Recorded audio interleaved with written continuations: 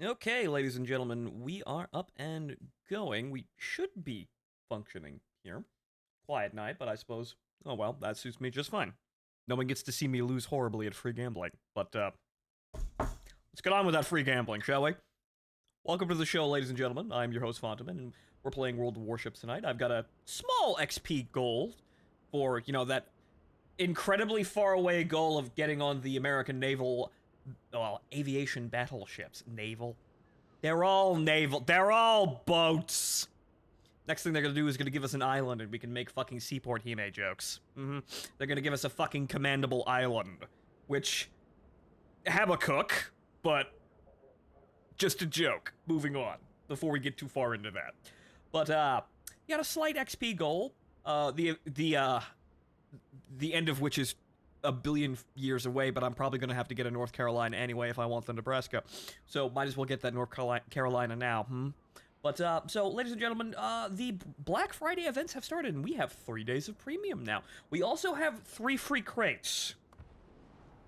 So let's see what the gambling will do for us, These are typically very good. I don't think we've had one that's quite as good as Christmas 2017, though. That shit was magical, man. But, let's see here.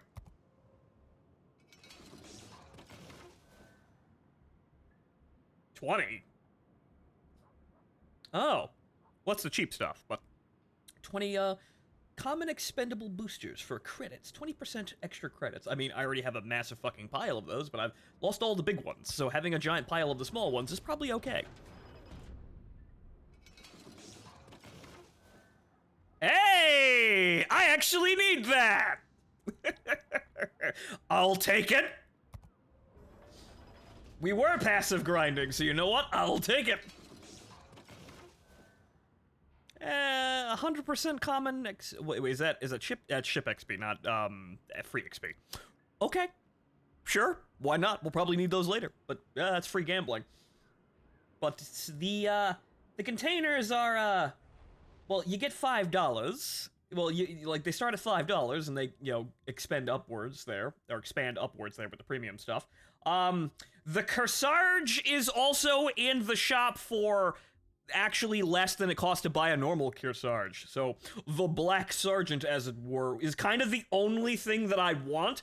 However, that's still $66. So that's normal way too much money and not $77 fucking dollars, which is how much it costs normally. But now I know I like aviation battleships, and we're getting even more fucking Ray class now. We're getting even further into fucking Abyssal Sea shit here, which is funny, but also on top of it being kind of expensive, and I've already spent my money. It was to make myself feel better, and I think I succeeded. So it was money well spent, but it's money spent. I don't have any more. Well, next month paycheck is going to be very good, but it's just covering all the fucking expenses that I already have. But yeah, this is tier 9. Can't play that in fucking operations. I mean, I could probably. This is the only thing I'd venture out into experiment in maybe PvP, but mostly probably just co-op battles. But it'd be the only thing that I'd want to specialize in now because hey, I actually like aviation battleships. I am still a battleship, but I also got elements of a carrier, but not so many elements of the carriers that make me incredibly frustrated at it because they've changed carriers so much that I just find them unfun anymore. That's actually rather sad. Well, if you want a passive grind, acquire Massachusetts B, arm for secondaries. I thought secondaries were nerfed across the board, but secondary builds are fucking hilarious. So, is that on sale? Napoli? Mainz? Gino, Pommern, Saipan. Let's see here. Atlanta, Graflin, Sharn, Shiny Horse, Sims. Right, okay, so let's see here. High secondary gun battery efficiency. That is the meme of the ship. It is the battleship with secondaries. And, shockingly, it's tier 8. You can use that in operations. Huh. High survivability, enhanced repair party consumable. Is that the limited one, though? Short firing range. Shooting accuracy at long range is challenging. Oh, so it's got... Oh, okay, so I see what they're doing. It's got really good secondaries. Your main battery sucks. Okay. High secondary armament damage. High secondary battery gun accuracy. Long secondary battery firing range. But okay, so how much range are we talking here? Are we talking, like, over 10 kilometers range? Because that's what we're dealing with German battleships. You'll be able to say Massa on stream and no one can... God damn it. Yeah, the Massachusetts' entire meme is the ability to brawl. Play like a suicidal idiot. Yes, yeah. Yes, that is considerably cheaper. Shockingly, unfortunately, I can't use any of my coupons. Actually, well, hey, fuck you. I should have coupons. Oh, right, no, I used that to buy the... I used that to buy the e-sec. It's still got a fucking 20-day coupon. It's 20-day cooldown. Whoops! Well, I could have got that for even more, but, well, even better deal, but nope. I bought the e-sec. I wanted the e-sec. 11 to 12 kilometers. That's actually pretty good. Well, I've given you half of it, but I do need to save my money, though.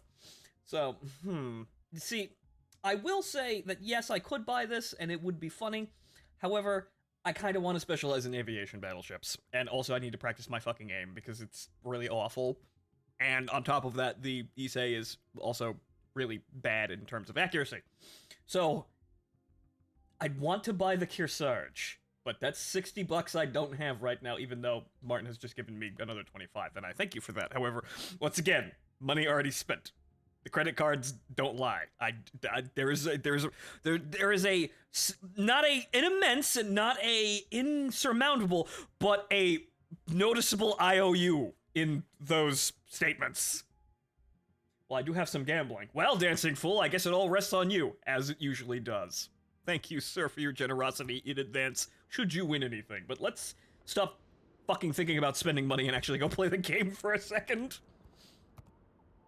I always do this. I always walk up into this stuff and, somehow manage to spend money even though I can't. Or rather, shouldn't. Not can't, shouldn't. Commander XP, why the fuck not? Actually, I'm not sure why I got all of those, but why the fuck not? This is my old Japanese carrier commander, which is, well, half of those carriers aren't even in the game anymore because they got rid of them, and they're not as fun anymore, so this man has been languishing, dormant, sleeping in a coffin inside my base, and now I have given him a new task. Memes. Memes with a seaplane tender. But, so, how much do we need to get to that New Mexico? Also, that's another thing, too. I should be playing the New Mexico. How much remaining to that Mexico? Wow. Shit, I thought it was less than 20,000, but yeah, well, we're gonna be grinding a little bit, I guess. Alright, okay, so let's play a random operation before I think about spending money more. Massachusetts looks fun. I do like secondary builds. Secondary builds are fun. Secondary builds are kind of why I wanted to play battleships. The problem is that secondary builds are awful on basically everything that isn't German battleships, and recently I heard those got nerfed. Well, not German battleships in general, but secondary builds in general got nerfed somehow. And honestly, I haven't looked into it, but really, looking at all the captain skills, they've kind of just... I feel like they've just kind of, like, circulate, like, fucking pureed them so many times that it's really hard to find ones that are actually, like... Yeah, sure, the damage control stuff is interesting, but it's not going to stop you from getting lit on fire, right?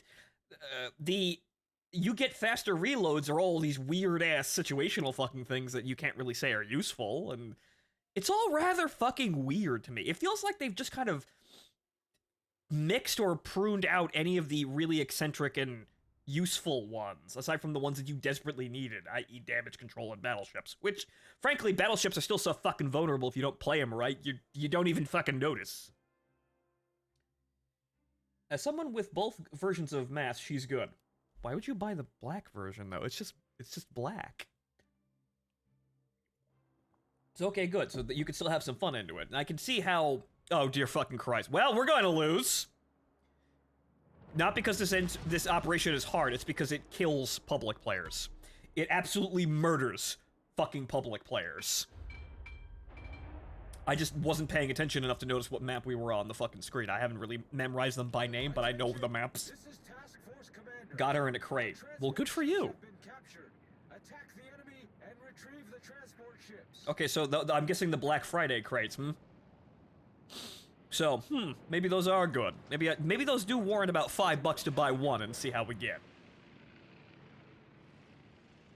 But this map is absolutely... This is not a bad map. It's just that it has a tendency of murdering public players who have no idea how to prepare for it. Even though there are only so many maps in operations. Once you've... Yeah, sure, you may have some problems figuring them out, but after you've played them like 20 times, it's like Armored Warfare PvE. You should know what to do and should be able to counter it without even really thinking. But that's kind of the weird thing about World of Warships. The skill gap is hysterical in everything but PvP. Like, the PvP, you kind of get more balanced games, you kind of get some dum-dums now, but most people are actually fairly skilled and kind of frustrating. Because they have a tendency to play in the most unfun, not actually all that entertaining ways that you have to counter. Also, I got a nomogram site that I should be fucking using. So, we're gonna call that... Yeah, we're gonna call that somewhere around... Actually, he's slowing down, so that's probably somewhere around fucking 10 knots. Or 20 knots? Well, actually, no, less than 20 knots. But like, everyone's suited for PvE, or PvP, mostly. But then when you give them this kind of situation, they're just completely fucking inept. It's rather funny. It's almost like playing PvP just to counter people doesn't actually really teach you anything about playing the game. It doesn't really actually teach you very much about the game's mechanics. Okay, you're just standing fucking still. What am I doing? Oh, hey, 2x winning number. Ooh, well, good luck, sir.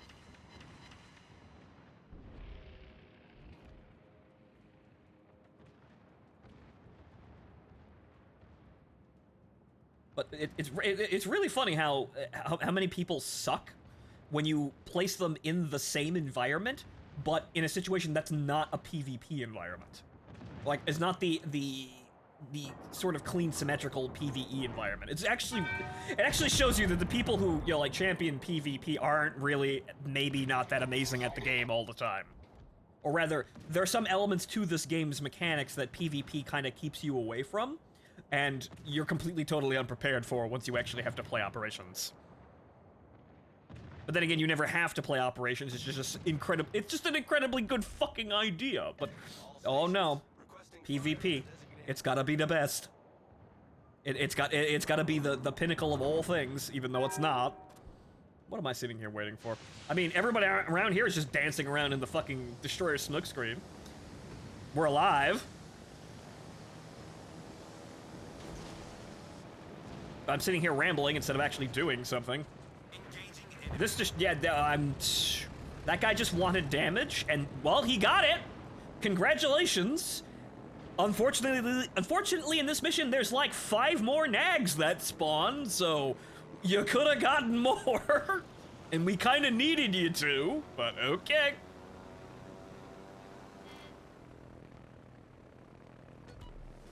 Attention, transport ships detected. Destroy the escorting ships.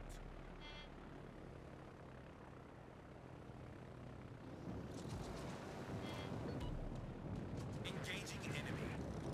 While my main battery accuracy is terrible, as usual, but this is my first game today, so warm up, I suppose. That could have gone a little bit further ahead, but I think those are going to arm... Oh, damn it! Too far ahead. He was coming slightly towards me, and so even though I launched at the minimum range, he slid forward, and they didn't fucking arm in time. Warm up! It's all a warm-up. Okay, that's... I'm gonna say that's 6 seconds. That's probably not 30 knots, but pretty fucking close to it. So we're gonna go about there. See, how the sight works is that the top row of numbers is seconds to target at a ship that's moving 30 knots, and the bottom row is 20 knots. So that's how wildly the fucking time to target can vary depending on the target speed. And I have absolutely terrible aim, so I need some kind of reliable reference point, and what do you know? There's a reliable reference point. Am I amazing? No. Am I gonna improve but if I really focus on that? Probably. I would hope so. Everyone could.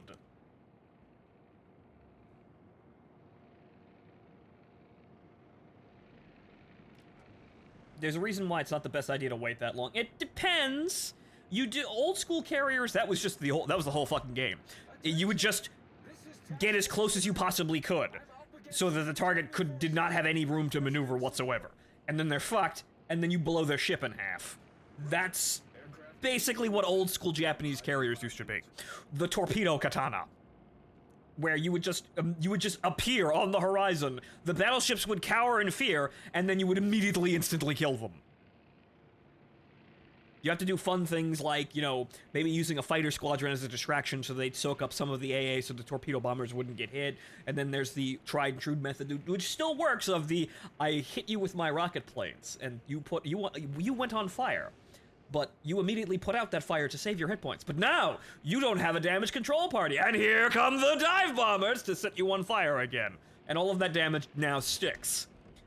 Literally the first fucking trick in the book for carrier players. Still works! It's just that carrier planes aren't that fun anymore.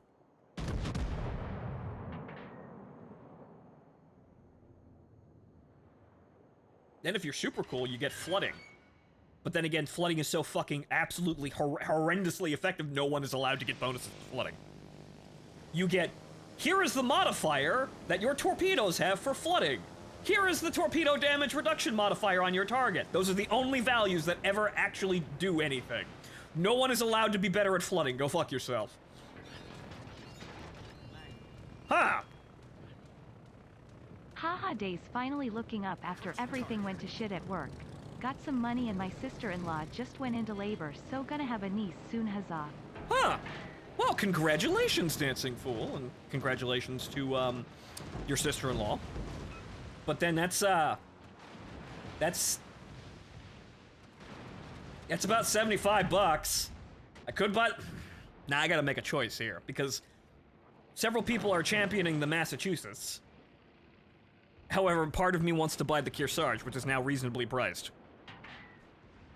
I can't play the Kearsarge and The Massachusetts would be better, but it's not an aviation battle. Ah! The ship is on fire. That's 2 fires. That's the rule. You gotta put it out if it's 2 fires. That's when it gets dangerous. However, we actually have kind of survived. Funny enough. Okay, you're going pretty fast here. I'm gonna say it's about 3 to target, so let's put that over there and see what happens here. Get in that fucking Citadel. Hey! 1 got through. Massachusetts is a secondary brawler that can also be brought into operation.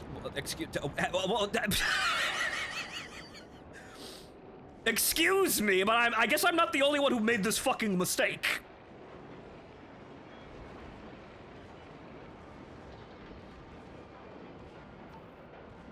Mommy will also let you practice your gunnery. I could also practice my gunnery in the Kearsarge because it also has guns, but again, you cannot play it in co-op. You can only play it in co-op and not operations. And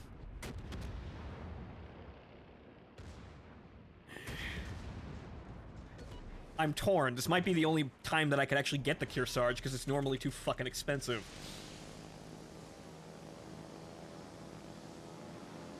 Attention. Clarifying the order. Cover the retreat of our transport ships. Also, I can train American captains on both of them. Division once you get done with the match. I'm playing solo this evening, so thank you. You could be moving a little bit faster, Nag. It did. Oh. Well, he's on fire, so that flooding's sticking. Don't fire at your allies. Oh no, I hit the Liberty ship with the torpedoes. Not like this game really teaches you to avoid friendly fire aside from artificially yelling at you. Nobody does. No one does friendly fire damage anymore. They got rid of that.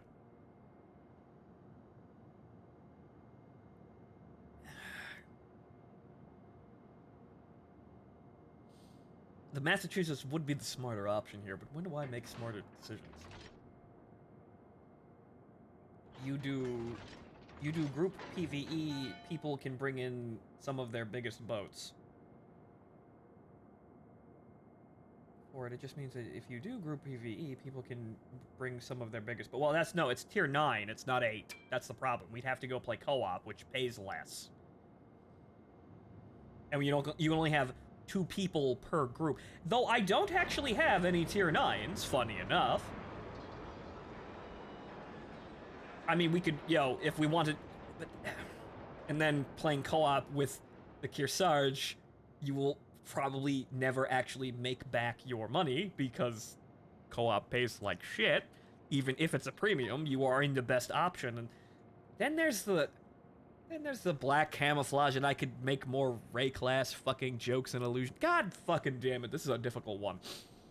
I do like brawler battleships. I like that concept, but I never find myself in a position to actually get one. But now I am.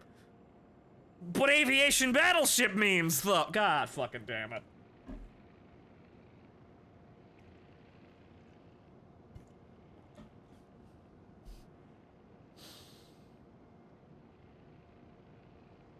Okay, here's what we're gonna do. We're gonna go play co-op for a sec.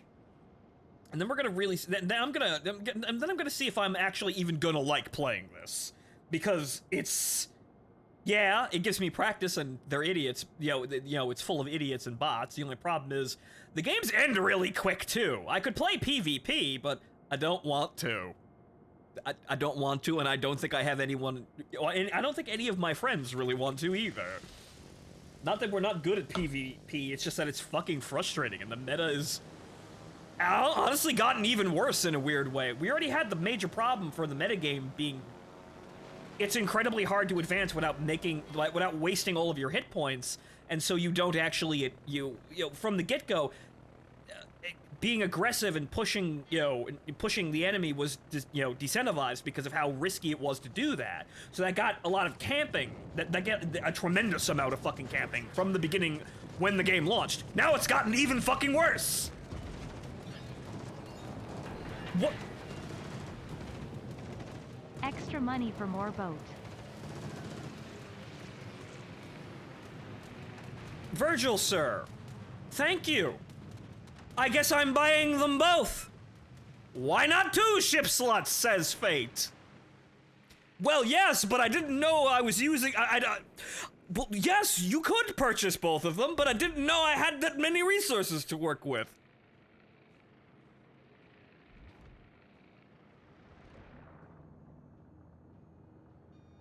Which I play like an over-aggressive dingo. Okay, I only rarely do PvP with really high-tier ships like my Yamato. Oh, right, okay, so Dancing Fool has Yamato. I didn't actually know. I don't really... See, the funny thing is, even though I stopped playing this game, a lot of the people I know actually continued playing this game. I'm not quite sure why I stopped playing this game. It was probably... it was a lot of factors, and then just being a variety streamer just pulls you off from focusing on games a lot. Even though... A lot of the people who focus on, a single game do get better growth, or more stable growth, because they're playing one single game and they get rooted into the community like that. Variety streaming is just a kind of a way to get around that, because when people do get stuck in actually do get, not stuck, but do get into that niche, they do find their niche, when they want to do something else, literally no one cares. And so they have that problem moving out of that niche, so it's not better, it's just different. A variety streamer can do whatever the fuck he wants because he was never really strongly in any place at all. So everyone expects him to not really focus on anything and just move on to things. The only problem is when he suddenly stops doing that, he has whatever viewers wanted for that. Whatever viewers wanted that specific content, then and there, and then no one else cares. An established streamer for, like, say, Destiny. Let's say I'm a Destiny streamer, and I have, like, I've got a good following, and I got people who follow me, and then I decide to go play Dead Space. Like, a quarter of my viewers show up. It happens to Minecraft streamers a hysterical amount of time, amount of the time, where they have, like, hundreds of viewers, and they're playing Minecraft, and they go, wow, I'm famous, let's take this somewhere else. They go somewhere else, and no one fucking shows up, and then they just give up and go back to Minecraft afterwards because this worked, this doesn't work. Why the fuck bother? So, armor tomorrow. Yeah. Well, I guess I'm getting both. That was not a great game, but 52 getting 100,000 damage in the Issei is actually genuinely difficult because of, one, the firing angles, and you're being outdamaged and shackled to tier 8 ships all of the fucking time. This we had a bunch of tier 6 destroyers, most of which died. I could have did more damage if I was, talking to you less than actually playing the video game. But I suppose me talking to you and being a quality streamer in that regard got me 85, $200. Basically $200. So I suppose this is what I'm really here for. So, but I could have did more damage. But really, it's actually a fucking struggle to do like 150,000 damage in an Issei. Those are the best games that you will have in this ship. You could do it, it's just that shit's gotta kind of align properly, and also, again, not the best shot. Kind of hard to do that. And the Issei itself is kind of a difficult bolt to use because, holy shit, why didn't they just get rid of the 2 back turrets? Like, I could see the number 3 turret. I could see the use for that, but the number 4 turret is like, why is that still there? Bring Massa into ops, it's balanced. It sounds like it's fun is what it is, so we'll go to that, but, like, okay, so, as you might have been able to see it while I was playing, but the number 4 turret has to negotiate the catapults. So the catapults have to move and fold in if you want to turn the turret out, which makes it take fucking forever to bring on target. Why didn't they just get granted, this was a terrible idea to begin with. Funny enough, it's supposed to, you'd think it'd be using seaplanes, but no, this was actually specialized for kamikaze attacks. That's kind of what it was intended for. Yeah, the men launched off these ships are kind of on a one-way trip. It's kind of like, well, we'll send you at, an enemy fleet with basically no support, and, put some bombs on your plane, and, if you get through, you can drop those, if you get through, you can potentially drop those bombs on ships, and if you get through, survive, drop the bombs on the ships, and then get out, because you also have to get out, yeah, you can kind of just ditch near the ship. Yeah, it was never actually meant to retrieve anything, so putting seaplanes on the deck of the ship is kind of, it's kind of editing history to make it look better than it actually was. It was not actually supposed to be, like, anything launched off the ship wasn't coming back. So this kind of looks a little better because, oh, it's just a big overgrown seaplane tender then. Well, that's novel. Meanwhile, actually, no, this is kind of like just smudging it to make it look better than what it was. No, they were fucking kamikaze pilots, essentially. And also, on top of all of that, for added comedy, the Issei was sunk before she got any planes. They completed the modifications. Fun note, the 4th uncompleted Yamato-class battleship, not the Shinano, but the one that they had laid down and they broke up. The steel for that was actually used for this flight deck, and her and Hyuga. So this is the steel for the 4th Yamato made into this fucking complex back here, and she was immediately sunk, like, not even like 2 months after they finished it. Ooh, how unfortunate. One-time use dive bomber squad, which is funny because that's how she operates, don't you think? The steel is cursed. I think the Japanese Empire was cursed. The Issei is the Yamato stepsister conformed, or, well, used, Yamato body parts. You could make the Necronica campaign out of this. Then again, I kind of already did, it's just the Abyssal Sea Girls. But anyway, enough yakking, let's actually go buy some nice ships. We're bringing in 2 fucking nightmares into the world. Well, 3 if you count, Dancing Fool's forthcoming niece, but she's probably cute. She's probably not a nut. She's Hopo. In this fucking analogy. Not to insult you, Dancing Fool. Thank you for your support. But so, yeah, so, I'm gonna make him, well, actually not make him, it's been paid for. I mean, yeah, sure, it's going on the credit card now, but I've got plenty of room on the credit card. I'm actually very responsible with my debt, mainly because I'm terrified of my credit card bills. So that keeps me from doing crazy, irresponsible things. But hey, it's paid for, and if it's paid for, it's paid for. Get you the abyssal rifle. I'm gonna get me 2. Well, one's a bit clearer. The other one we're just gonna squint it. Actually, what am I doing? I'm not in here. Here. I guess we're getting Black Friday container crates with all of it too. Okay. Okay, so, let's spend some money.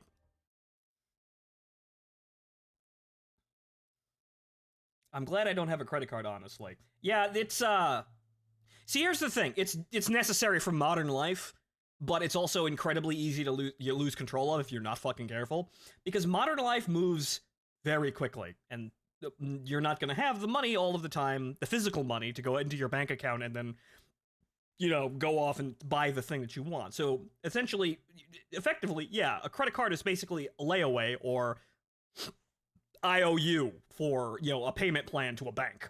So, it keeps life moving at the insane, irrational, disturbing pace that it is, but obviously you don't want to abuse this, or you wind up spending more money than you actually have, and then you're up to your neck in debt for the rest of your life, which is yeah, that's not for credit cards, but that's what all of that student loan shenanigan is. And I think, you know, most people who have student debts probably don't want fucking credit card debt on top of that, but that's what happens when you take on massive amounts of debt and say, well, I'm sure I'll have the money later. You kind of need to make sure that you do.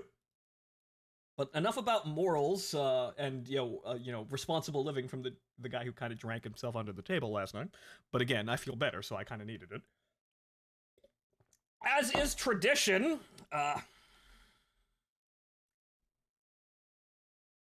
money is fun. Money is amazingly fun.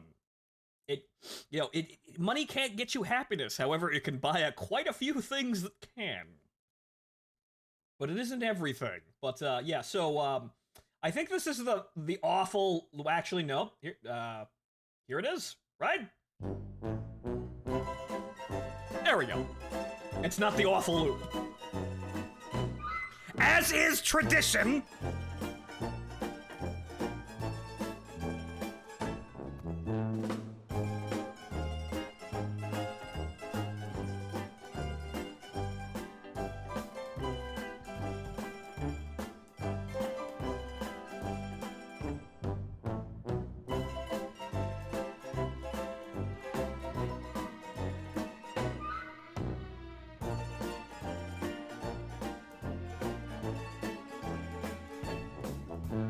Yes, Cinnamon, you're in time, and the stream just got even better because suddenly I had $200 thrown at me.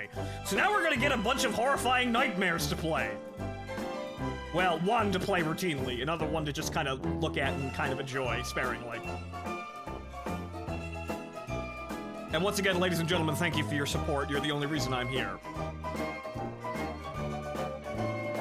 Of course. Why would I be attempting to entertain an audience that doesn't fucking exist?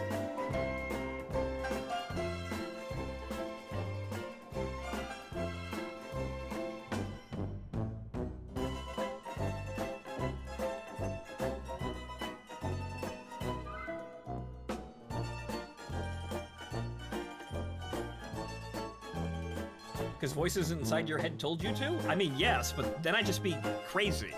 Here I'm talking to myself productively. See, I talk to myself and make, you know, funny jokes at dead air, and then all of a sudden this money comes out of nowhere. This is nice. Boy, being fucking nuts and talking to yourself is fantastic.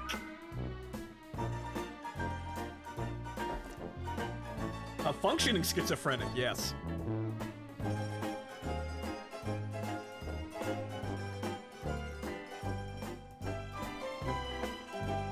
Hang on here, where's my wallet? Gotta make sure, yep, that's the right card.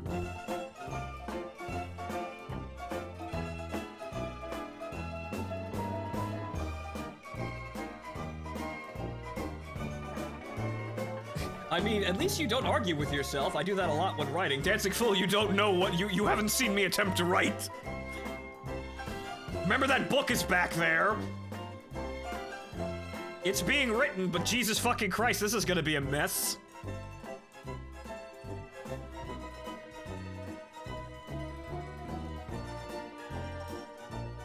No, not the armor. Again, it was easier to go through the website, I figured.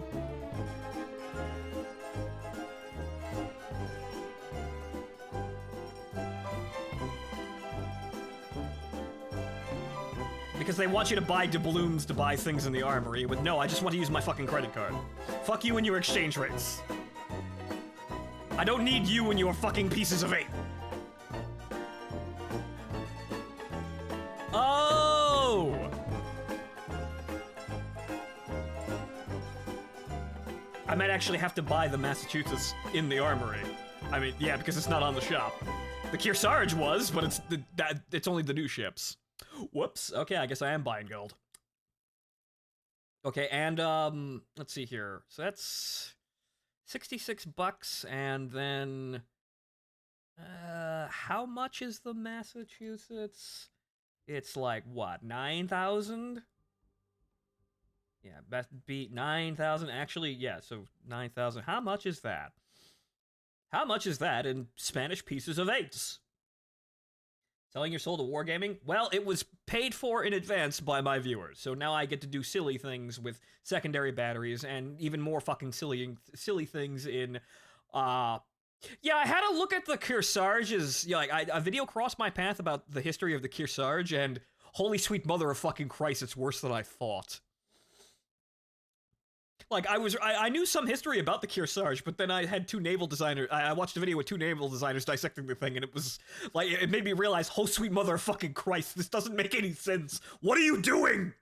And then, you know, it makes a lot of sense when they realize this was just kind of a joke to get Stalin's money.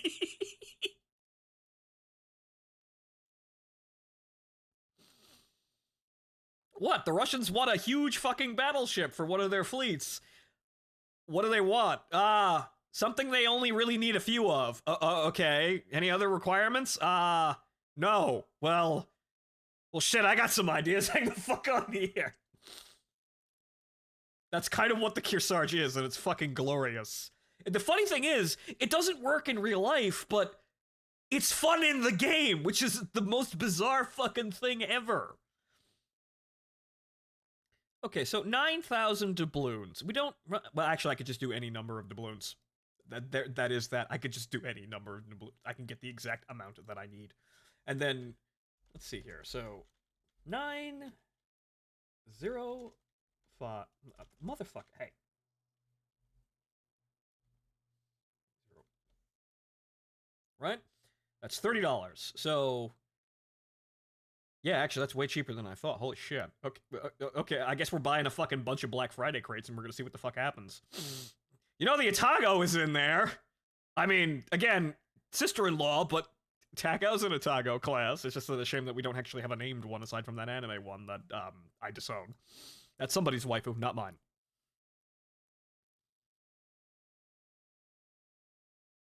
So far, I've only been playing co-op and ops in World of Warships lately. Ah, yes! Like a smart person racer! That's what we're doing. That's exactly what we've been doing this entire time. PvP is... Again, I think we're just... A lot of us have realized it, but we're really ahead... I guess we're kind of ahead of the curve. Right now, I think a whole lot of people have just grown to detest competitive video games. Online competitive video games are being forced down our throats, and while it was a fun dream, it's now become frustrating, and I think a lot of us are waking up and realizing that this isn't fun or fulfilling. So we want more entertaining co-op and, you know, PvE experiences, but mainstream gaming hasn't caught on to this yet. So this is why I think I think a lot of us are ahead of the curve on this one. We're gonna have there's gonna be a reckoning with competitive, you know, multiplayer shooters, and maybe we might see them dethroned. We may go back to, hey, can we just fight entertaining AI in entertaining situations and not have to deal with fucking insufferable people? Thank you. I mean, you could still probably have your Tarkovs and whatnot, but... Yo, can we actually have PvE again? Embrace the comfy grind. Well, that's what the Kearsarge is for. Okay, did I get my fucking doubloons? Did it go through?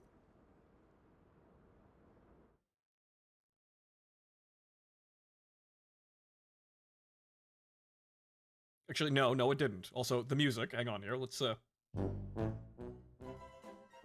Sorry about that. Yeah, it crashed. Like, the website crashed when I tried to actually complete the transaction, the bastards. Let me just buy the exact number of fucking doubloons that I want. You fucks.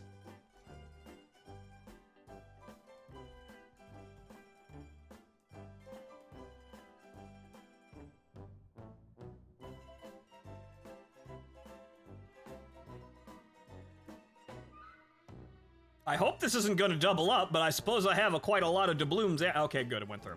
Yep, there it is, okay. Okay, so that's about $100, of which now we have both. But so I suppose what we're getting is we're getting those Black Friday crates too. So let's buy a pack of those. And so we'll have some gambling here now, which is just fun because it's fun that I get to do this. However, this is a whole lot of fucking money flying around for video games. Like, I'm great I get to do this, but it's gambling and all the fucking waifu games, which, side note on that, quite like the, what I was talking about when I got pulled off of shit. You get pulled off shit a lot. A lot of the unfortunate sacrifice there is also all of the titty waifu games, which I should get back to playing Blue Archive because I do like my bunny girls, and hey, they actually completed, they actually heard us and made Bunny Akane a fucking playable unit, but she's a fucking support. Should actually get back to doing that. And by the way, I've been playing Counterside a bit. It's funny. Ash Arms Ying one. Yeah, that too. What the fuck happened to that? Are we going to buy $100 worth of crate? No, we are not going to buy $100 of crates. We will buy 10. We will buy 10.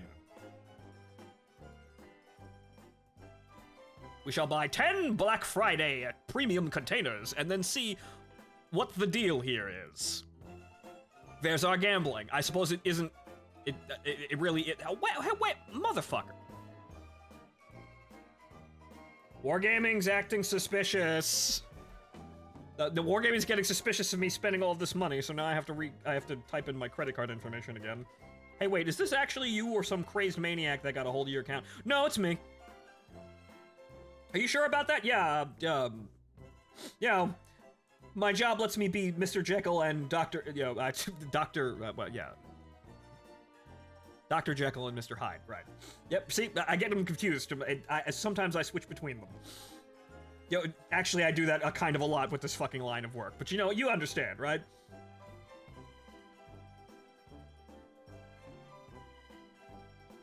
Dr. Heckle and Mr. Jive.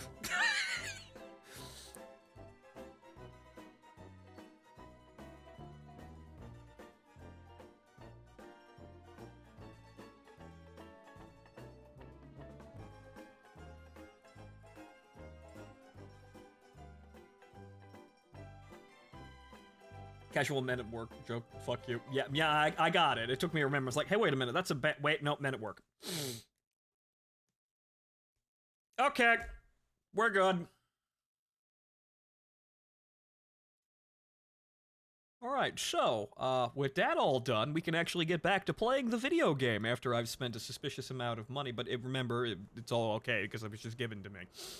So, I like that I'm able to do that, however, it's fucking concerning. I do hope you are all being more, responsible with your money on your own time. But it's nice that I'm able to have that power, but sweet mother of fucking Christ, is that alarming sometimes? Right, okay, so we've got this. We've got 9,000 doubloons, and we've got 10 Black Friday crates here, but we want to go down here to the Massachusetts. Massachusetts. There's a Otago, but hey, we might get her out of the fucking crate. My wife in edgy black. But okay, so Massachusetts, otherwise known as secondaries. So we'll see about this, because I do like me secondaries. I like it's just funny. It's just, ha! I'm a big boat, and I'm bristling with guns that are all firing at shit without me having to lift a finger. You just sit there, just casually, sipping coffee or tea or something, just bang, ba-bang, bang, bang, ba-bang, bang, bang, bang, bang, bang, bang. Ah, bang, bang, bang, bang, bang, bang, bang, bang, bang. It's a nice feeling, even though the game's playing itself in front of you, but it makes you feel fun. It makes you feel good when it's playing itself in front of you like that. Okay, so there's that's the Massachusetts, and the Kearsarge should be in here somewhere. I have purchased her. Okay, Zeppelin. Actually, well, I can't see it because I'm only seeing the operation ships here. It is the only actual tier 9 that I have. Hey, wait a minute. What do you mean I don't have any tier 9 ships? I might have to log out to get it. Hang on.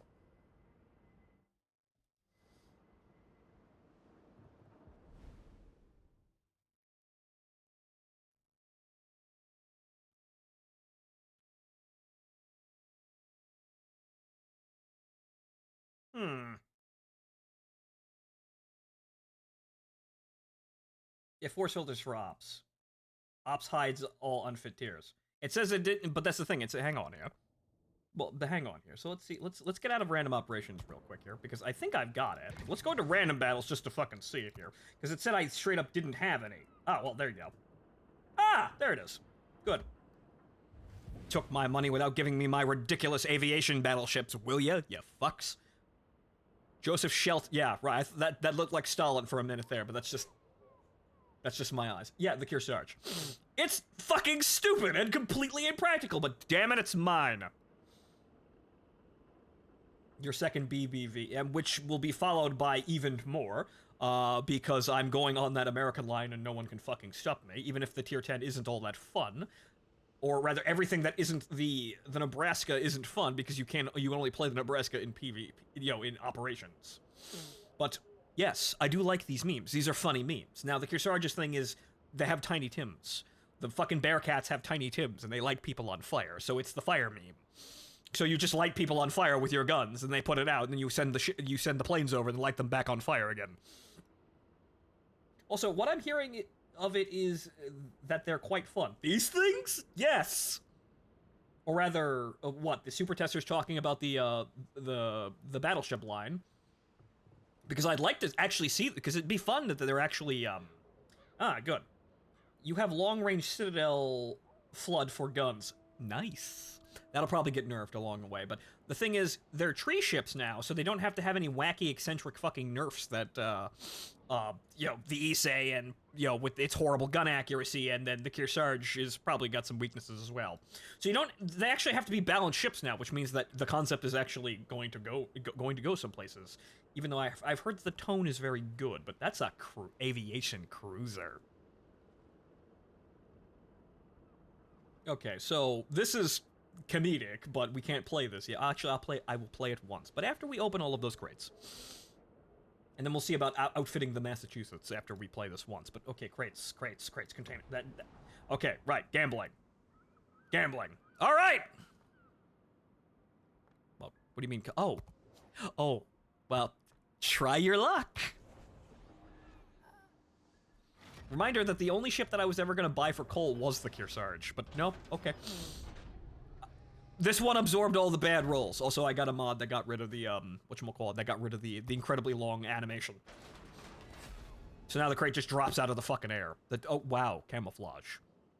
Tiles, huh? Berlin Brigade, huh? Okay. But now, gambling.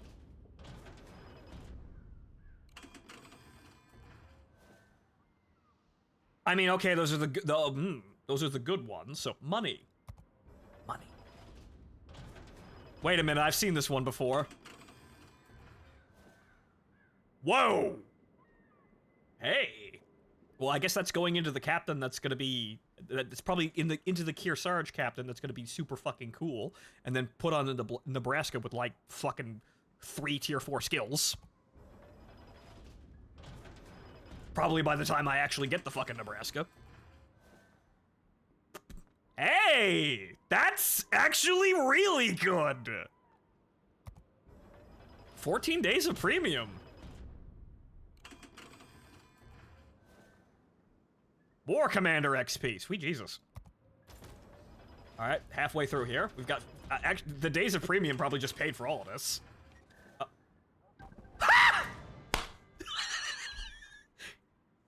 Nice. Hey, a German battleship. Is there anything else in there? Hipper with 150s boat. I you know which one I wanted, but there you go. Okay, so these are kind of nice, but that's a lot of fucking Commander XP. That is a lot of fucking Commander XP. All the black boats are in there. Interesting. Okay. Okay, so yeah, the $40 that I spent on this just paid for itself.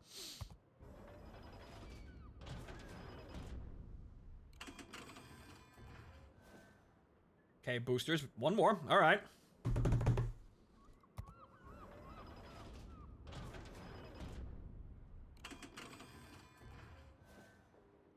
A month of premium time. A month? Okay, a mains and a month of premium time plus a whole shit ton of boosters. That was worth it. In terms of cost, anyway. We'll see if we get any use out of that in general, but in terms of cost, yeah, I walked in with, I walked out with more than I walked in with. So there you go. Okay. So, we're gonna play this just once. Not there. Fuck you. Here. Just once. I got a Tago and also Graf Zeppelin. We already have the Graf. Shame that the system. Shame that you know I don't. Once again, I am far away from my wife, but it's my sister-in-law, not actually my wife. I'll be around when they actually have a Takao, which is again just the Atago, the second ship in the Atago class. But when they actually have a named Takao. Ha, gamble it. Yes. So. We'll see about the mains, because I don't really know anything about it, aside from what Seth said, the Hipper with bigger guns, right? Or smaller guns. Yeah, 1/5, yeah, no, the Hipper has like 203s.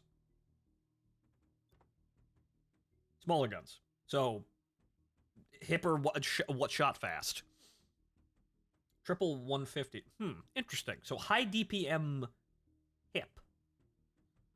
Mains is a versatile ship. Interesting. All right, so high DPS Hipper. But okay, so now there's ice all over the fucking. Get the baseball bats. The fucking Bearcats are gonna be sliding all over the deck. But okay, so as we see here, we have. Well, they don't say Bearcats, but okay, so rockets. Okay, they all attack at once. So there's 5... Okay, so there's 2 rockets per ship and 5 planes? So... Yeah, 5 planes... So, 10 Tiny Tims flying through the air. They have a really high chance... They have like a 57% chance to start fires, too, so... 15. What? 15.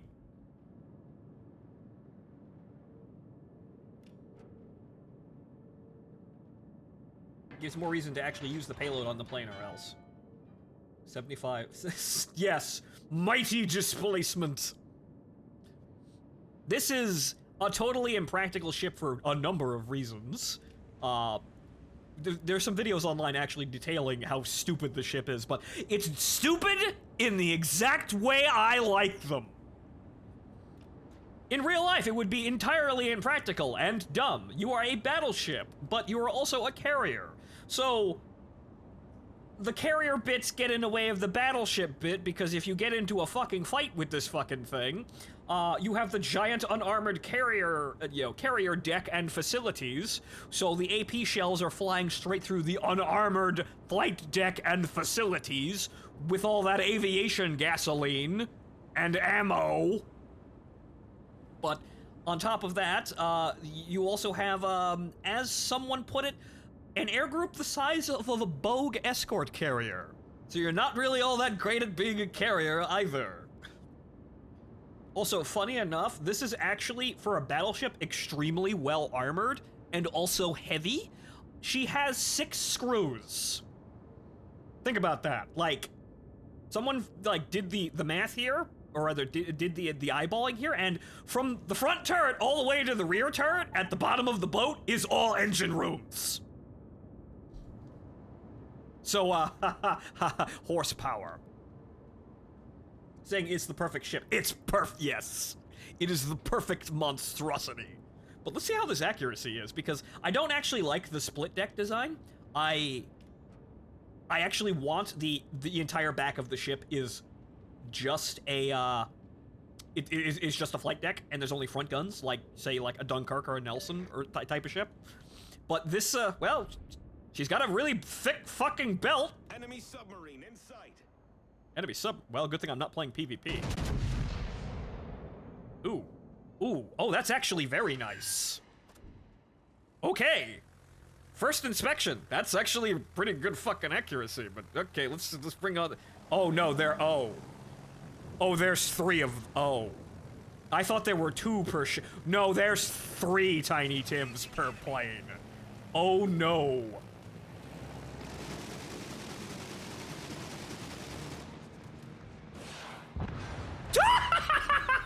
I mean, he didn't have any health, but okay.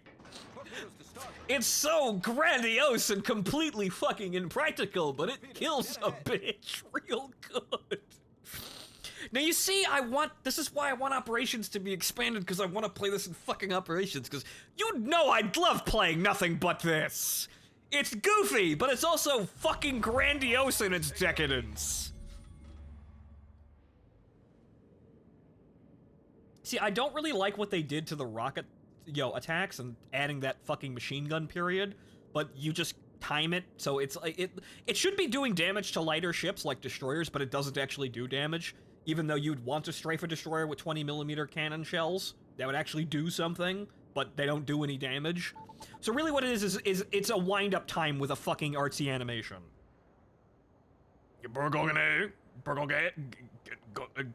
Right? My French. Okay, so let's, you see, the nomogram sight does not work at all against targets that are moving straight ahead or at an angle. I'm gonna have to learn this one, but this is you see, that's the last guy already. Ooh.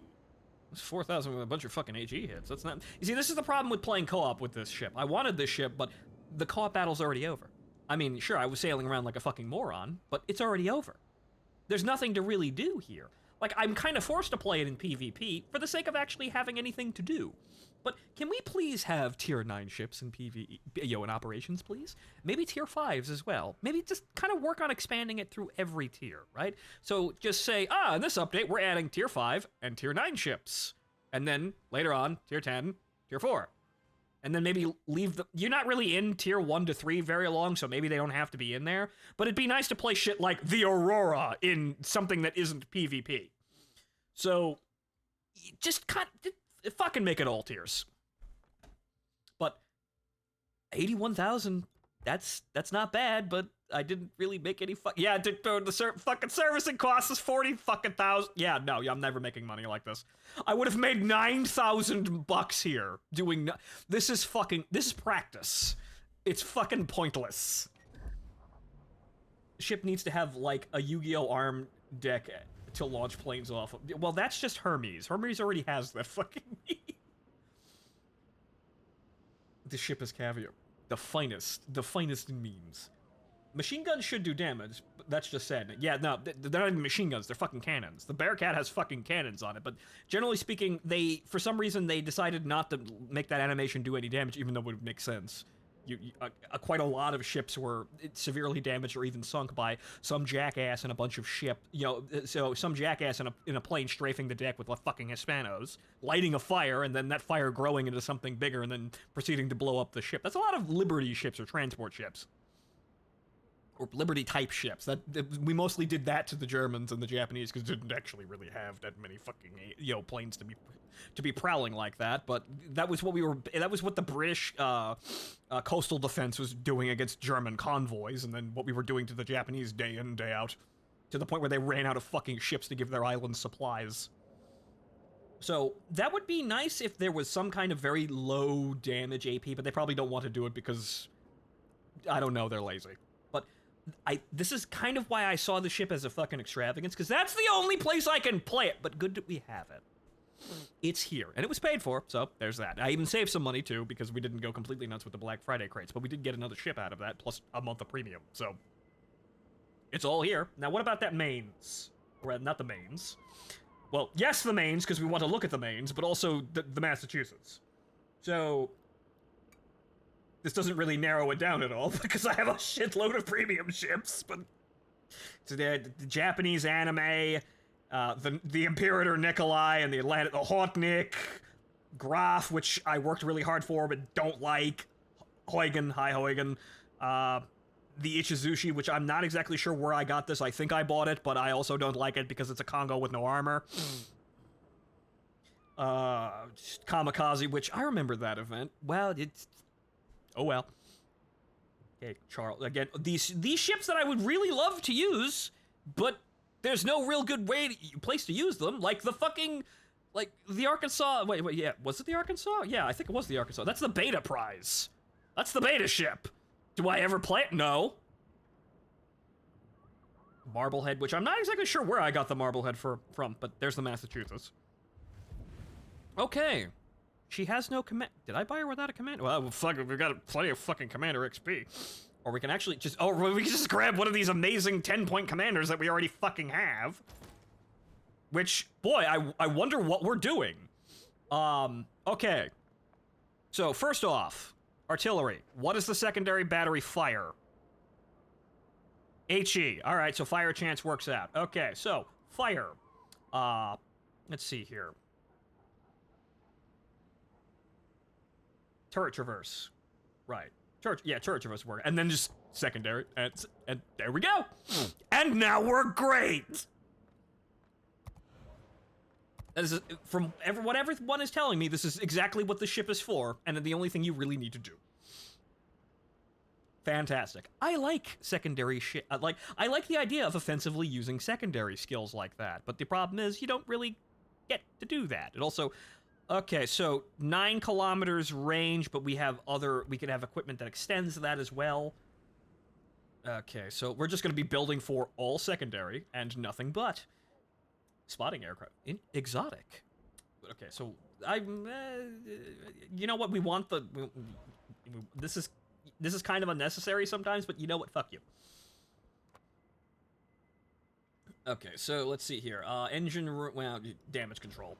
Just mitigate some of the fires because we don't actually have any of the damage control skills. Let's see. Artillery plotting. What the hell is... Okay, right. So main battery firing range, secondary battery firing range, maximum... Well, no. No. That's interesting, but no.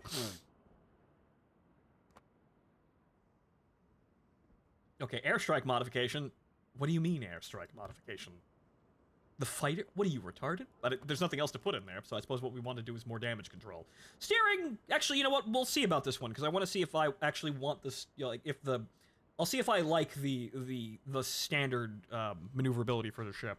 We'll think about that one. Damage control would obviously be the obvious one. But, you know, fine, fuck it. We're brawling. In all serious, propulsion? Oh. That also worked. Well, because slowing down and, you know, changing speed suddenly to do maneuvers at close range for a brawling ship would actually make a lot of sense. So you know what? Let's do that. And then... torpedoes, very useful. Concealment, not gonna help here since we're gonna be sailing directly into the fucking fight. Consumables... That does help, because we will be needing the repair party. Huh. That's not really high range. If you want anti-conceal... Then the consumable... yeah, so the... yeah, you would need the consumable thing because you're charging directly into things. So yeah, that would probably be the best choice there. Okay, so... secondaries, or rather, signals, which we don't really have a lot of, so we basically just... put them all on, because I don't have that many. Right, okay, so, firing range. It's 11.3 kilometers! Nice. That's enough to actually... really fucking start to put hurt on people. So let's go into operations and see what we can do about this. Right, so now we've got enough to really fucking hurt people. This, well, you put the free XP on it. Commander XP, we want to save that, because I don't think we're going to be using this well, actually, we probably could, but actually, no, we can't. Because this is a battleship commander, they've already got their battleship skills. What we want to do is we want to put, either get a brand spanking new commander that's just going to be for the Nebraska, or get one off of a ship that isn't a battleship, so they already have, they have all of the XP, and they haven't actually set to any of the, they haven't decided any skills in a specific class, i.e. the battleship. So we'd want a cruiser commander or something like that off the shelf, because we have that 10-point commander. We'll see about this. Who knows? We might be using this guy a lot. But then again, we have fucking 200 of these. Why not? Okay, but we don't need this because we're not fucking grinding anything, even though more XP means more free XP, which I am using. So that will work, but save that. We'll save that for when we're actually grinding. Credits. It's a premium ship. Why the fuck wouldn't I want it? Okay. Let's go have some fun.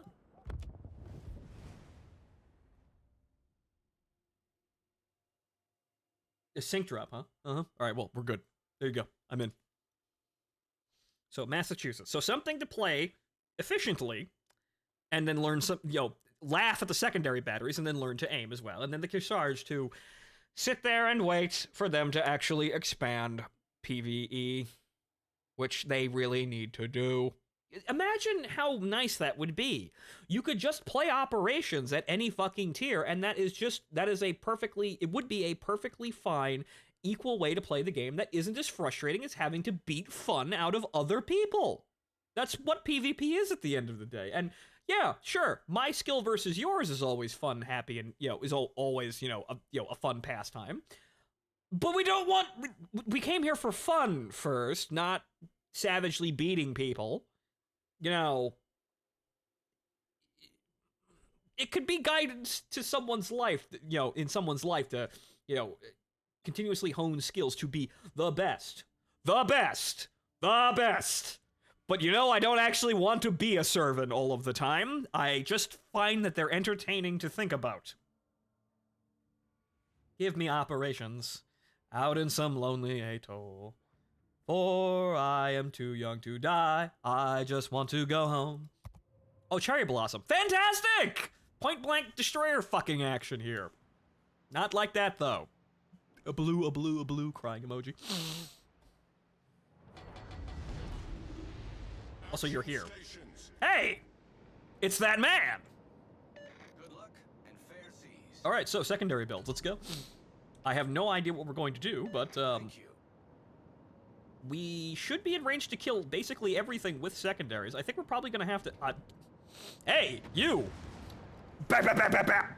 That's completely off target, but bap, bap, bap, bap, bap. That's just gonna get more and more accurate as we go. So, yeah, you're there, and we'll shoot you because you're closer, and, we're gonna go with time to target 3. He's moving very quickly, so we're gonna go about there, and then he turned. He slowed down. One of those shots still hit him. Actually got really close. No, that still hit. Never mind. I thought that was my secondary batter, but no, one of those shots actually nicked the smokestack. You see, this is just funny. To me, at least. Just sitting here and just kind of poking, ships with secondary fire. I don't know what it is. It seems a bit bonehead, but it's just entertaining. Unfortunately, everybody else is killing all the people that I'm trying to kill.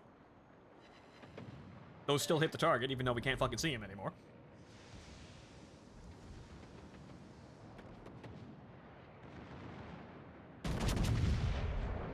Oh, now we're competing for damage with all of the other tier 8 ships, but oh well. I'm not playing super duper hard, I'm just having fun. But now we're gonna be fighting a lot of cruisers. Actually, this mission is mostly destroyers, which is funny. Which means that the secondary battery is actually threatening to incredibly good. Because it's mostly destroyers. The Japanese cruisers, we just load AP and laugh as they fly directly into the citadels.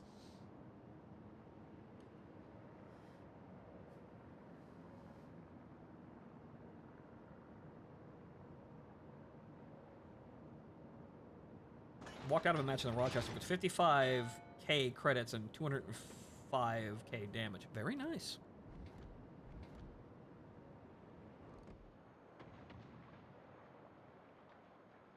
Okay, he's standing still, so... There are also torpedoes headed directly for his face, which he may not survive. No, wait, no, those are air-launched torpedoes. Nope, nope, there he goes. He's... Yep. Oh well. Now you see, if we wanted to be really fucking scary, we'd have a fucking secondary battery that starts opening up at this fucking range, but nope, can't have that. What, 11 kilometers? Fine by me. That's what people think is good. Over-penetrate! Well, at least I know that that's the range. There we go. Is that guy? Yeah, the secondary batteries can just kind of chew at him. More over-penetrate. God damn it. Oh well. 500 damn? Just fucking go, man. Just you do you, secondary battery. I'm over here shooting, trying to Citadel Japanese cruisers.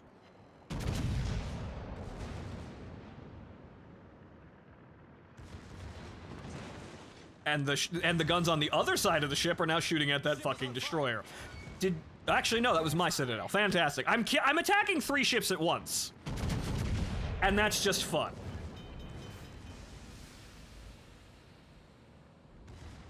Spotter returning to ship. Totally off target. Yes, I know how to select. Yeah, I did select that. God damn it, I was waiting to... Oh, well, there's one. Yeah, you have to Control-click, and that designates the target for the secondaries, which they target, and they slowly get more and more accurate over, like 45 seconds. And then when you switch targets, they keep 80% of the accuracy they've already built up, and that was nowhere near the actual ship, God damn it. However, we have to worry about torpedoes now, because Japanese cruisers.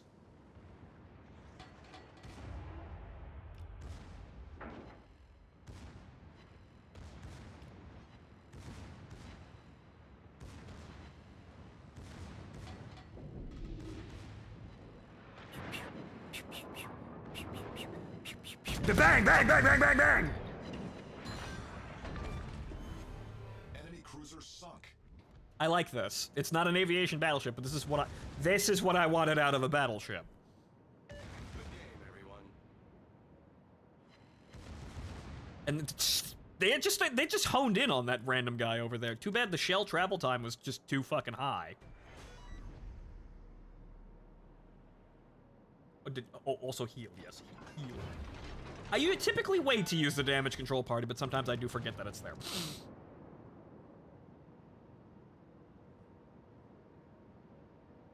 Okay, so now I just gotta point my nose and, well, that guy's in range. Go get him.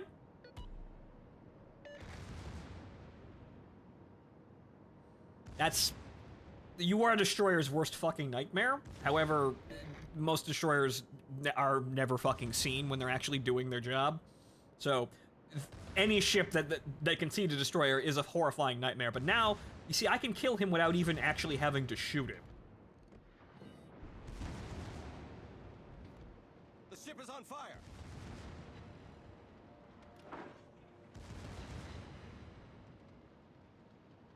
Three years unused NA account in World of Warships.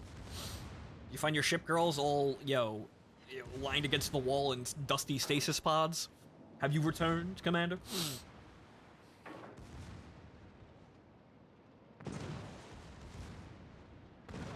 That deck armor could be better, though. It's not a Russian battleship. But then again, of course, yes, the deck armor could be better.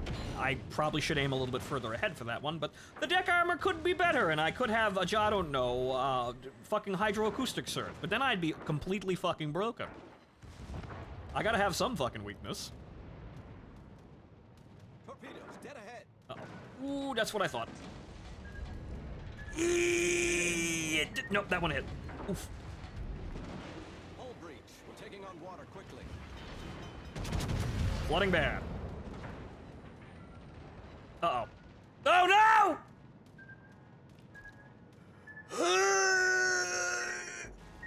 Well, I'm not flooding.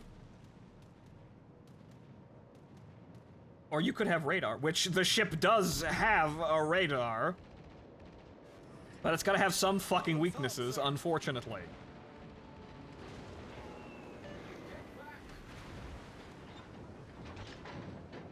Yep, I have to return to go get repairs. I have unfortunately reached the end of the brawling season. Brawling season is open. It is now healing season. Support the allied target. See, that's the thing, unfortunately, that's the unfortunate thing about this game. You'd want to use battleships aggressively, but that's not how you're actually supposed to use battleships, and it's suicidal to do so.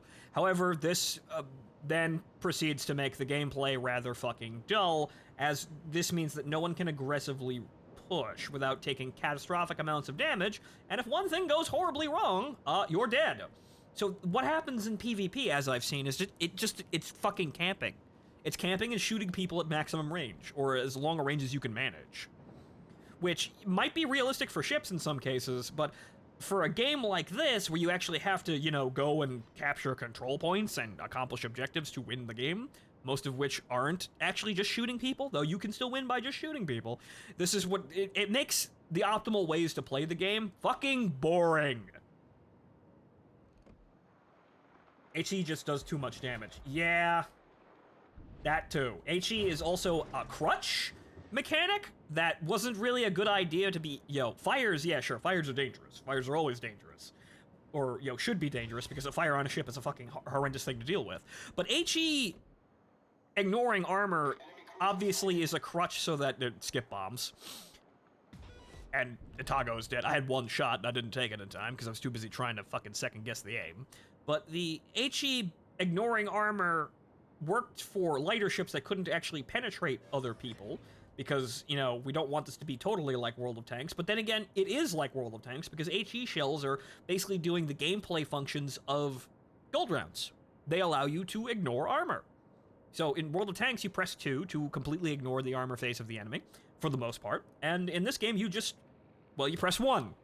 And you lob HE shells at people, which do damage no matter what fucking ship they are. God help you if they actually penetrate. And then they also start shitloads of fires, which will immediately reduce you down to nothing. And so your armor scheme matters, but it also doesn't. Sure, one person shooting at an armored battleship with HE isn't isn't terribly threatening to that one ship. If they're a brawling battleship that's designed to, actually get somewhat close, though most aren't, you can surmount one, you can get over one guy shooting HE at you. However, the problem comes in when you actually have to be, in a situation where you might be focused, even when it's kind of unavoidable. It's one of those things where all the objectives have like 2 or 3 enemy units on them.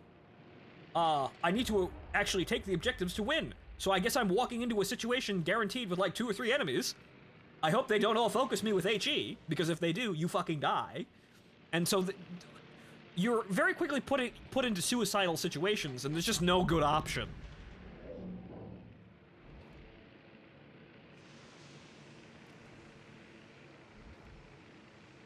There's just no good option, and so what happens is that people do the obvious thing. They camp.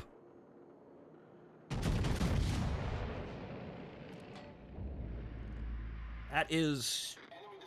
I'm not actually looking at my fucking scope again, but that's... Never mind! Fuck you! Never mind! I didn't have to aim!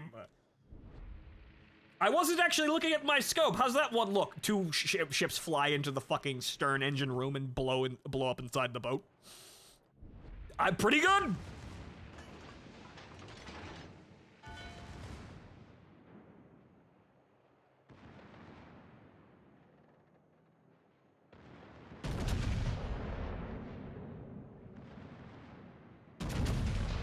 It's called Japanese cruisers are made of paper. Yeah, that's kind of the funny thing about Japanese cruisers. Japanese cruisers overall are just learn to shoot AP, the tutorial mission, and that's not what I wanted to do. I just idly clicked for no apparent reason. But that's kind of what Japanese ships are, specifically cruisers. They are just, I am a target you use AP against to kill. Learn this.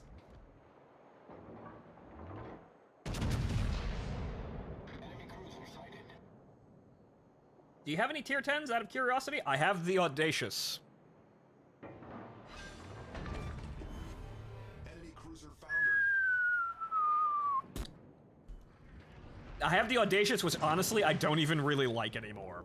Which then again, I never really liked it to begin with because she wasn't a victory ship. She was harass a single enemy that's alone with no AA until they die. You just pick one person on the enemy team whose day to ruin.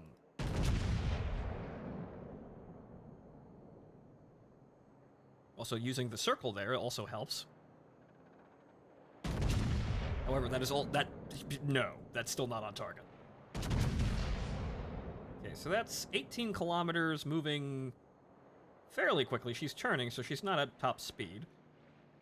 So, yeah, actually somewhere about 10 kilometers. You know, like, about let's, so I can fucking see. So that's 10 seconds. She's already dead. But, let's go about 9 seconds on the top scale. Yeah, no, it was about 9. Still managed to get one shot in there, though. I did... Oh. Enemy cruiser foundered. Right at the buzzer. I did 100,000 damage without even really caring, though, so that's actually rather funny. Wow, that is nice. Mainly because most of my damage is from the fucking secondary batteries, which I don't have to really do anything with. Ah, automatic death.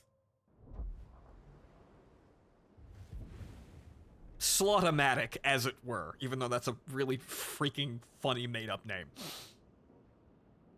Steam, huh? Actually, hang on here. Well, it's black. That was the whole fucking point of buying the ship like this. But...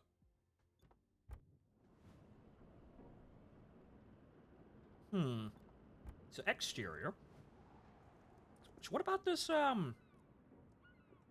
There's that one. Where's the tile one? Sci-fi. Where's the, is it, is this one? Yeah, tiles.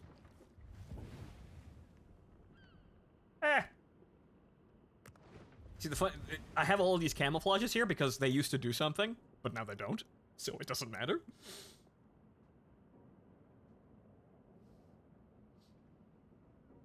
The magic that is the Schlieffen. Ah, yes, the Schlieffen plan. But okay, so mains. What's the deal with mains, aside from... Okay, so they're triple turrets. Okay. Alright, well, let's give this a whirl and see what happens here. Yes, because I don't know which ones are really good for cruisers, honestly. So let's give her a try here. Let's see about this DPS. Camos don't do shit anymore? Nope, they're just visible. The economic bonus thing that you saw me put on, the little card things, those are all, that's where that all is now. However, because of this, you can just straight up, like Armored Warfare, buy a premium package for whatever ship you want. Which is very nice! But yeah, the camos don't do fucking anything anymore. But they didn't remove the bonuses, they just put them somewhere else. So now you can have whatever fucking camo you want.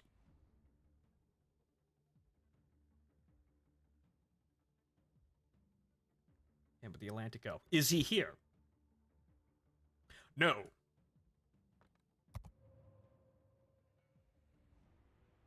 Mains is just a fatter Yugen with triples. But she's slightly different than the palette swap. Or the Asuka, depending on which game you play. Okay, so let's see here. 6 seconds. Wait, so this is just kind of a...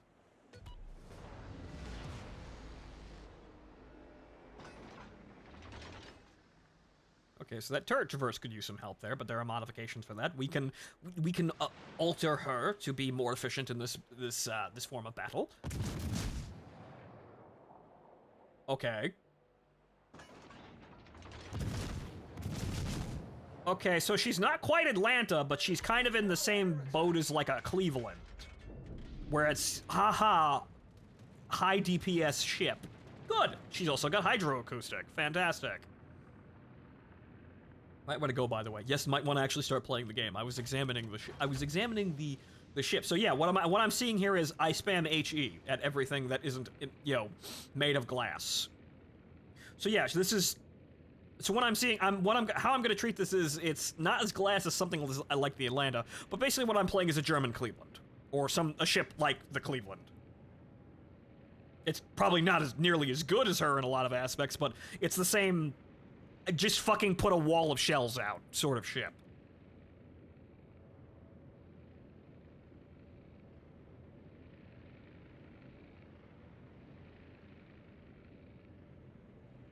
Mainz is arguably just as good. Well, I hope I will see. I hope that she'll treat me well, because as much as I like Huygen, me and Huygen have kind of a rough relationship with me playing her irresponsibly.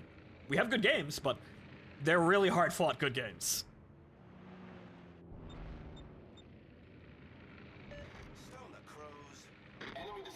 It's mainly due to my grievances, I guess, with cruisers in this game as a whole. Because if the situation isn't accommodating for battleships, it's even worse for cruisers.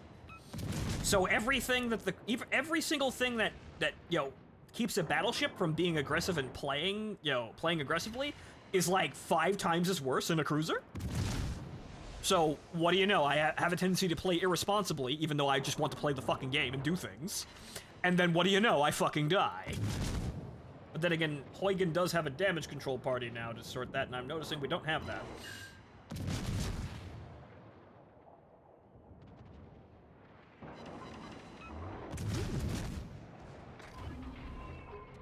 Okay, so let's have a whirl at the AP, which that's probably not amazing, but it could probably go through a fucking cruiser, maybe hurt a 150 AP. That'd probably go through a destroyer perfectly fine. Also, that, yeah, I'm gonna have to learn to aim that spread there, but that's a fairly nice spread of shells. Mainly honestly, probably just due to the fact that there's so fucking many of them. We've got 4 triple gun turrets. That's a lot of fucking land. Today you get to fight the entire Kriegsmarine today. Yes. Because I betrayed the Fuhrer. Or maybe Kaiser Willy.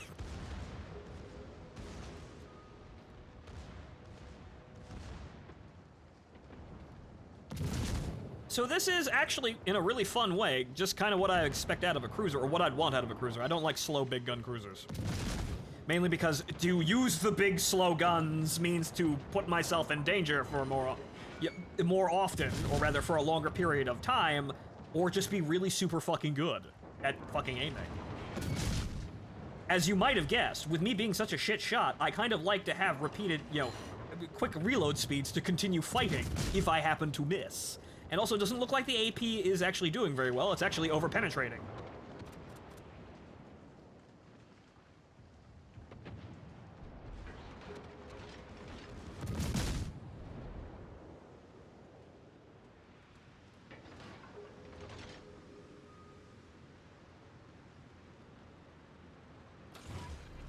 See what kind of upgrades she can get here, but yeah, no, Huygen's damage control party over this is definitely something you'd want, but this is what I'd want in a gun system.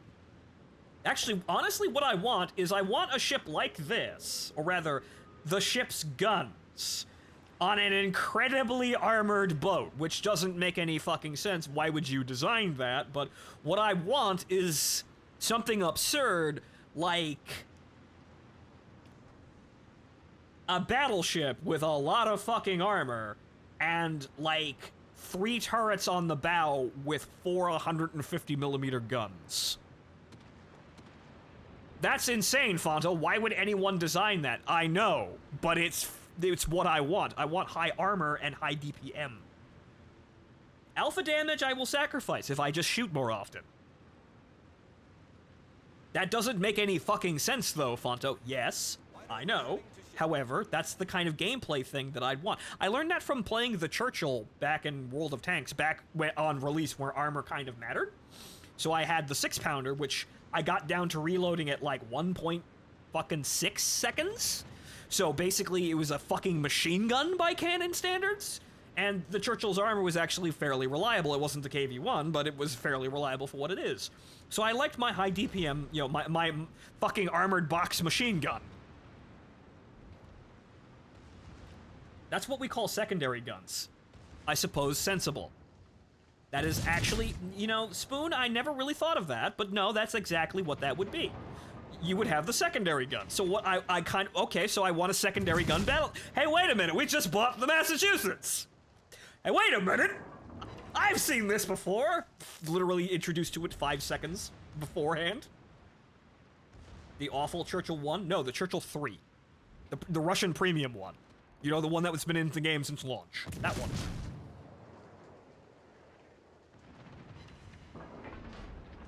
Also, the Churchill 1 isn't awful. If you get the high velocity 77, it's actually quite terrifying in a completely different way. I also don't have torpedoes either, I just noticed. I'm doing something clearly irresponsible. Uh-oh. Actually, that armor actually held up pretty well against that fucking barrage. Those are German battleships. That was nothing to sneeze at. I think it was the Tirpitz who shot at me. Oh. Oh, I do have torpedoes. I'm an idiot.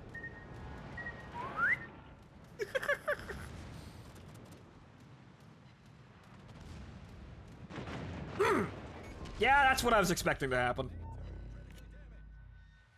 But you see, I kind of want to play like this, but you can't. Because why? That happens. But have fire, and I'm probably going to sink the Tirpitz now with all those torpedoes. I'm sorry for blocking your torpedoes, but that's my kill. Enemy battleship destroyed. Phonto likes to play the armor-plated heavy with a minigun. Yes! That's kind of exactly right, but the problem is I'm never really allowed to. Because the thing is, you can't make that, if you're in a competitive game, you have to have that, you have to run out of HP sometime, or you're just invincible. But in PvE games, that kind of strategy is okay.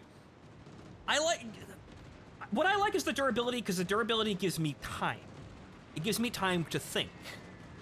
It lets me say, okay, I'm taking damage, but I have so many fucking hit points that I have more time to react to the situation and make decisions than somebody who's like a scout in TF2 who's made of fucking glass and has to keep moving and moving and moving or they die.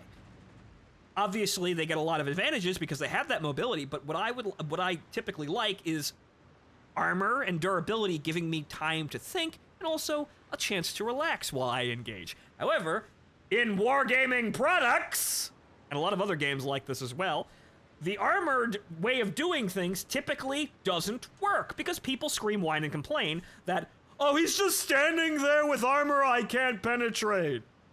That's anti-skill! And so what happens? Everything revolves around the fucking dual ships that are actually, you would say jack of all trades, master of ones, but no, with this balance scheme, they're master of fucking everything. They're not bad at anything. That's why I fucking hate those fucking gold-spitting fucking medium tank Unicums. Because they only listen to them! But I like that because that gives me a chance to enjoy myself and also to relax while I'm playing the fucking video game. Yeah, I know, right? Such an amazing fucking concept. TF2, Phonto is the TF2 heavy forced to play Demo Man. Yeah. Something like that, even though I kind of liked Demo Man too, but that's beside the point. I have to play incredibly evasively even though I have the armor, but the armor doesn't work because it doesn't work to the point where you still have to play evasively even if you have the armor.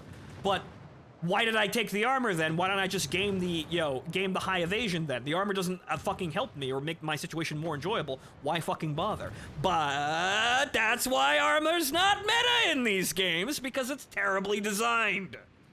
It sees that and goes, well, we'll just make the armor not that good, but then armor is just, why bother? It's all, why, is the mouse meta in World of Tanks? No.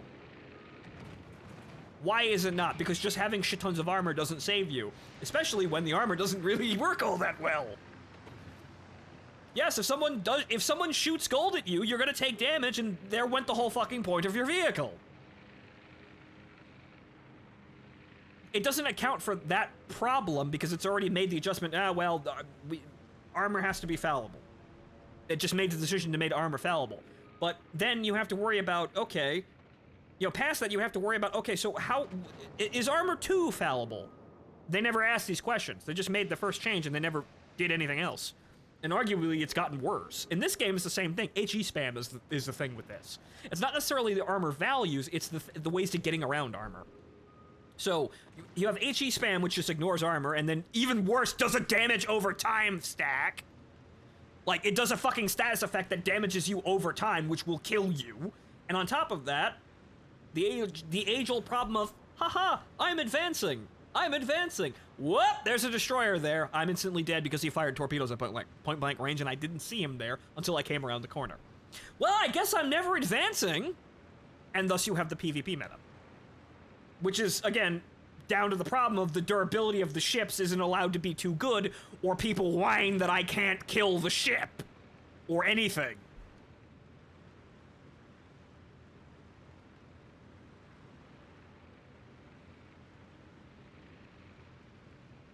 Yeah, no, that's a Cinnamon. The funny thing is that every armor degradation as a gameplay mechanic has been brought up several times in these games, but it never seems to stick. I don't know why.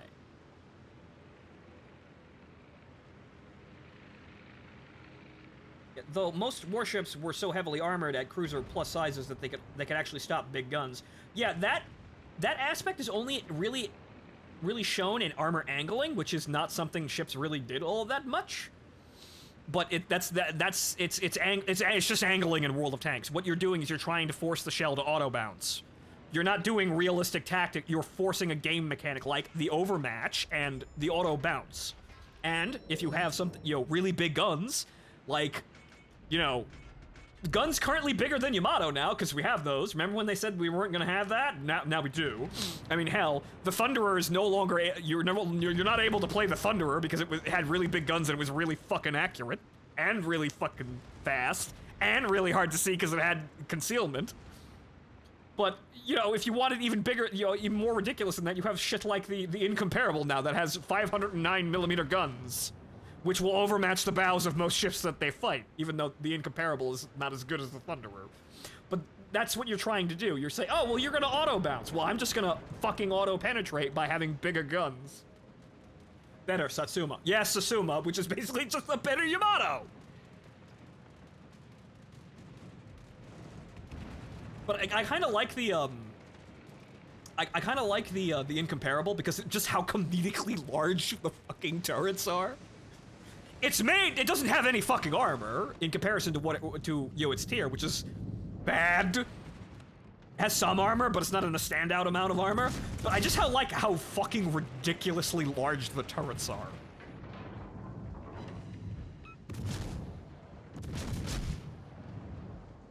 The only problem is that's only for steel, and we ain't getting that anytime soon.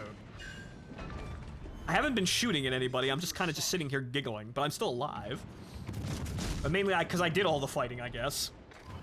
I already did all of the fighting, now I'm just sitting here healing, even though I'm outrunning the heal bubble, I think. Yes, I did. Oh well.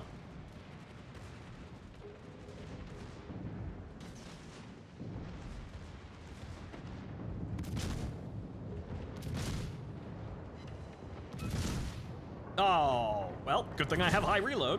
Also, having high reload also makes you very easy to deal with destroyers.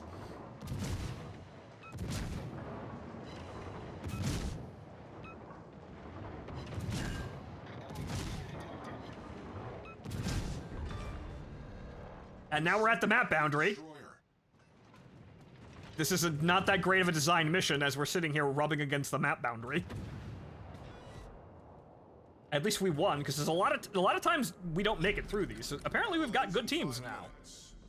Apparently we've gotten lucky with our teams now, not being awful. Wow.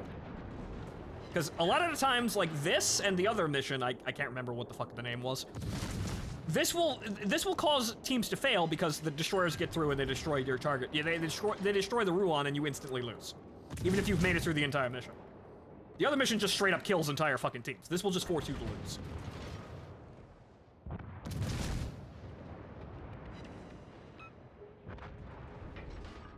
So this is actually kind of nice, even though I know if I was actually more irresponsible, I'd probably be dead already. So, But this is what I like. If I'm gonna have a cruiser, I want high DPM. Alpha? Because Alpha really doesn't matter. Nobody's really doing the maximum amount of damage unless it's Citadel.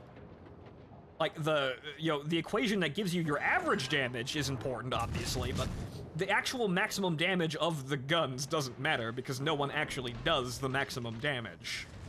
Again, unless you Citadel, which in this case you're not doing. And the armor is so fucking weird in this game that even if you get straight shots onto people's belt armor, where you should penetrate, you don't. Or rather, it penetrates, but it doesn't Citadel!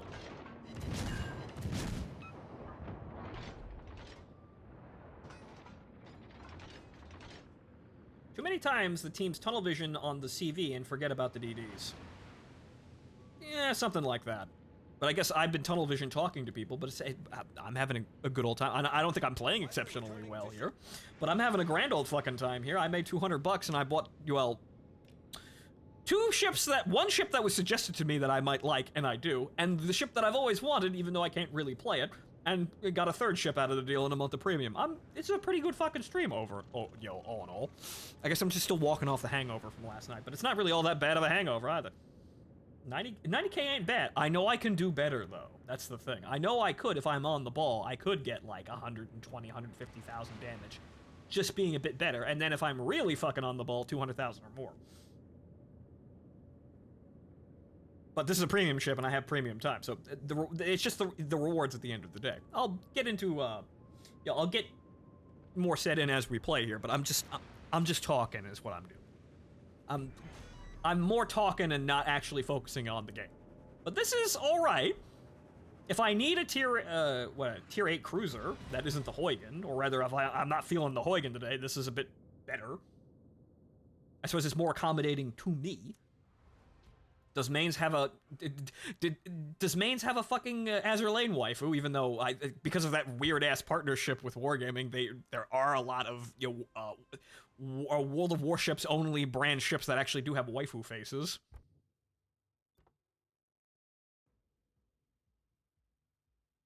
She's PR, yes, as I figured. Right. Okay. So hopefully the Kearsarge gets one. That'd be fun. Or maybe any of the other ships, too. But okay, so I made a lot of money there without actually really having to do anything. That's not as automatic as the Massachusetts, but I'm gonna... now I know why everybody has so many colorful nicknames for the Massachusetts. We're fucking tongue twister. Fucking states. But... that, obviously, a little bit more involved than just having a secondary battery shoot at everything, but that, again, I like high DPM.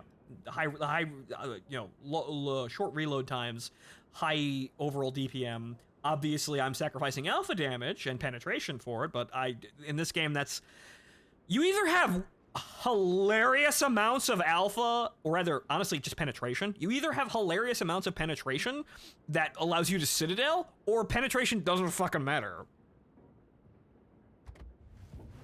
It's one of those things where you either have too much of it, or it doesn't really fucking matter at all. But let's go back to the Massachusetts, as we were having fun here. So the Mainz and Massa.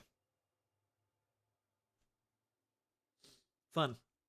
And then there's the Black Sarge over there, which I'm just gonna start referring to that as fucking Ray Class. Because that's Ray Class is an aviation battleship, that's her designation. What aviation battleship? Yes.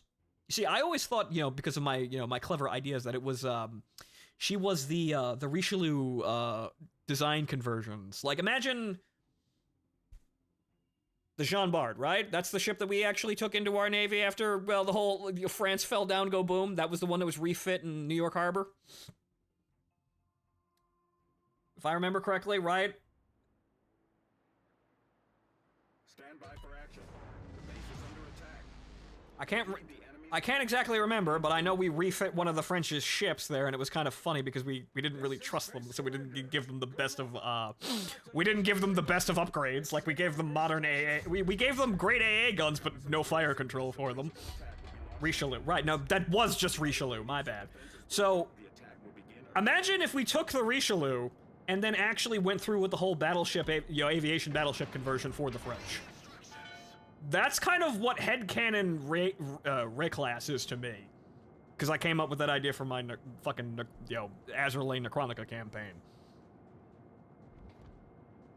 That's what I think she is. However, we never had an aviation battleship, so who the fuck would...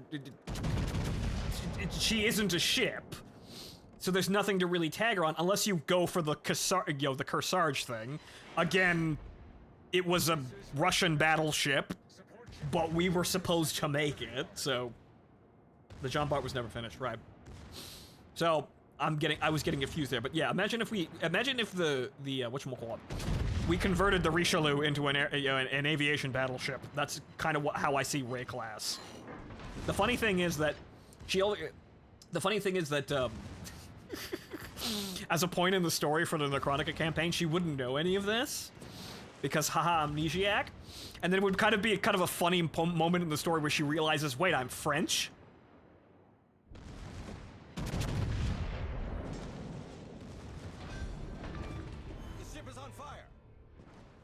I thought the Ray class was a theoretical Iowa conversion. Well, that's the Phase 2 Iowas, which is... We'll never get them, but boy howdy are those funny.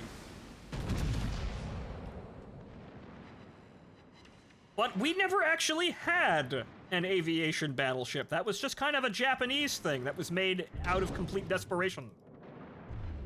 Because, oh no, we don't have the steel for actual carriers. We'll put some extra decks on some of these battleships and it'll be just as good, guys, I swear. Also, I wasn't designating targets. And also, wow, that HE really actually does kind of hurt. Oh no!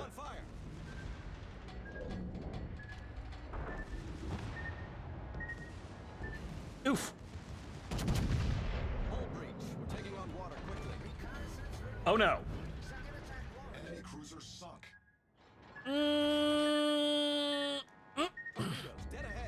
Not good. I might survive, but not good. You see, I'm talking and not playing the game right. You see, I was being more aggressive, even though that wasn't really all that aggressive, because I just kind of sailed over to actually engage the other ships. But what I just did was fucking suicidal, says the video game. Because the video game is that suddenly lethal. But now I gotta go back and repair now. So that wasn't really smart at all, but that was me not paying attention at all. That's how I want to naturally play the game, but that's completely the wrong way of playing the fucking game. And we will survive. Too busy thinking about cute girls with shark teeth. But I suppose if you wanted to be entirely accurate, the only aviation battleship that would have had to within the scope of time would have just been what the Kearsarge is. But, the Phase 2 Iowas are funny because, haha, Sea Sparrows and fucking Harriers. We will never get that in this game, but that would be fucking great.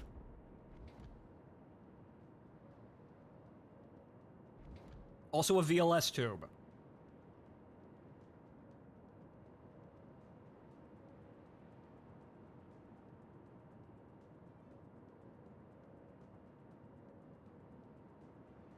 That'd be actually fucking terrifying. You have an Iowa class that loses a turret and gains a flight deck with fucking Harriers on it, like an aviation battleship, so you got a single strike of Harriers, and then on top of that, you've got a button that launches fucking ass rocks at people.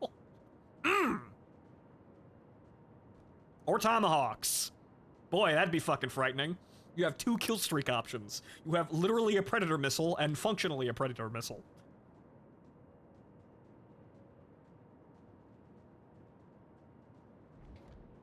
So we have the range here, so we can actually go poke at some people.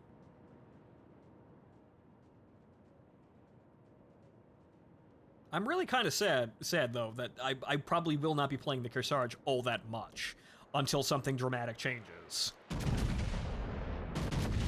That's some nice firing angles on those guns, though. That's all 3 that's all 3 guns at this angle. And we'll probably hit. We'll probably... There we go.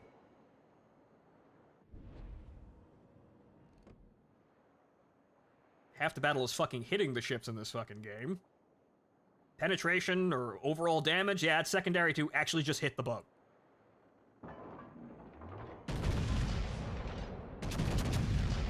Alright, there was a bit of a delay. Right, okay. Right, so I got the rear gun on first, and that's got a slightly faster reload now. Reconnaissance reporting. Third attack is about to be launched. It's not quite on target, but that was on target enough for the front guns to work, and that's outside of the scope for the front guns. Nope, nope, other way.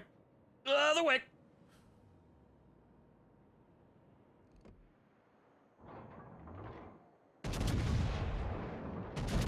Kind of a weird spot where the rear gun isn't on, but the front ones are. So let's try not to ram into a fucking island. That should actually get at least one hit in there, right? Come on. No. Oh. Slightly behind, but the spread was so fucked that they weren't actually going to hit anyway. But now, since I've expended my hit points, I have to go back over here and heal. Which is probably better for this mission anyway, because we have a lot of fucking shit to deal with now.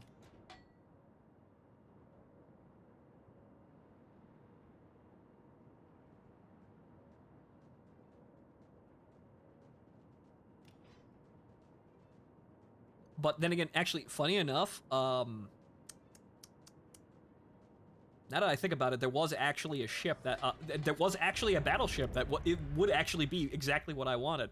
I think one of the Arkansas's conversions that made her a gunnery training ship exchanged all of her turrets for the 127 dual purpose guns to train gunners. So what you had is the Arkansas that was actually just, the deck was filled with 127 millimeter guns. It's like, it's the Atlanta but a battleship.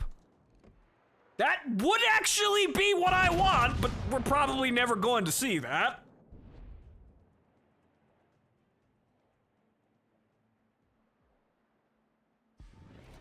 But again, I suppose that is just a secondary battery ship, but it's under my control, because, what do you know, those dual-purpose turrets were secondary batteries on literally fucking everything. In addition to being primary batteries on things like destroyers.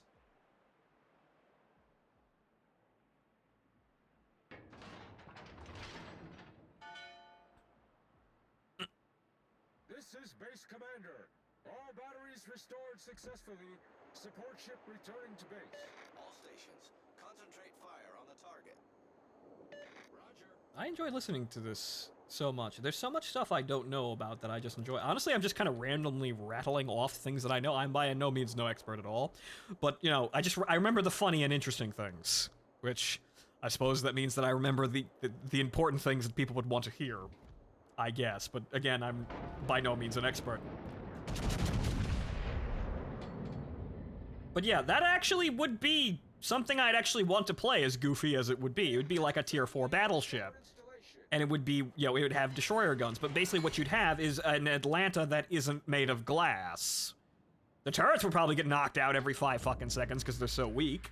But that actually would be exactly what I want. It's just a fucking, a continuous fire hose of HE rounds.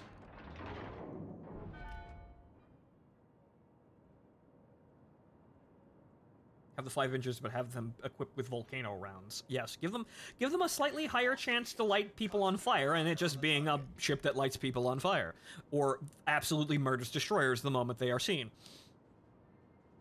Also, hey, come back here! I need the repairs, you fuck. I'm just slightly slower than him. Come back here, you fuck!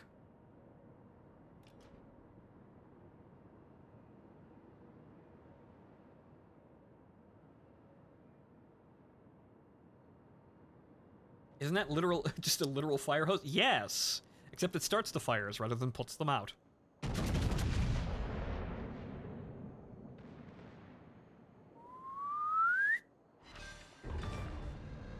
I didn't think they were gonna get there in time, but there we go.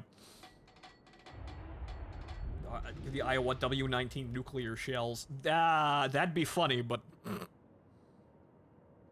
It'd be funny, but something we'd never fucking see. Probably it'd be good for a boss battle, I suppose, if you wanted to be really comedic about it. You have to sink the nuclear-armed Iowa before it starts firing at you with nuclear shells. And also, I'm the secondary battery ship.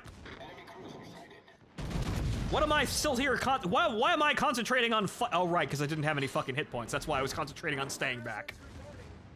That's exactly why I actually had to stay back and actually use my main battery guns. Enemy aircraft carrier entered the combat zone.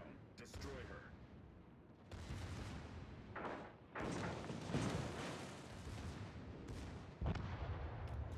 didn't get the kill, but I did a shit ton of damage. Okay, you're dead. You. I switch to HE the moment the cruisers roll in.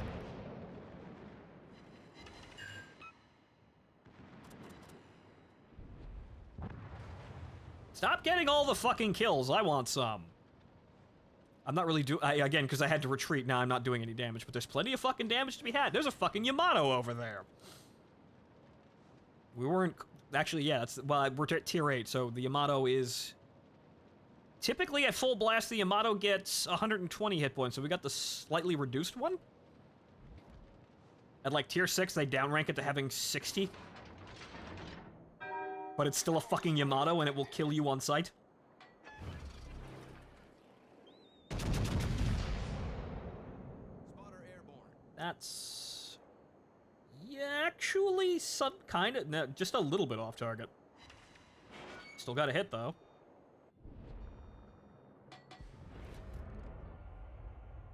Thanks to my giant fucking battleship guns, them firing through the smokescreen got me revealed. Goons, I told you nukes would come to War Thunder and you laughed at me. Well, that's someone's incredibly unwise idea to give someone a kill streak. I don't know why anyone did that. I really don't know why they did that aside from giving somebody who's winning super good a reward for winning super good. It's, however, really kind of silly. Boy, do I get lit on fire a lot. The ship is on fire. Yeah, we're gonna need that damage control stuff here. This is, the Massachusetts has some problems, and I'm noticing its weaknesses in the whole brawling aspect thing. She's incredibly vulnerable to HE, as I'm seeing. And yeah, that's just normal battleship problems, but she's rather suspiciously vulnerable. Maybe it's because I don't have the damage control skills.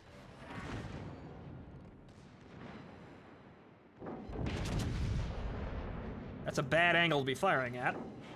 That's still penetrated, though. Mysteriously. 30, 35. Come on. Get him before he launches torpedoes at me, because he will in about 3 seconds. He probably already has.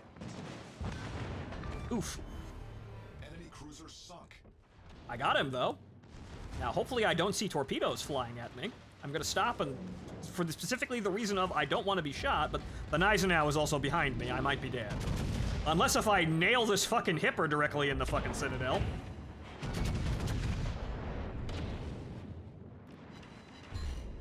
Come on, you fuck! The ship is on fire. I have to use that or I'm going to die.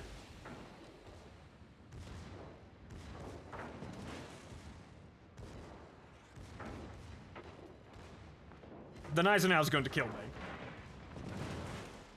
Well, at least he launches torpedoes at somebody else. Well, the hipper's dead, and now I'm dead. Oh, no! Actually, I'm going to avoid those. Doesn't matter, I'm dead. I guess my secondary battery got me over 100,000 damage just by nature of just poking at the Gneisenau behind me. Meanwhile, the Gneisenau, am I a joke to you? My fucking secondary batteries are just shooing him while I'm not even paying attention.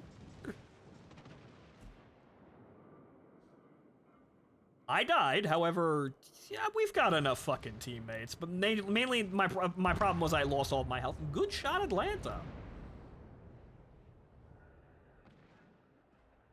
The glassiest of all the tin cans that were ever made of glass.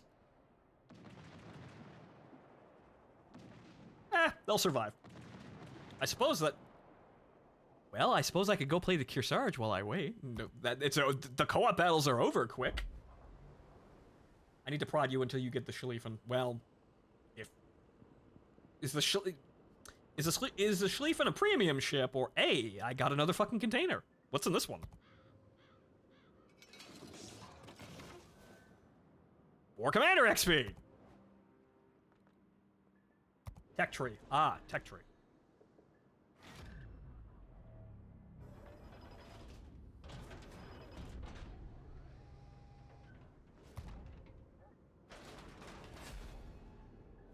Flags! Right, okay, so... See, where are we? We're getting a lot of free XP here. We do still need, like, 20,000... No, we're actually about 10,000, actually. Right?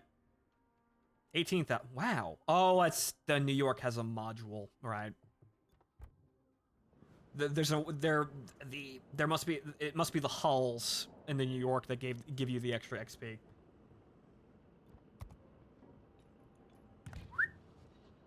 So, yeah, better get in there before those guys lose, and I have to go back in there with the Massachusetts. Where's the boat? There's the boat.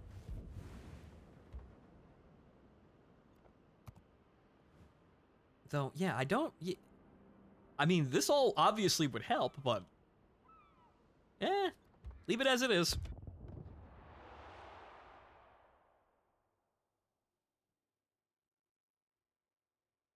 I'll sit here and ponder about the Kearsarge, about what I want to do with it, but I'm never really going to be using it unless we actually want to play PvP for some bizarre fucking reason.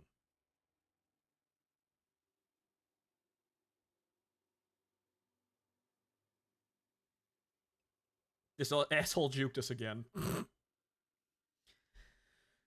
Whenever I mean, I suppose if we want to play PvP, yeah, the only place you'd want to play PvP would be at tier 9 and 10, because that's the only time, because if you were going 8, 7, and 6, you'd be playing, you're playing operations, because why the fuck wouldn't you?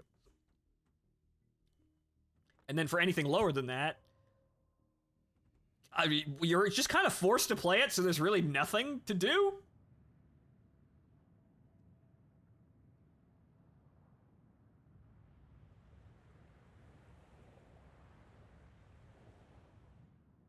But this is...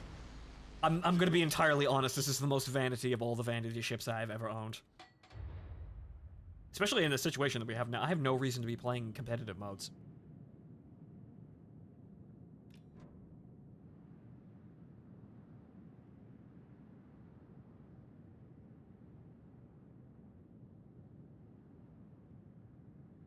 But I like the mains. The Massachusetts is... gonna need those fire reduction skills. Definitely gonna need that. But she's what I want out of the secondary battery builds, or out of a secondary ship, because I've always wanted a secondary, battery ship. I've just never been. I never. It was never a good time to buy the Tirpitz, and I never found myself in a Bismarck. So I always wanted that ship, and I knew those were the best ships, but I never actually got my hands on one until now. Got a super container filled with flags. Oh. Coal would have been better. Actual coal would have been an improvement.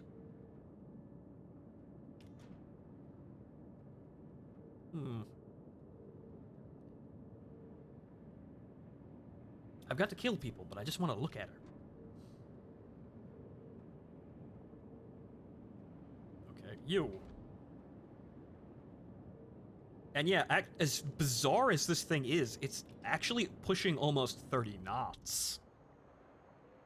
Which is freakish for the size of her. But, you know, then again, you know, Abyssal Sea monster ship. Yeah. Hey, fire. Well, that means...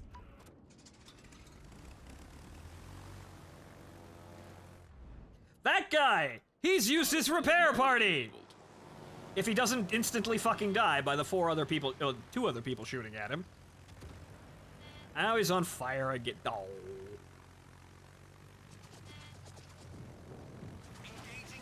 Those were supposed to be my fires. Also, this is a wow. Whoa! Whoa, overshot. You see, they really absolutely ruined these. But that's not them. That's rocket ships in general, or rocket planes in general. They fucking made those entirely too uncomfortable to use. They're good, but that is a thing to actually have to deal with. There's a fire. He immediately put it out, but he's also dead. Our team is taking the lead. So the problem with this is they're over too quickly. There's too many fucking people on my team. Okay, that wasn't actually too bad. St. Vincent. Now what the hell is that thing? What is that fucking silhouette? It's got 2 guns in front and one. There's a forward conning tower and then there's one fucking turret amidship. Now what the hell? Our victory is in sight. When the fuck did who else made an Azuma? Yeah. Didn't we already have an Azuma though?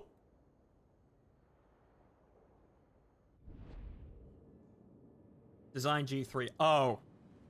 Oh god. Okay. British battlecruiser.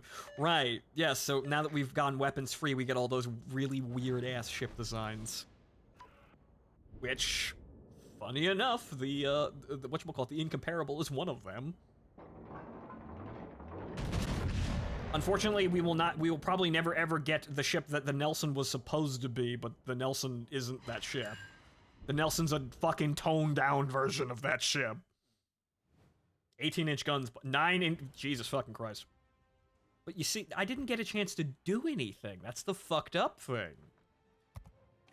But again, I suppose if they expand operations to tier 9, I have the Kearsarge to immediately sail directly into it. It's arguably more dangerous than the Thunder, actually. Oh, and Torps. Those two. Oh. Yeah, all of a sudden they've been giving the battleships their underwater line torp launchers.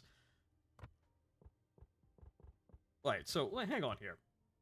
Don't go yet. Yeah, hang on here. Where the hell is the same? I'm guessing it's a special ship. It ain't on the fucking tree. But just how we whatchamacallit. Just so well, I already have that. Why did that appear? I don't know why I've never noticed that before, but hang on here. Right, so UK. Right, obviously UK. Oh. Tier left, far left side. Oh. It's texture. Oh, my bad. I just wasn't looking hard enough, like an idiot. See you later, Martin. Far left side. Oh, right. That's a tier 10. Right. It's the tier 10.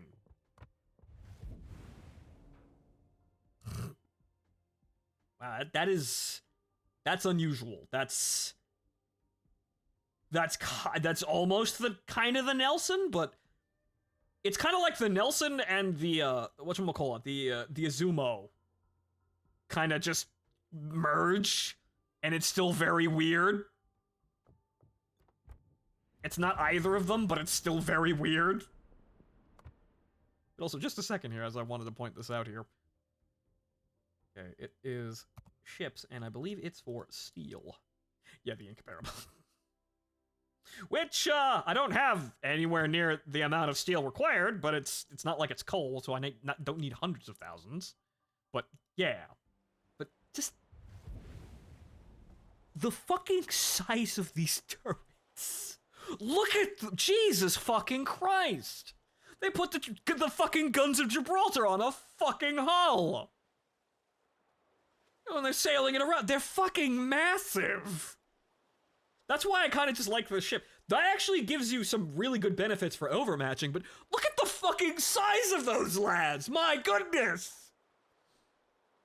They're fucking, they're comical, they're fucking hysterical! To be fair, it's a battlecruiser, it had to be thin. Yeah, so, yeah, just with it's just the overall silhouette of the ship, plus the massive guns! Because typically what you have with these sorts of ships is you have, like, the, whatchamacallit, a lot of other ships have this, but the, whatchamacallit, the Yamato syndrome, where you just have fucking, like, football fields of fucking wooden deck that just kind of unintentionally make the guns look smaller than they actually are, even though they're fucking massive guns. This doesn't have that, so what you have is fucking comedic 509, what? Yeah, 509? 508 millimeter fucking guns, which, very good for overmatch. But Look at the fucking size of those.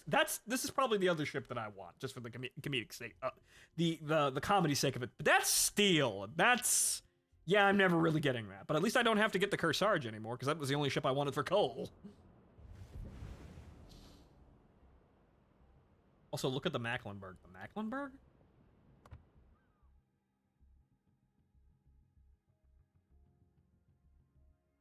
Right, okay, so let's see here. Ships. Mecklenburg. Yes, the Mecklenburg. Yeah, oh, Now wait a minute. Mecklenburg. Battleship. 305. So it's not tiny. Are you able to look at the Satsuma? I probably can, but okay, so yeah, so that's getting into the whole. Okay, what about the secondary? Because that's the small guns on a battleship. What's the reload speed? 26. No. 16 guns, but 16 guns though. Yeah, that's a lot of fucking guns. That's some barrage weight. Range 8.3. She could also do secondary builds. With German HE, 27% chip. That's not that. HE spam. Yeah, no, HE. Yeah, I'm seeing that. Obviously, since the guns are the caliber is so small, typically small caliber guns you just HE spam with them. Large caliber guns are typically, just that's where you use AP rounds because you have lots of overmatch potential. But I really haven't seen.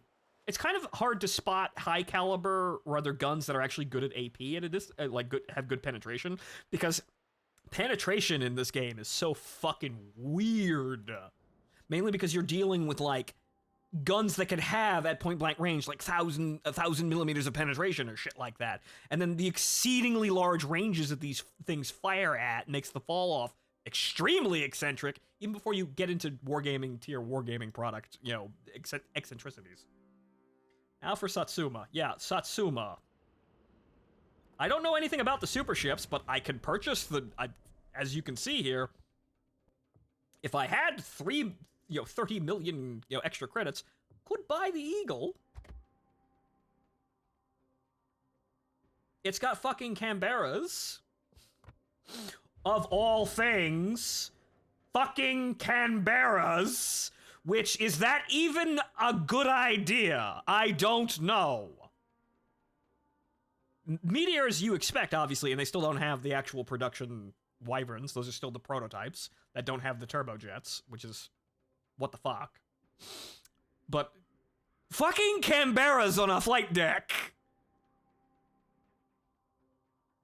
I guess the Hornet exists, so, but Satsuma sent me back 45 million credits. Yeah, these are expensive. I have no idea what the matchmaking for super ships is, but it's interesting to see that they finally broke out of the whole only 10 tiers thing, since these are, I'm pressing the wrong button, these are effectively tier 11 ships. I don't want to fight half of them. But so yeah, the Satsuma, otherwise known as the Yamato, but even better. You see, these guns are fucking huge. 510, but you see, the Yamato thing of the secondary batteries. Holy shit, though, I never really noticed how many fucking secondary guns there are. It's a Yamato, though, so why the fuck, why not? And then also the wet deck back here with all the fucking seaplane stuff. 8 guns. Right, yeah, so it has an extra turret. Other than Yamato. But yeah, so these kinds of ships are very good because it doesn't matter which way you angle. If they hit you, the shells are probably going to penetrate for full damage, and it's going to hurt. And if you're at an angle where they have to fire HE, the HE rounds are so fucking big that they still probably do shitloads of damage if they hit you. So these are like, I never want to be hit by this at all. They don't care. They simply do not care about what they hit you with or where. They will still do lots of damage to you no matter what. So, haha, Super Yamato. But you see, that's the thing, though. This may have slightly bigger guns than the Incomparable, but you see the size of the silhouette, and it's even more apparent on the Yamato itself. Like, the overall shape of the ship. Right, same thing here. And I think, you know what, the Izumo actually, I think, is the crown prince of this problem. Look at all this deck. And you see, because the ship is this size, it makes the guns look smaller, even though these are not tiny guns, even though these are basically 100 millimeters smaller than the guns on the Incomparable, and also the Satsuma. But you see, you've got all of this surface area making the everything look smaller than it actually is. The Incomparable is funny because it doesn't have this massive deck space, and so you get to see the gigantic 500 millimeter guns, sitting in their gigantic turrets on what is effectively something that looks like the hood, and that's funny. It gets better with the upgraded Uzumu, at least. Yeah, if I remember correctly, that adds more AA guns, but all that fucking blank fucking deck space. All of that wood. But, well, I guess we're... Go back to playing the Massachusetts now that we're done ogling other ships, but I like the Incomparable. I think that's my favorite tier 10. But then again, I'm probably going to be coming here, and then immediately hopping on to what is probably going to be the whatchamacallit, the aviation battleship line over here, which is probably going to be on this side, because the Nebraska is a converted North Carolina, the Delaware is a converted Iowa, and the Louisiana is a converted Montana. So, what do you know, they'd probably be sitting right here. And apparently, the Nebraska and the Iowa also have different citadel placements, which makes them harder to citadel. Probably to compensate for the giant unarmored fucking flight deck. The Montana is apparently, the Louisiana is apparently the same thing, but it's still a Montana class. Oh, wait, no. No. No.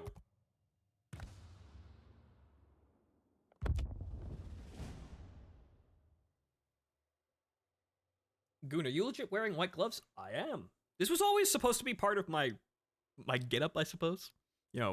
Rainbow aviators, the My Chemical Romance jacket with all these fucking pins, and then the white gloves for theatrics. But I've gotten to wearing them because, like I said the other night, I'm having a dry skin sort of problem. It's nothing too terrible, but scratching at it makes it worse. So this is, I suppose you can imagine I'm slowly turning into a werewolf. So I'm it's kind of like Phantom of the Opera thing where I'm wearing white gloves to stop scratching and showing my freakish monstrous hands. But really, it's just kind of a casual problem that I have right now, and so it's not that bad. They're not disgusting and not festering, but if I scratch them too much, they crack and it kind of hurts for a couple of days. So I'm seeing to that, but in the meantime, I found a reason to use these, even though it's kind of like a dog with a fucking a fucking collar after going to the vet. Just, wearing a fucking cone around its neck so it doesn't scratch itself. So then again, totally on par with the whole werewolf thing. A woo. Well, it's not that bad, though I always did want to wear these. Or get into these, but you know what? My major problem with these is I don't look terribly good wearing these, well, because I am the size that I am, but a lot of things got kind of in the way of my weight loss stuff. See, if I was thinner, I'd be able to walk around with a jet black jacket that, looks like I'm, part of an edgy marching band with fucking white marching band gloves to go along with it, wearing jeans and black boots, and I'd look fucking fantastic. I could get away with it. Now, not so much. But it's a look I like, I guess. It's mostly for the streams, I guess, but it is one of those things where I would totally like to walk around in public like this if I could pull it off. Unfortunately, I have to be like boy band thin to do that, though, but, maybe that's a goal.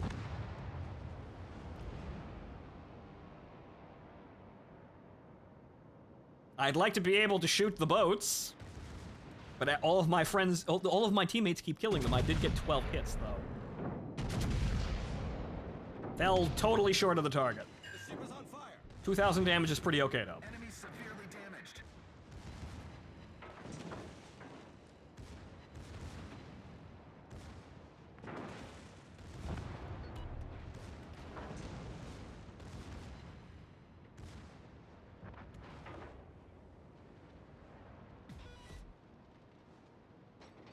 If I could, I'd let you borrow my metabolism, and that would get you rail thin really quick. It'd be helpful, but unfortunately... Uh-oh. Well, that's gonna hit. Well, an excuse to use a repair party. We're hull below the waterline. We're flooding quickly. I will survive, and plus the carrier's right over there, and I'm not gonna actually be in combat for this. You see, maybe I should be taking the torpedo vigilance, and also getting the torpedo skill. Have you noticed why most really good ships in this game, or really good battleships, also have access to hydroacoustic search? Not many do, but when they do have that, they're typically very good ships. Are you starting to see why?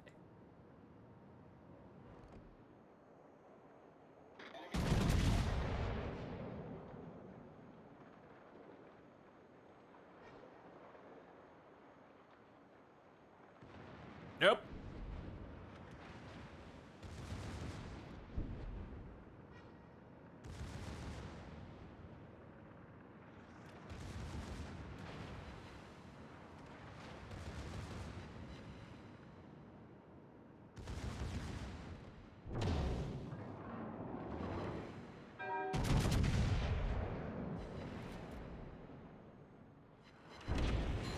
Nope.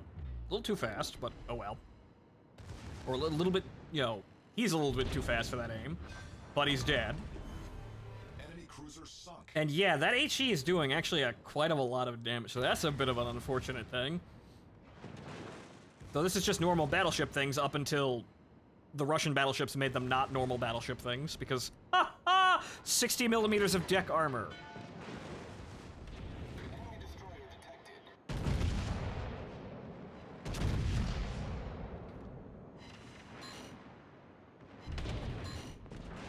Granted, that's only around the midships for those boats. They mostly have like 35 or 37 millimeters, but basically that much is enough to turn most destroyer sized caliber shells into like they shatter on your deck like some fucking some moron kid playing a prank with fireworks and not do anything. Boy, I gotta aim real. You see, that's the thing. I need to aim below the waterline, but I also don't want my fucking shells to go down through the fucking water. Here we go again. Now, wow, Jesus fucking Christ. I only held that for a second, and the nose of the boat went that fucking far over? Good lord. I can sense them. Where are the torpedoes? He's not using them. They're not being aimed at me. So good. See? They're there. He's not using them, though. Which is good. I don't want him to use them. And also, look at me in this fucking boat having a duel underneath a fucking flare. Ah! The AI turned off its brain there, though.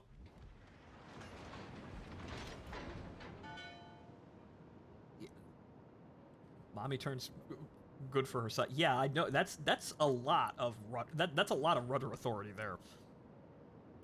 That's way more than I was expecting. But thankfully, the brain on that one turned off, so I didn't actually have to worry about any of this. So unfortunately, now I'm once again out of health, and so I have to go back. But now we're just going to be popping at destroyers and cruisers the entire time.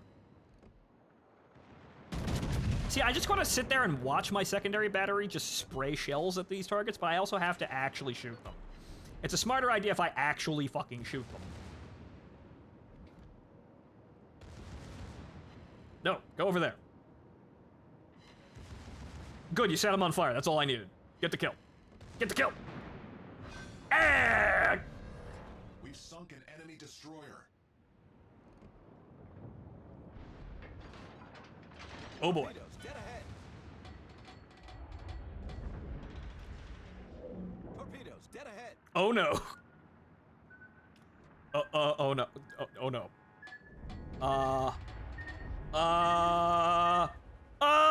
That's gonna hit the derpits. Okay. Hello? He was gonna get hit by one of those.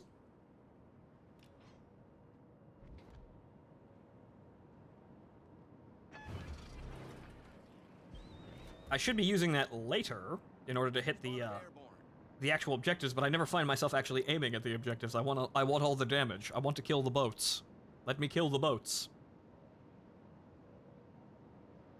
But again, 134 secondary battery ribbons. Very nice. But you see, I just want to, like, I should be shooting at them, but I just want to sit there and just watch the secondary battery fucking just machine gun shells over the horizon. It's a very simple form of entertainment, honestly.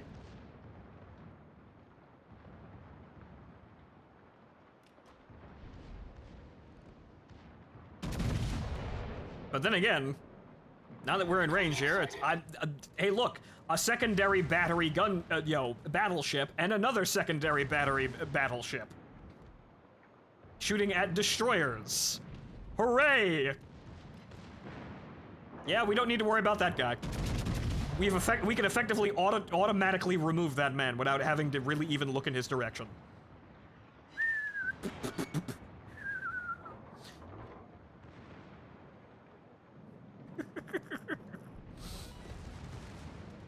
That was a free fucking kill. I should, I maybe want to consider switching ammo, but I don't really need to, do I? The secondary batteries are providing all the HE.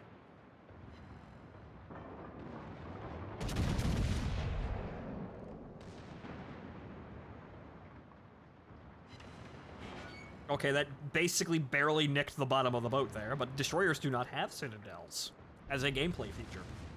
Enemy destroyer sighted.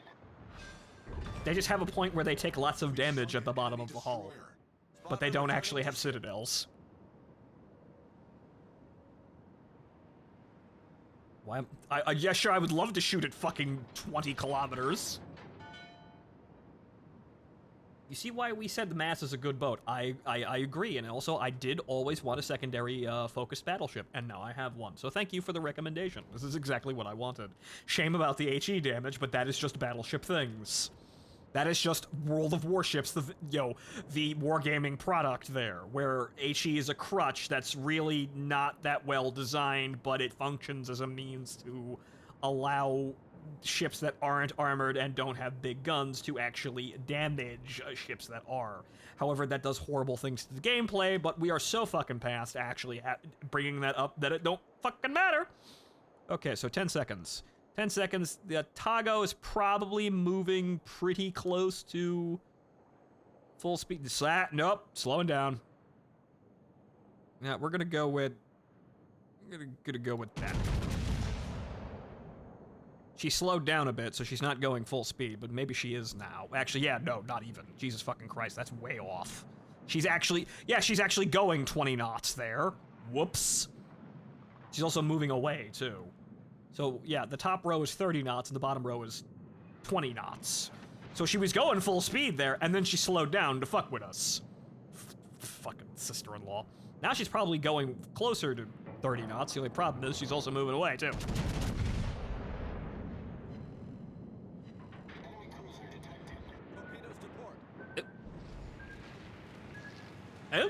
Oh!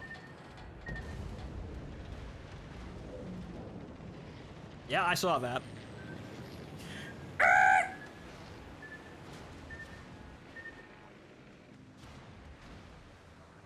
All right, that propeller shift modification came in handy, didn't it? Or the whatchamacallit, the acceleration modification. Imagine this with the old secondaries. Yeah, I'd actually would like that. Those I like those, but how did they nerf them? What was the nerf? And the Atago got away because no one was actually paying attention.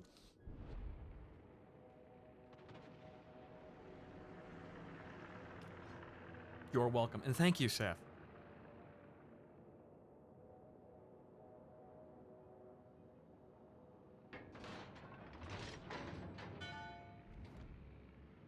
So, what were the changes to the secondary nerf? Because I understood that there was a nerf.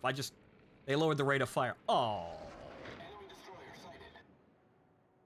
I know a thing or three about this game. Yeah, some people around me have kept playing this game, even though I kind of let it fall by the wayside. But, like I said before, it just comes with the job of being a variety streamer. I can't really focus on things too long, or things get kind of dull, unless I'm going to be picking... Hey, there's the fucking Citadel. Unless I'm going to be picking a game that's really fucking popular. Though I suppose World of Warships is very popular with my audience, so I suppose that's valid. This game is also rather suspiciously popular with people that you wouldn't expect it to be. She used to have 1.7 times the rate of fire. There's another fucking citadel. Fantastic. Destroyed. Fan-fucking-tastic. Haha, arcing fire. Yeah, so it was the overall rate of fire nerf. Oh. I suppose it was probably due to the fact that the destroyer players weren't having very much fun, but the problem is... It's all very strange. A lot of this game is designed, or like, a lot of the design choices in this game are designed around not making battleships the be-all, end-all, but the problem is I think it's a little bit too much. But again, if significant things were going to change about this game, they would have been a long-ass time ago. A long-ass time ago. And my grievances are public grievances at this point. I took a guess and I didn't get him, but oh well. My grievances with, like, how the gameplay stagnates into camping, and... Yeah, he's probably going about 20 knots. Or somewhere around. But how the gameplay stagnates into camping and how HE damage is horseshit. These are well-traveled complaints by now. If they were going to get fixed, they'd have been fixed by now, and so you can infer by this that they don't care.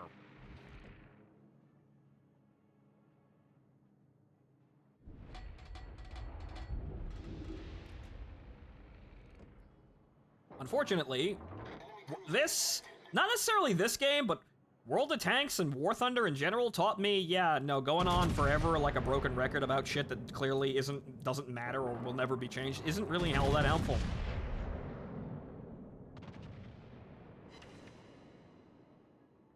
So, well, these are just parts of the game, and I found a nice niche to enjoy.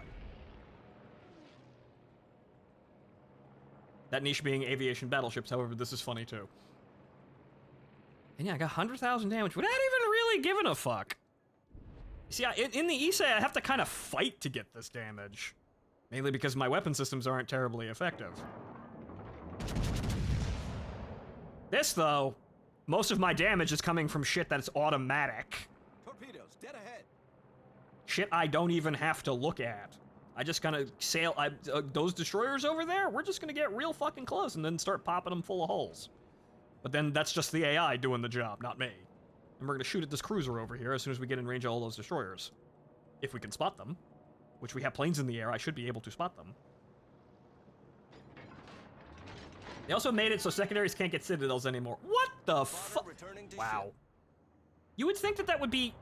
You see, that's horseshit. Because you would think that if they could do that, then that's just the penetration characteristics of the gun. But if you just say, no, they don't citadel even though they have enough penetration to do so, that's just being arcadey all of a sudden.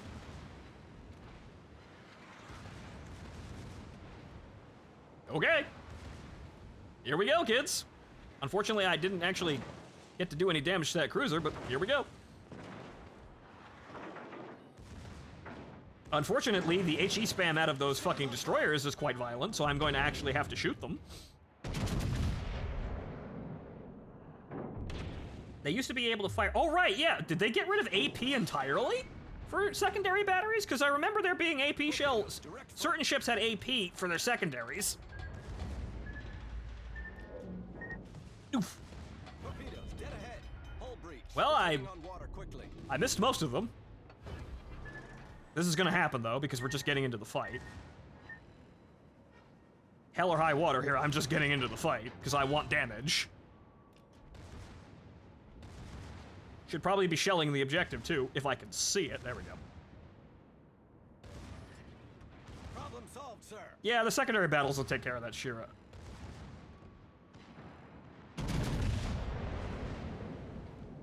Yeah, they did. Wow, what the fuck, man? See, I remember some certain ships had AP for their secondaries, and those were really good. Well, they were really good on secondary batteries that actually had the penetration to really do anything with. So,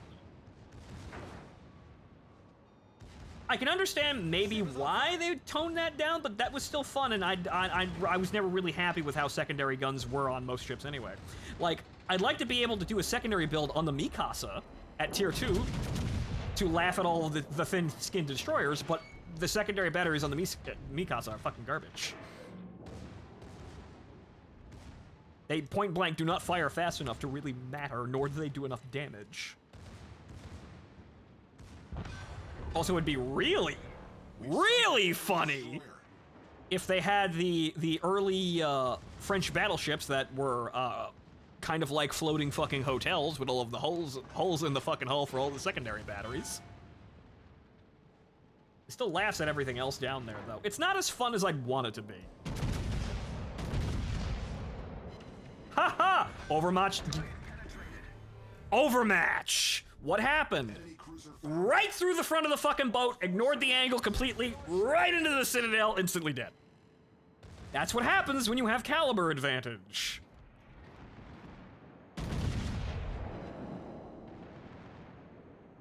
But yeah, the whatchamacallit, the French pre-dreadnoughts and abouts are funny because of how many fucking secondary guns they have.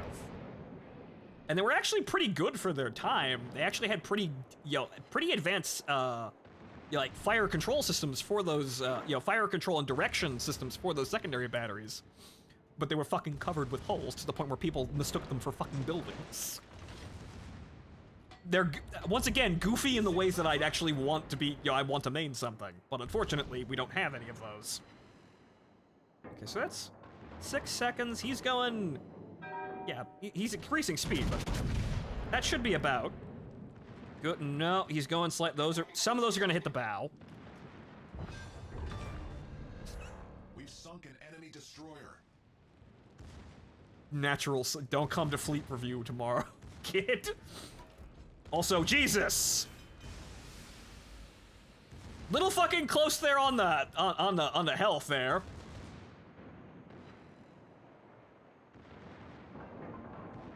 You're a good ski con.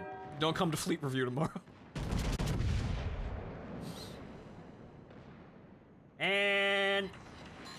Hey! Damage. Unfortunately, I cannot keep standing here, or I will die, as I have run out of damage control parties. However, I can still sit here and laugh with the secondaries, so I'll let my secondaries get that. Natural selection is a lot of damage dealt. I feel it.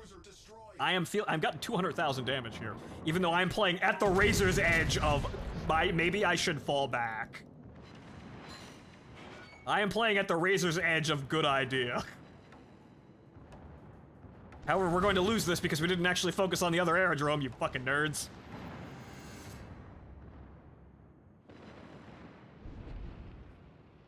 We lost because I sat there farming damage instead of accomplishing the objective. I don't care, though. That was still fun. There's a billion more. Okay, destroy 4 ships of the same type as your own, or 8 ships of any other type. Ah, yes. I killed them all. I destroyed all of the fucking... Yep. I killed all the destroyers. They're all dead. We lost because I wasn't cool enough to actually focus the objective, but I didn't really care that much. No, there's a billion more of these fucking matches. So, whoops. I wanted to farm damage. So now you know I can get 200,000 damage out of this. Nice to know that I can do that. I wanted more damage, though, and I've been in... See, that's the weird thing about this. In these, in these missions, you can get into situations for long periods of time. Your team members are accomplishing objectives so fucking quickly that if you're not focusing on getting damage for XP, you won't get any at all.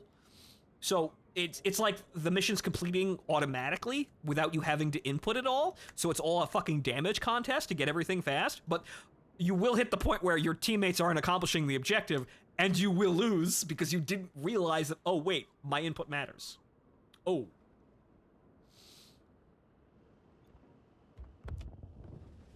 So that was one of those situations where it was, oh, it came down to me. I hadn't actually been paying attention. I was sitting there laughing at my secondaries tearing apart Japanese destroyers.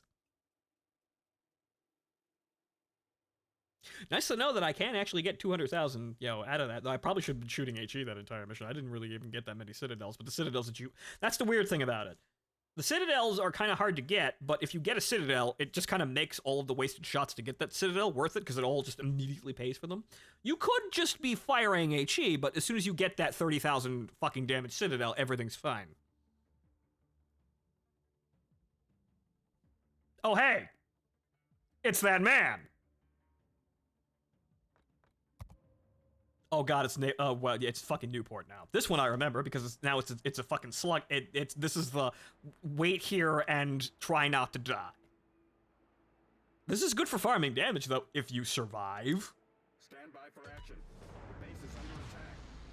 Impede the enemy's advance until... But the thing about this is you have to just play patiently. That's the joke here. This is Base Commander. You have to play incredibly patiently and save your hit points. And save our base structures from destruction. You do have a repair point, but it's typically you know, it's The outer radius of defense... so far out of the way to do that and it takes so long that it's not actually a good idea to ever really use it. And this guy's coming in at a fucking angle. So I guess we'll just fire a shot for ranging here.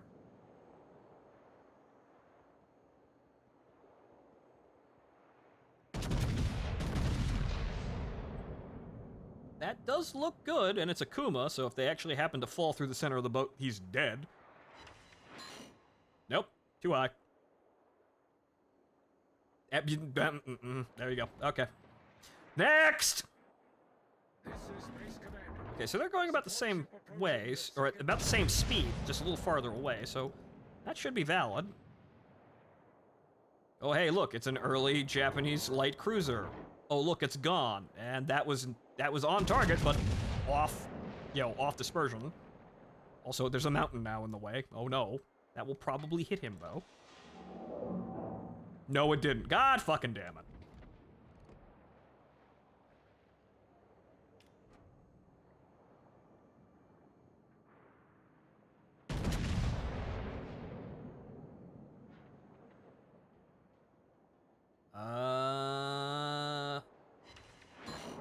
Over penetration.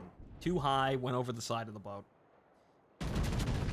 See, I'm gonna start firing slower now, but that means I'm gonna hit more shots into the water than actually hit the boat. A lot of the time. But I aim too high, or I'm not paying attention, and my reticle actually gets higher than I actually wanted. Particularly because they're coming close to me. They're coming closer to me, so obviously it's gonna start raising. It tracks horizontal movement, but not vertical. Okay, it's 6 seconds. About, yeah. Those actually look pretty good. The only problem is there isn't going to be much of a ship there. Got the kill, though, and my secondary batteries have started making up the difference here, and actually got a fire, too, and he's dead. Save the ammo. Reconnaissance reporting. Second attack launched. This is Base Commander. Support ship reach. Hey, now I can actually hit them from here. Even though, am I going to actually hit a destroyer like that at that range? Probably not, but you know what? It's potential damage. Although, no, that's gonna be off. That one last shot might get... No.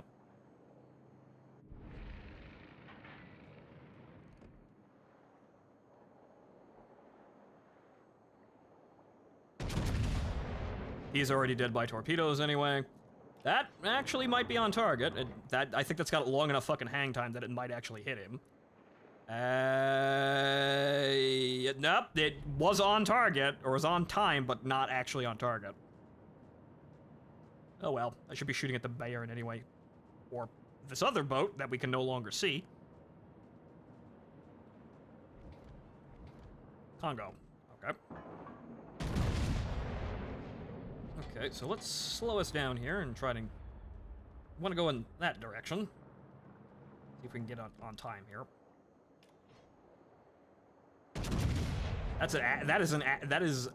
You weren't accurate enough. That is you hit me, but you didn't hit me because the shells flew all over the place. That just nicked off the side of the boat, but we're close.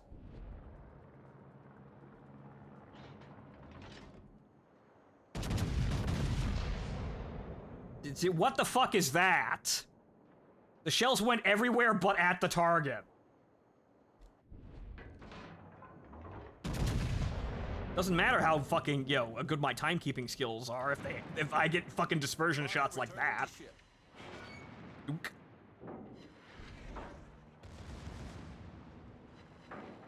I gotta worry about that destroyer, but just keep the nose to him.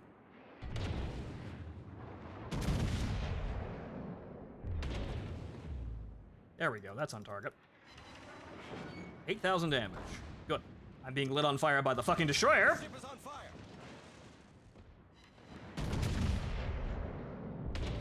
That was the rear gun. Actually, no, it wasn't. Ooh. Okay, just nudge the last gun over there and hope to God that gets a fucking citadel, because I cannot be sitting here like this with this destroyer right next to me. He is dead. He was not in range he wasn't actually oriented to launch his torpedoes, so we're good. Those flew right through the fucking superstructure. Lower. That went right through the back of the number 3 turret. That probably should have killed every man inside there. I didn't get the kill, but oh well. Oh boy.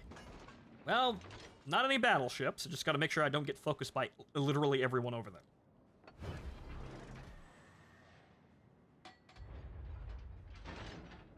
Okay, so we're gonna stay about this range and hope to God we can actually see some of these fuckers.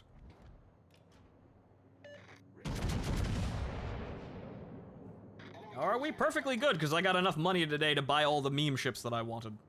Even though I can't really use one. The most vanity of all the vanity ships, but goddammit, if I've got to have one fucking vanity ship, it'll be the Kearsarge. But all in all, pretty good stream, for me at least. I'm sitting here more talking than actually playing, but goddammit. Fires! Yep, just normal battleship things.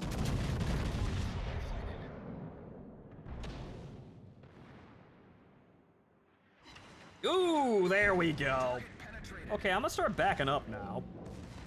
Because, yeah, I ain't gonna be good at hanging out here. Yeah, you keep shooting at that guy. You go secondaries. Keep lighting that fucker on fire. You have, like, double the damage I do.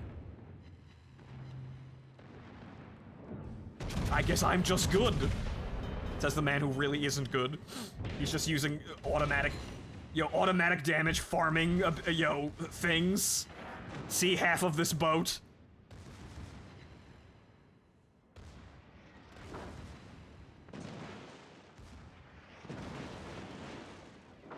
Man, look at all that HE. Look at all that HE damage, my goodness. Please stop.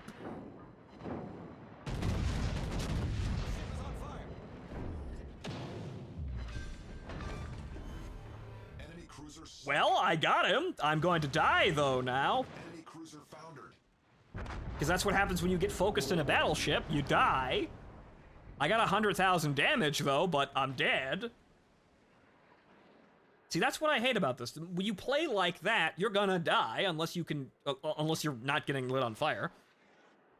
Or you're in a ship that's like the Russian battleships that can actually do that, but I don't have any tier 6 Russian battleships. Or any of the higher ones. I'm at the tier 5 one.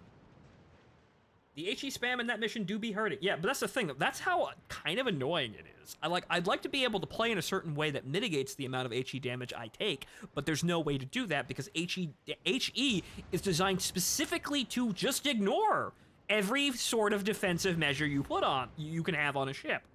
Any sort of defensive stance or anything you can put on a ship because it specifically ignores the armor. It's a shell designed to remove the effect of armor on the engagement.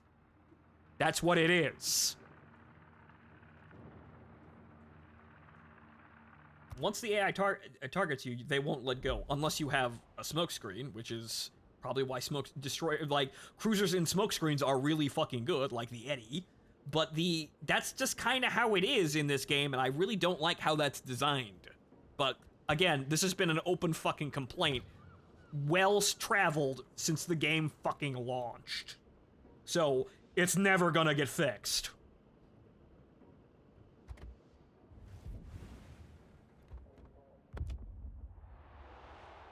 It's really kind of a really annoying thing because you would have to I don't know, have to, cooperate with teammates more if you had to do, you had to have fights between big armored battleships, but everyone wants to play big armored battleships, so that's, well, most people are. There's going to be plenty of them, but it's entirely down to World of Tanks logic, where you had the gold shell, like I said. I used this example already, but you have the gold round. What does the gold round do? The gold round means that the part of the armor of the enemy unit in front of me ceases to matter.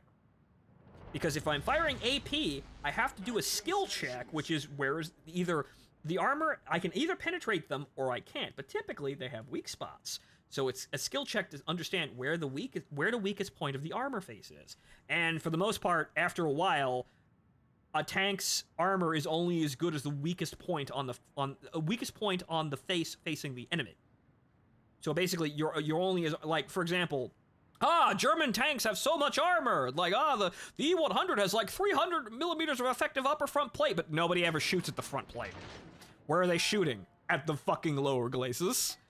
So actually, you only have like 120 millimeters of effective armor or something like that.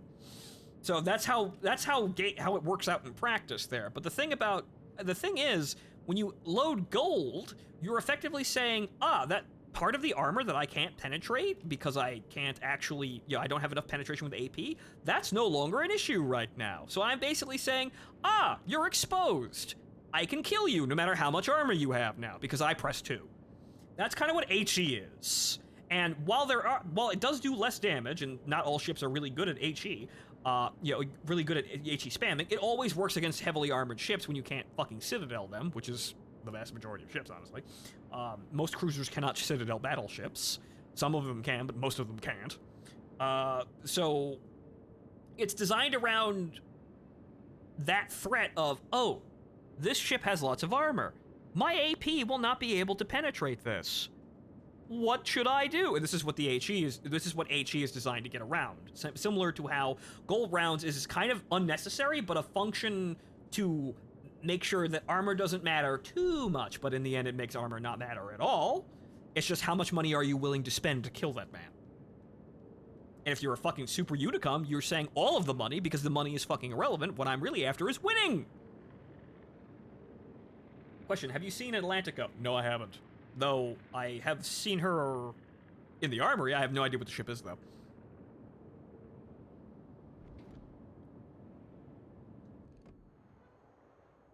But this is the major problem with how this is designed. It is always kind of we have this mechanic, and then the mechanic doesn't work because we immediately counter the mechanic, and because we don't have a sophisticated enough, set of gameplay factors, that's it. You're fucked.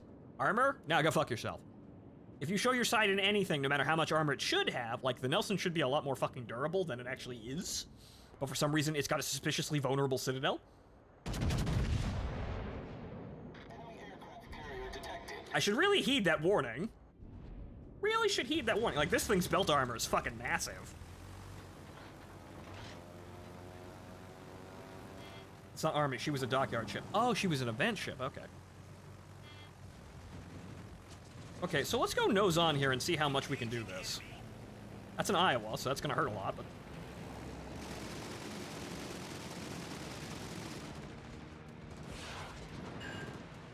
4? That's pretty good for the amount of shells, the amount of Tiny Tims in that barrage, that's pretty good, but he's already on fire.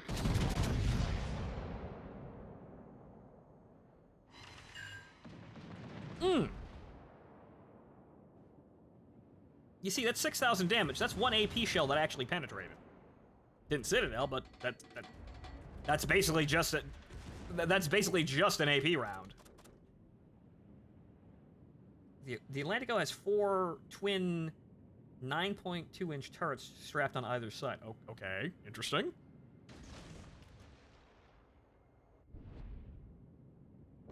Super heavy shell gubber. Yeah, I haven't really tested that, but it doesn't look like AP shells are, like, super heavy AP is really worth it at all.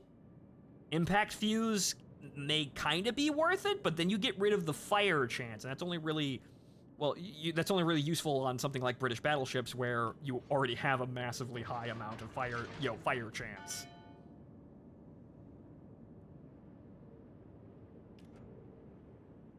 if you have, like, say, 48% chance to light a fire, which is the Nelson, you could stand to lose some of that for more HE damage. Super heavy. I don't know about. So what is it? It only increases the damage by 7%. Does it do anything else? Because it means 25% longer fires and flooding. That's really bad. So I'm ricochet. Oh, they don't tell you that. Our victory is in sight. I mean the shells you're using. Oh, it just means really big shells. Right. So just you don't mean super heavy shells as in the improved AP shell skill, just big guns.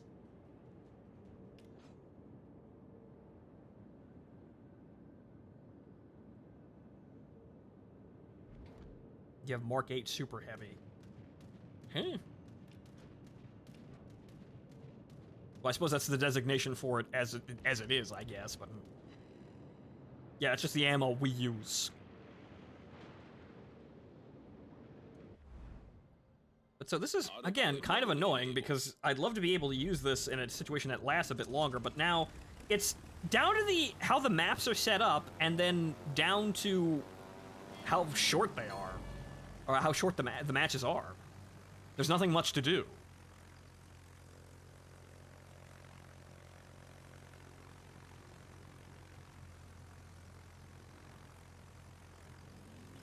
And side on to a fucking carrier with massive amounts of, Tiny Tims? Why not?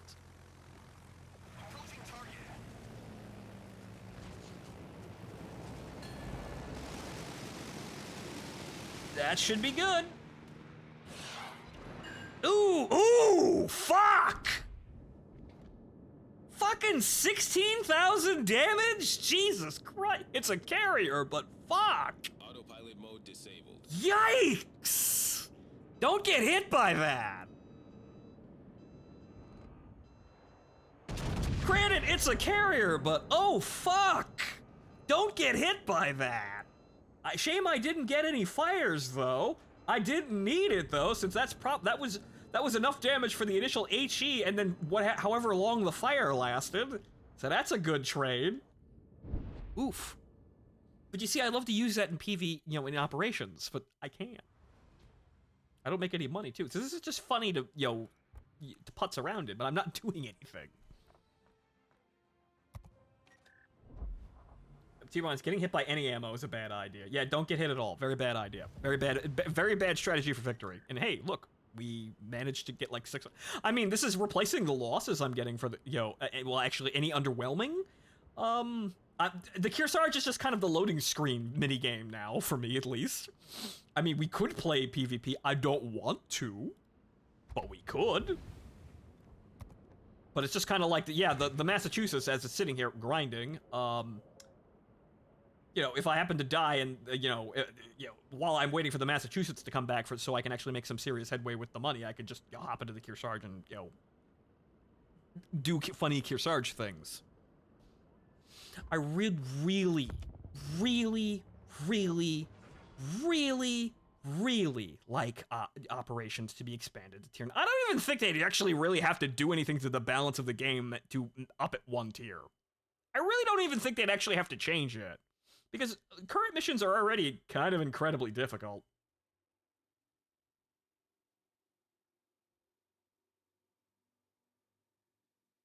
So nice that they removed cooldown from ops. Ops have a fucking cooldown? Ops had a cooldown? Good lord. And not have to spend 75k. Wow, I never played it. I never bothered with operations, but wow, they did literally everything to make you not play this. Also, I'm playing co-op. I'm an idiot. Ships using ops had a half-an-hour cooldown. Holy sweet mother of fucking god. I didn't pay attention to operations, but Jesus fucking Christ, were they that scared? Also, I'm in randoms, yeah. Actually, holy shit, I'm an idiot. I'm actually in PvP. I clicked the wrong button. Ah! Whoops. Nope, this is what I get for chatting without looking at the screen and also reading the chat while clicking buttons. Oh no. Well, okay, I guess we'll just figure it out. job. Don't get too pushy. Yeah, unfortunately, if anything gets really close to me, I have the secondary batteries, but the whole point of PvP is that you sit in the back and you play like a fucking coward. The joke is that most ships do not fight over the objectives. Destroyers with smoke screens and radar fight over the objectives, not you.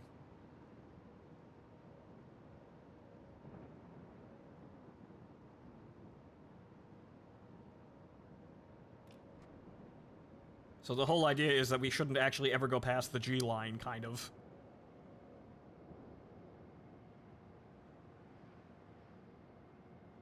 He says as I run in headlong with a smokeless DD.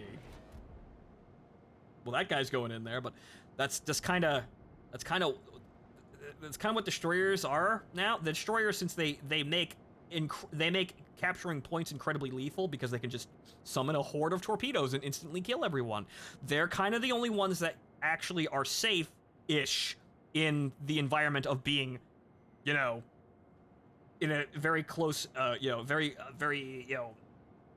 tight and close quarters environment like most capture points.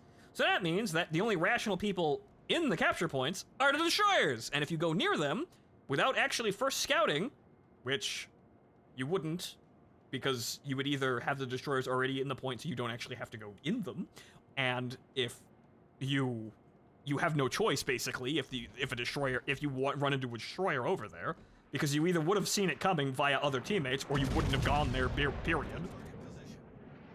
But so if you go there, you will instantly die, most likely to destroyers. Hey, I hit him once.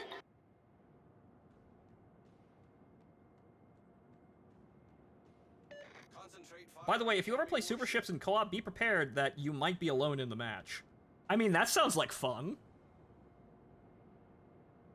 Because, well, let me guess, because all the fucking tryhards with super heavy ships are actually all playing PvP, because that's the only thing they want to do, so none of them are actually in the co-op queue for super heavy ships. That's funny, but that means that I'll be able to actually do more things.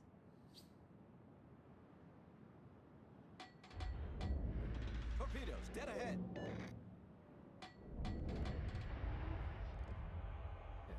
He's a destroyer, so 7 seconds.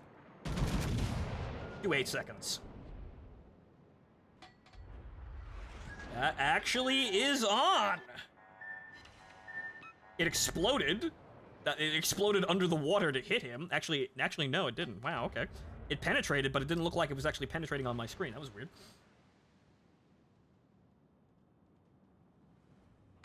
Okay, so yeah, we kind of want to back away from this corner so we don't get surprised by a DD suddenly coming around the corner, but we have a DD in the capture point, so we'll get fair warning to that.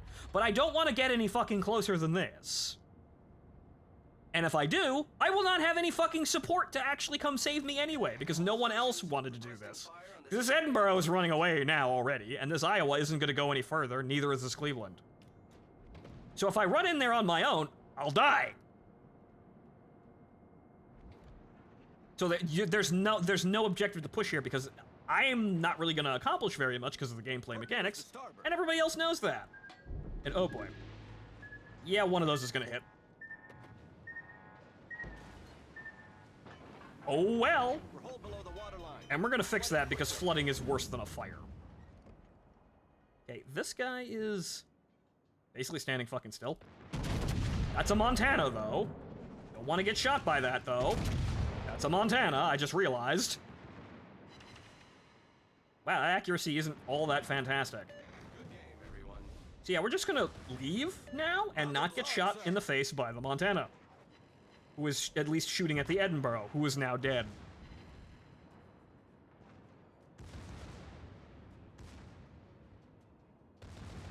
Okay, the rear gun's in range here. He did... Flan. That actually is on target, but not by much. And my secondary battery's raining on the Flan. Yeah, just kind of... I don't need to get any closer than this. All of my guns are already on target. Ow, though. That was somebody's HE, and that hurt a lot. But you see, here we are. Also, all of my friends are now dead, so I cannot actually stay here. So we've effectively lost this battle. Even though I do have the, more hit points, I do have the ability to keep going here, it would be a terrible fucking idea, too, because I'm gonna get focused by 3 battleships and a cruiser. And also, there's the fucking destroyer over there, who's very clearly showcased that he can, in fact, launch torpedoes at me when I can't fucking see him. Designated target. Oh, for the love of Christ. Uh-oh. I really hoped that those were gonna hit the mountain, but... Oh, thank God they bounced. That was the Montana. All stations. Reporting the position of a strategic target. Oh, thank God those bounced. Okay. But yeah, so we've lost that fight. I cannot stand out there. I will be focused by 4 ships and instantly die. But the Cherbourg is gonna have to deal with this destroyer now, which may or may not ruin his fucking day instantly. All stations. Reporting the position of a strategic target. We can see him. We can't do anything to help you. So if you're gonna instant kill him, do so. We can't. We cannot help you. The trade-off for good secondaries. Yep. Terrible accuracy. Airborne. Oh, the Azuma. Well, that's going to be a one-on-one fight. The only problem is that all of the enemy ships are over here now, and all of my teammates are on the other side of the map. This might not be a great idea, but hey, at least he doesn't have torpedoes. Enemy battleship detected. Spotter destroyed. Ooh. Oh no. Ah! Ow. Well, I've got my damage control party, so I can brawl with him for a little bit. I don't want to go any further, because I know the fucking Cherbourg is going to immediately appear on my side. But I guess we're going to angle here and hope to God that the 410mm guns on this fucker don't penetrate me. That's the Montana again. The enemy team has taken the lead. I've got to angle! And hopefully my secondary batteries just light him on fire repeatedly. Ha! Angle! I don't want to go any further forward, though. However, the Montana is gaining. The Cherbourg is going to appear, and I hope to God... Does the Cherbourg have torpedoes? I don't know. Probably does. That'd be my luck. No. Oh, thank God for that. Okay, that's all right. At least he doesn't have fucking torpedoes. So yeah, I'm just going to have to start backing up this eye... What is this Iowa do? Yeah, the Iowa's dead. Oh, boy! I am actually fucked. I need your support. Alright, Azuma, let's fucking do it, man. Let's fucking do it. Let's fucking do it. I'm gonna die anyway. I'm actually going to die anyway, so being rammed by the Azuma is not actually a bad way out of this. It's funny, at least.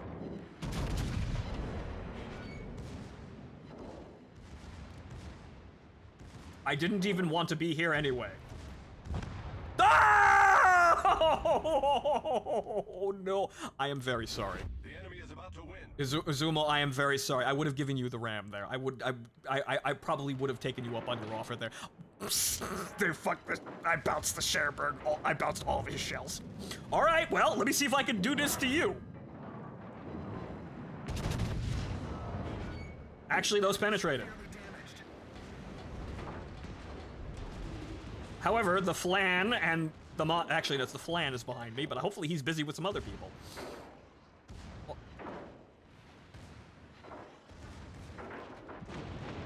Oh! Bye. See, I've got a back turret, you don't. France. However, unfortunately, I am burning quite violently, and there are more ships in front of me. I am totally fucked now. And this is kind of why I don't actually want to play PvP. Not just because, yeah, sure, it's a skill-based engagement and that's frustrating. It's because this is a team game, and my team can leave me for fucking dead.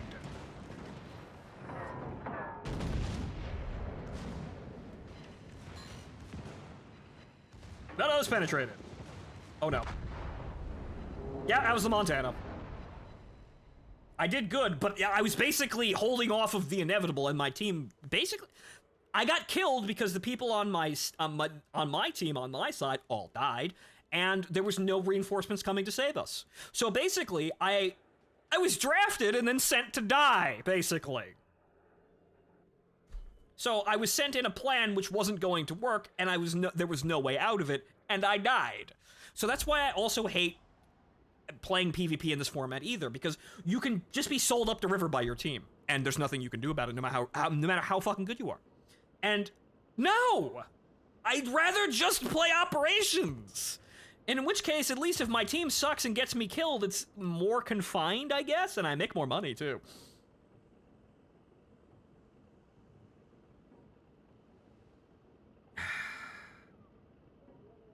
Damn.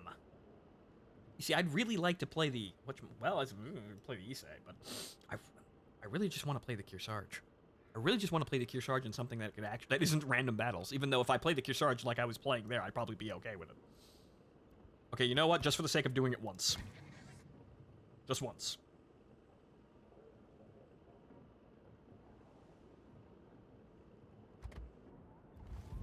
Just once. Check DM. DMs? DMs? Aha. All right, the Atlantic. Right, okay. Right. Interesting looking boat there.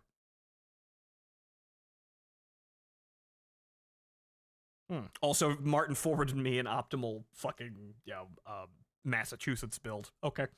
I seem everyone likes this boat. Good. Fantastic. Glad that my audience was generous enough to actually give me her. But it seems like, yeah, everybody likes this boat. But just so I can say I did it once.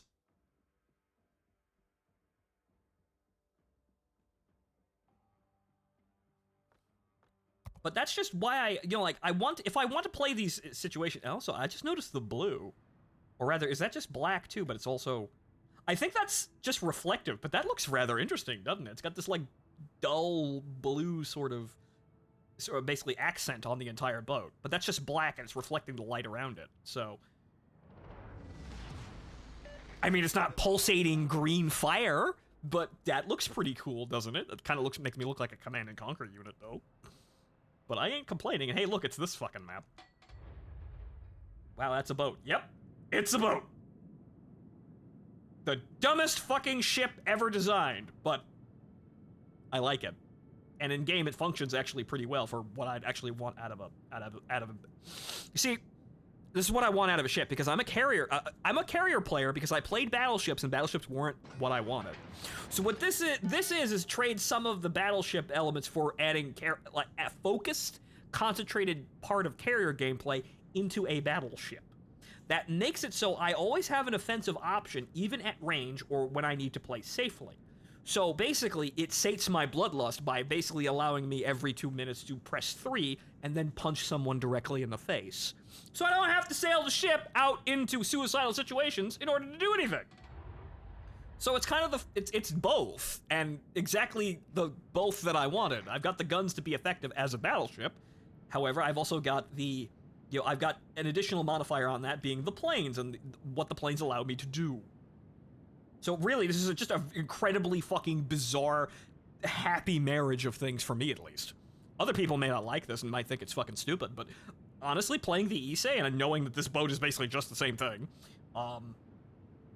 I know I'm going to be happy with it, and also the forthcoming tree ships as well. I hope we get more, though. I hope other nations I hope we get the Richelieu conversions for the French. That'd be fun. But the only thing I'd have to argue with is just aesthetics. I don't like the mid-deck. I think this kind of just looks stupid. So, obviously, my ideal Kearsarge is just the Nebraska's design, where, alright, get rid of the number 3 and 4 turrets, and then make the entire thing a flight deck. And then give her front guns some kind of reload buff to compensate for the fact that you only have 2 guns. Or some other kind of bonus, like better aim or something like that, because you only have 2 guns. Okay, so this cruiser. You see, I don't have to go... I could play... at the style, I guess, that the game wants me to play. That is 11 seconds. He is moving very quickly, so we're gonna put that there. And then launch the planes at him.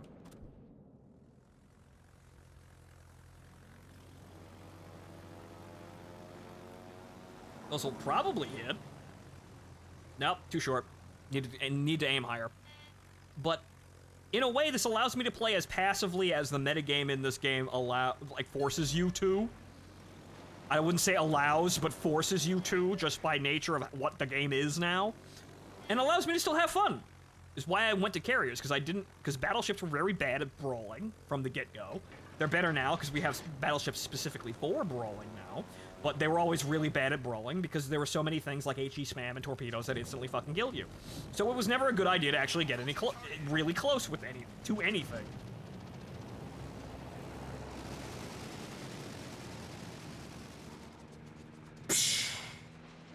Wow, really?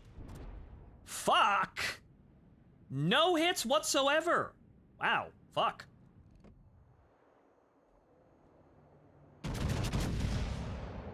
He must have had the skills that increase dispersion. Or rather, I must have not aimed that properly, but Jesus fucking Christ. Yeah, rockets may be doing rocket things. Yeah, no rations for those pilots. Yeah. Mm-hmm. Only winners get fed, says the servant.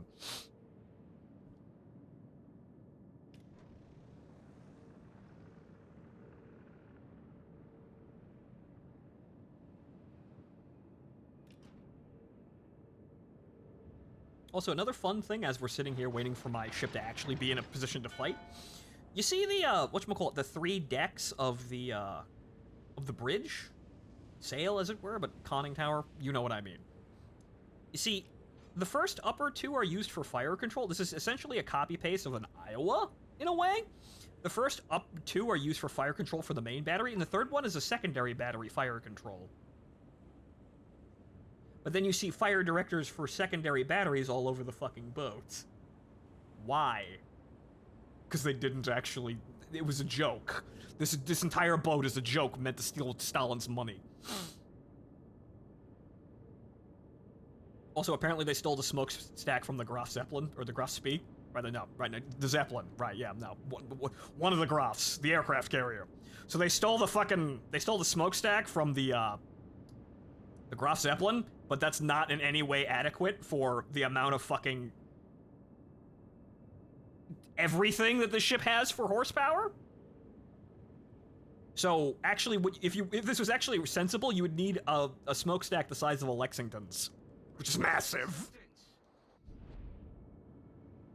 That was a great battle.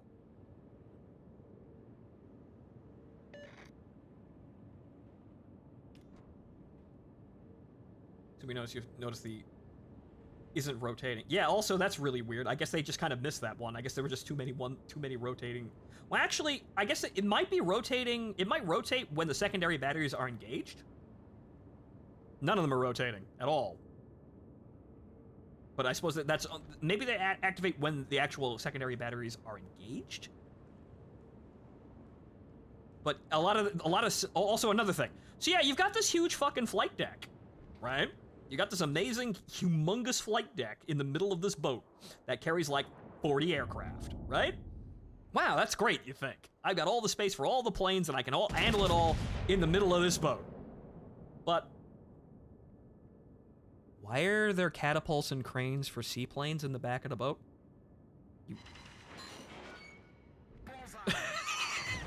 Maybe that guy knows. Oof! Crippling realization!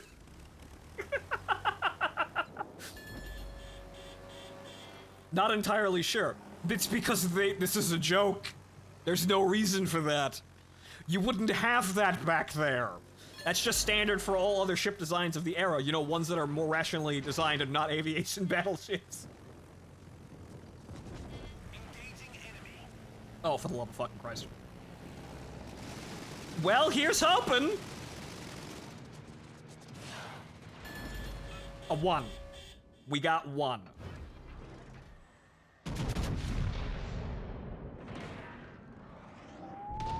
A little bit too far ahead.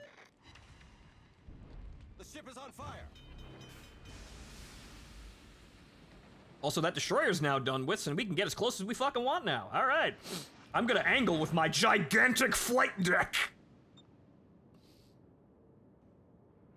This is where I am suddenly a battleship again. Even though, Jesus fucking Christ, why would you do this? Also, the pre-Russian isn't even... He's not even looking at me. Am I a joke to you? The ship is on fire. He must be trying to get another free kill. And that's probably gonna kill him. And he's dead. Little help back there from the Brinzy, I think? Or the... The Hawk was, yeah, that guy. He's probably aiming at that guy. Okay, the Zhao. I don't know if the Zhao has torpedoes, but that's a tier 10 Japanese cruiser, and I'd rather not be in a position to find out. Oh, that's a Shikishima. Oh. Oh no. I have just noticed. Oh. Stations, reporting the position of a strategic target. Okay, time to target 8 seconds. He's probably... yeah, about there.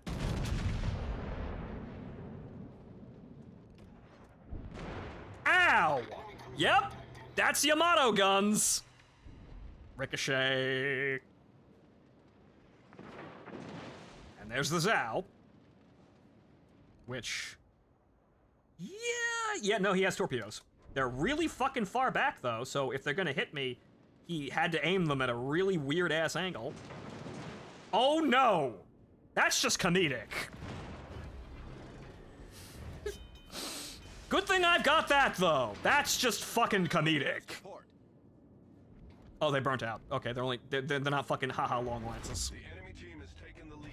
Okay, so we're gonna launch this, and then we're gonna launch before that fucking Shikishima's barrage gets to me and kills me. Yep. We evacuated successfully!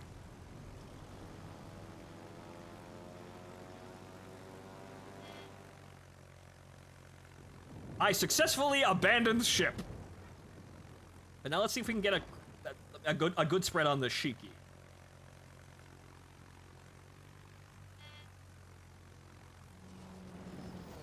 Oh no, attrition. Problem is, I'm forced to fly through all this flak, so I don't think I'm gonna get it.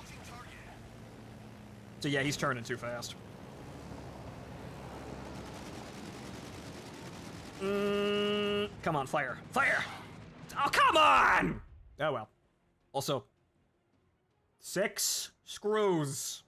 Funny enough that we actually got the capsizing animation. 6 screws. Most aircraft carriers had 2. All stations, concentrate fire on the target. So, this thing has actually an incredible amount of horsepower for what it is, but oh well, it's PvP, I did it.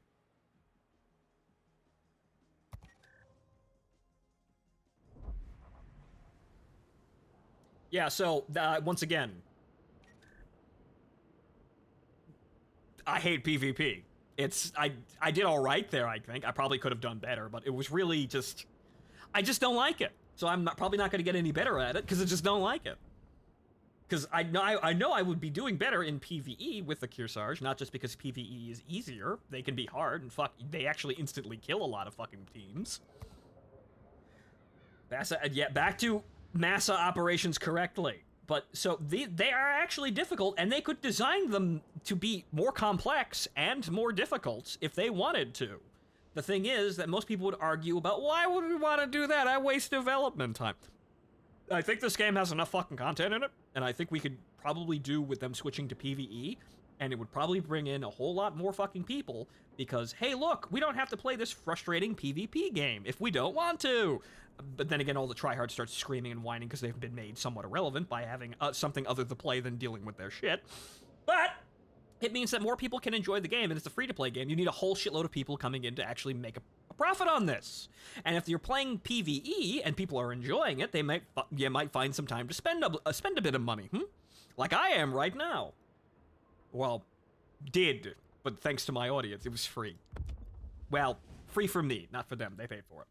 I still and I thank you again, Dancing Fool and Seth, but you see what I mean?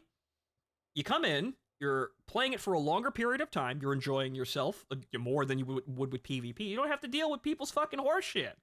You just have to deal with the mission designer's horse shit, which is a little bit easier to deal with. And then you have Armored Warfare that is focused on PvE. Well, Armored Warfare is focused on PvE mainly because the player base has died off to the point where, you know, that's all I've got. They're a zombie, though, which is probably a testament to how good the PvE gameplay is for what it is. But it's not necessarily PvE's fault that, you know, the PvE focus... It's not the fault of the PvE focus that, you know, Armored Warfare is effectively dead and a zombie. It's the fault of the people running the show that kicked out Obsidian and then replaced them with a skeleton crew of meme Russian developers who, granted, did a pretty good job at keeping the ship together, but that's all they're prepared to do. Not that they can't, not that they only care to do that, it's just that that's the only thing they can do. That's more easily learned horseshit. Yeah, something like that. It's more it's more fun, to use a buzzword. To just use a grandiose, very simple buzzword. Fun. Ship commanders, suppress enemy resistance. And I think it's more interesting because you get to feel like you're actually, in larger engagements. You're getting more use out of your ships by doing this. And things that are bad for PvP for reasons may not be actually too terrible in fucking PvE. But then again, there aren't a large enough swath of ships for us to really understand or know that because we can only play 6, 7, and 8. Warship commanders, for the transport ship. But I think that if they expanded operations to, even with just the operations that we have now, expanded it to all tiers, made some adjustments, obviously, for the lower tiers. I don't think you need to make any adjustments for tier 9 or 10. You probably have to maybe make the health pools a little higher with 10 and super ships, maybe?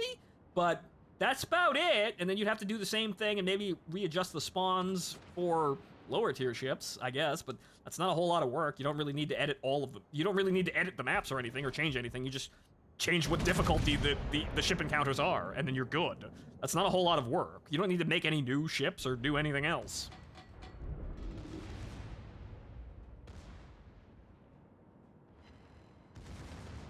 Some of the threats might be super ships fed. Yes, you could also, you could do that. You could make the, you could make the, if you expand difficulty for 9 and 10, well, we already fight, they already throw a Yamato at us for, like, a big super challenge, and there's already a tier 11. There's a tier 11 now, so basically if you're playing 9 and 10, you'll fight super ships for the really big scary ships. It's really, figuring out the logic of what to do isn't terribly difficult. Ooh. A Citadel for, what, 900 damage? Probably less. But it's not that hard to figure out what they should be doing. It's the question of why aren't they doing it? I don't know why, but it feels like they really, really need to do that, and it would be so much fucking better if they did. The game actually would have a stable, sort of very calm and enjoyable, casual environment to it, because PvP games are not casual environments. They never are. You are competing with people to beat the fun out of them. You are violently attempting to steal their fun, because then it's your fun. That's not casual, and it never will be. This, it's the NPCs. You could get sweaty at this. You could be sweaty at this and do really good, yeah. Or you could play it like I am, just rambling to myself and casually firing at people when, whatever I feel the need to, honestly. Or just watching my secondary guns do all of the work for me.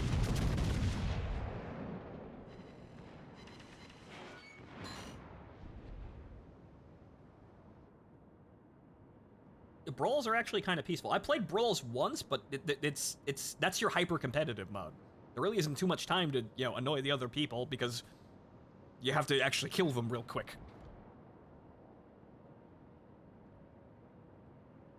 So they could expand mission design as well, but firstly, I think what they should do is just make all the operations that we have right now available to all tiers. Yeah, you could make bigger and better maps later. Later, just make it available to everyone. That will not take very long. Just do that first. That's ranked, yeah. Brawls is less hyper-competitive and more low-mid-tier shit shows. Well, that's because most mid to low-tier ships are shit shows in the game, honestly, but... There's probably some fun to be had there, but competitive game modes are not casual, and they probably never will be. Or, well, the casual environment is ruined by the fact that you're not really making any advancement, and you know it if you're playing terribly. And plus, additionally, you have people dictating how you play based on meta strategies that you have to deal with because they're the most effective ways to play the game generally, like camping in the back and being a bitch. Here, I have to actually accomplish an objective, and so I must sail forward to kill all the boats. So I must take an offensive role. Not too offensive because HE spam, but I must take an offensive role in order to win. I must actually do fucking battle rather than sitting around like an idiot. World of Tanks had the same problem, where he who wins is the guy who sat and didn't play the game, and waiting for the person who got bored, wanting to play the game, drove out into an open field and was immediately killed by everyone who was sitting waiting for it. It's a fucking camping match. Made worse by the fact that armor doesn't work. Or, in a competitive sense, won't work because everyone's shooting gold. Oof. Not that bad, though. Imagine World of Warships missions in the scale of Enduring Conflict from War Thunder. That might be a bit too big. Or at least too long-lasting for this game. But it would be interesting if you could do that. Where you'd have one continuous engagement. You would have set ports in a map. I don't think the engine could handle a map that size. That might be the issue. So you would have ports. Ow. Yeah, there's my belt armor. And there's the Citadel. Unfortunately, that did not actually really do all that much damage, but now I know I cannot fucking Citadel in Missouri. Ooh. Again, I did it just to, wave my dick around there, but that was actually a really bad idea. But we have a heal point back there. But what you'd do is you'd have ports or areas where players can heal that they'd sail out from and then return to once they've gone out there and shot a bunch of things. I don't think that you would work purely for engine limitations, but it would be an interesting idea. Also shows you that PvE content in War Thunder would also be a fucking good idea, but yeah, are we getting that? No. Why? Because we gotta chase that esports. Oh, come on! The ship is on fire. Those are destroyer guns!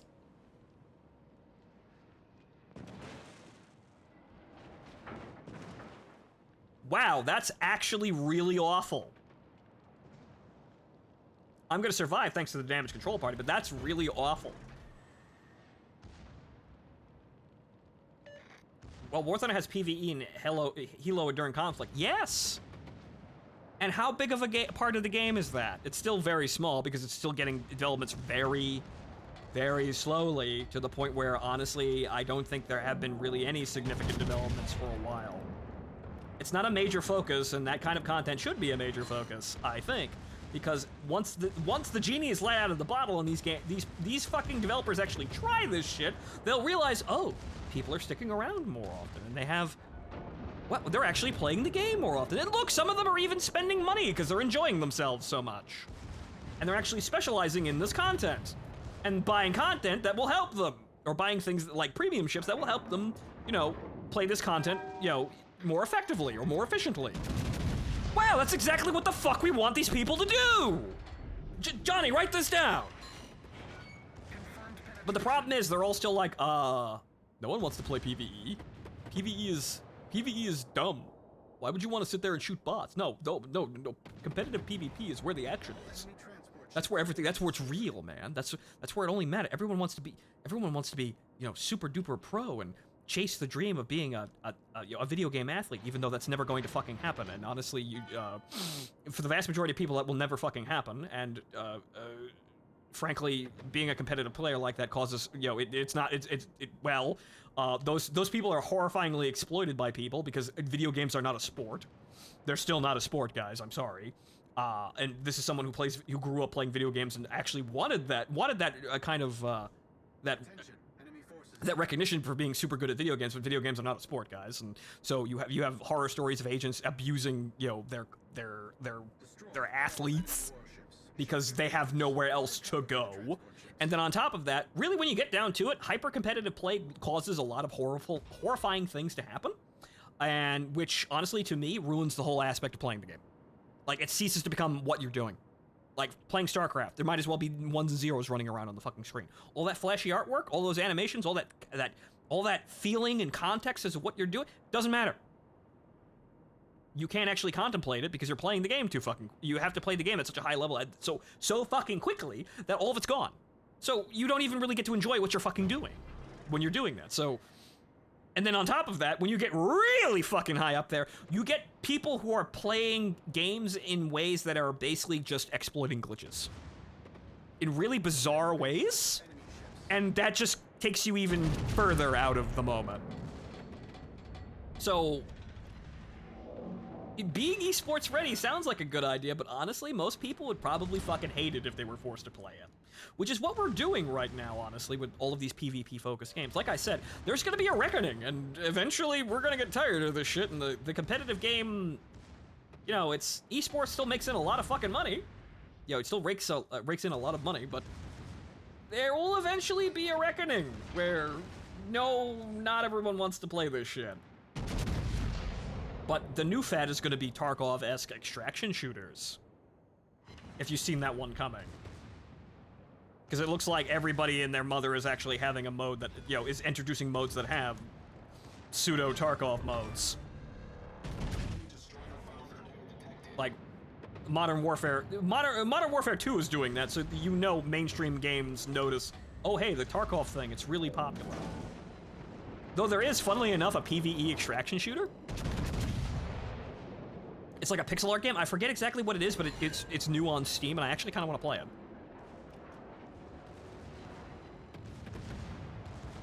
Because again, it's, hey, extraction shooters are kind of fun, but not when I have to play against people who are basically either people who are abusing game mechanics or just cheating, because that's another thing as well. You have to deal with people cheating in these games, which is a present problem and it always has been. Because the moment you have hyper-competitive environments, sorry, you were in the way, but the moment you have hyper-competitive environments where everyone wants to win, some people are like, I want to win, but I'm not that good, but I don't also want to try to actually learn to be that good, so I'm a cheat. Every single fucking time.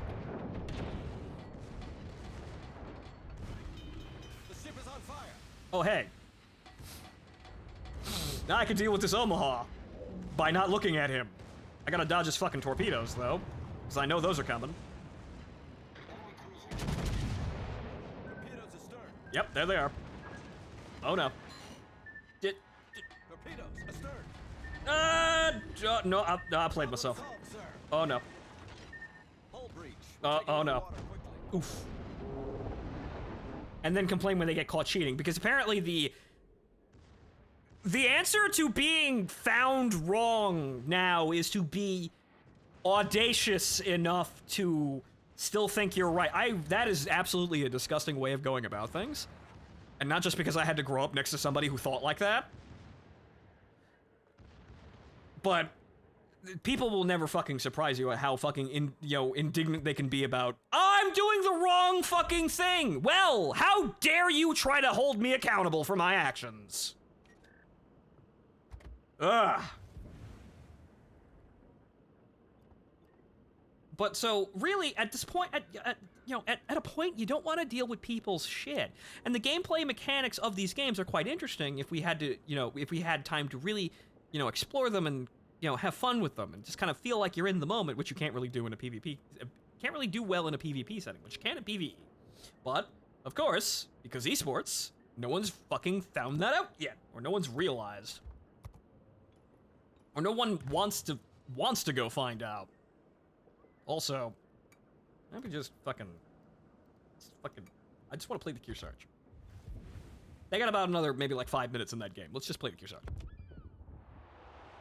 Double cruiser? No, never mind. I'll play the mains later. I want to play my Kearsarge, because I know this is going to be kind of awful until they actually expand operations to tier 9. Because I'm not going to get too much use out of this ship. Because I could, be chancy and risk my fun playing PvP, but most often, I probably will not want to. Oh, hey, look, a super ship. Wow. You see, you could already do it. You could already have, oh, hey, look, we're playing tier 9s and 10s, super ships. And then tier 9s and 10s. It's really not, they could just, yeah, sure, there'd probably be some balance problems where super ships fighting in operations as they are currently now would probably be a bit too redonk for the missions and probably win them a bit too easily. But then you just kind of make them different. Then you start to work on maybe making the encounters a little harder. But tier 9 ships probably won't change very much. Tier 10s probably will start to change, and super ships would probably be ridiculous. But, like I said, so tier 9 wouldn't be that big of a deal. They could flip a switch and have it done overnight, but they don't want to, or rather, they're very slow to.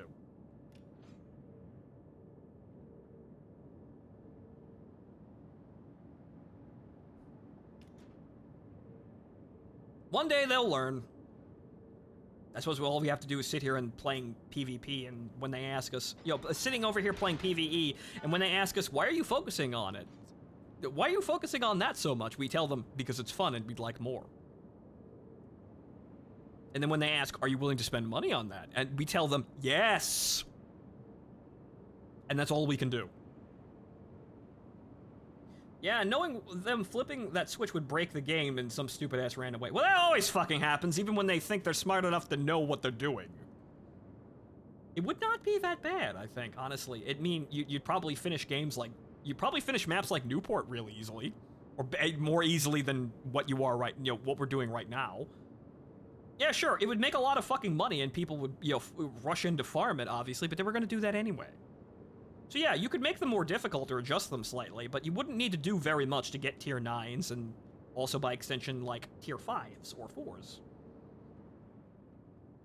Honestly, you would probably need to change the ships for tier 5s and 4, so that would probably take a little bit more work than just adding in tier 9s, but you wouldn't really have to do anything to add tier 9s. 10 and super ships would obviously mean you would have to make them more difficult and add super ships into the queue.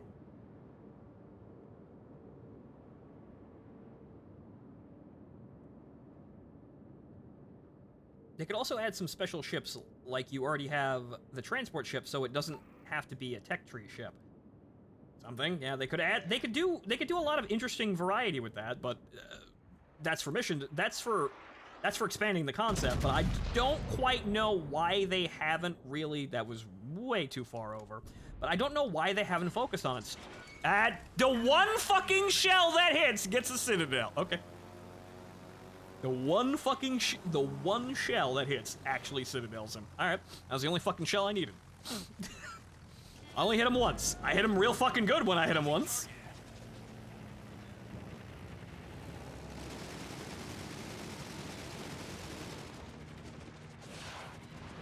Okay, good. The superstructure caught that. The only problem is that, since this is this mode, I'm not really gonna get too many points, but... See, at least I know I can play really fucking stupidly and aggressively in this now, because the game's gonna be over too quick. Our team has taken the lead.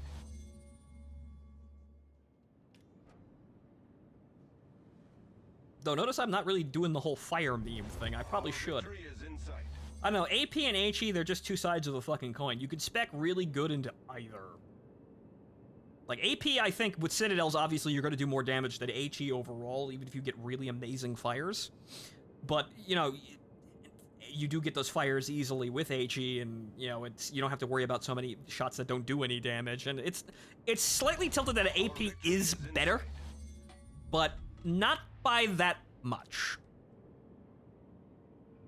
Because, obviously, you see me, in the Massachusetts being hit by fucking, HE spam was pretty fucking effective, wasn't it? 8, so about there. He's moving slightly away, but that is a good enough spread that I will probably hit him with most of those shots. However, actually, no, those fell short, kind of, but they still penetrated, and now the Izumo is a fucking giant towering inferno. And yeah, he's only got one. Only the bow is the only thing not on fire currently. But you see, now, because everybody's over there and focusing fire on the Izumo, there aren't enough ships to really do anything, to really do anything. You would need a second team to spawn here to make this actually really substantial.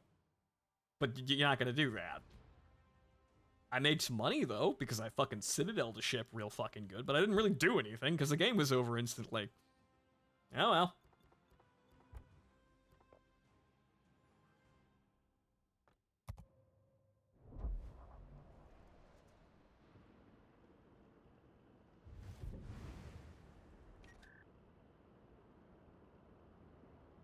I have seen a worse Inferno and Warp Thunder Napalm on a ship. Oof. But yeah, that's so okay. So how much did we make out of the Massachusetts? How much? We won with everything. 500, fucking $500,000. I mean, we've got premium now, so we're making quite a bit of money. But that was all right aside from me dying. goddamn Omaha. Well, as I'm sitting here, how much did that New Mexico? 13,000. A ways, but we're all right. But okay, so we cannot play the Kearsarge, sadly.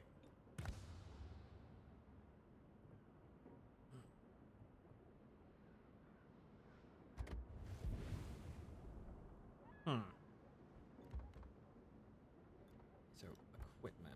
What else can we do here? Spotting plane? The spotting plane's better than that. Okay, so other thing, what does the mains have? Because I just kind of threw her out here. We got Hydro and then defense. Hydro's better. So she can have some other upgrades here. The mains, I kind of want to get into using her more often, but the Massachusetts is what I want right now. Or whether one of those things that I've always fucking wanted, so I'm having fun with that. Boy, do we need more crew skills, though. Though I suppose, really, at the end of the day, what I probably should be doing is... See, how much would it take to redistribute? I mean, we could redistribute for free, but we don't want to. So, if I were to say... Funny enough, I still don't have enough to match the 16 fucking point commander I have in the Issei right now. So if I spent all of it, I would get to 14, which I need more than that. So we're gonna hold on to that. Son of a motherfucker. This is like the 4th time you juked me today. I'm trying not to get stream sniped or having to play with competent teammates that steal all of my, that steal all of my damage. Aha. You've noticed my master plan. It's not really my master plan. So we'll save that until I decide what I'm doing. But it might be that we might actually be sitting with the Massachusetts grinding that commander skill for the Nebraska.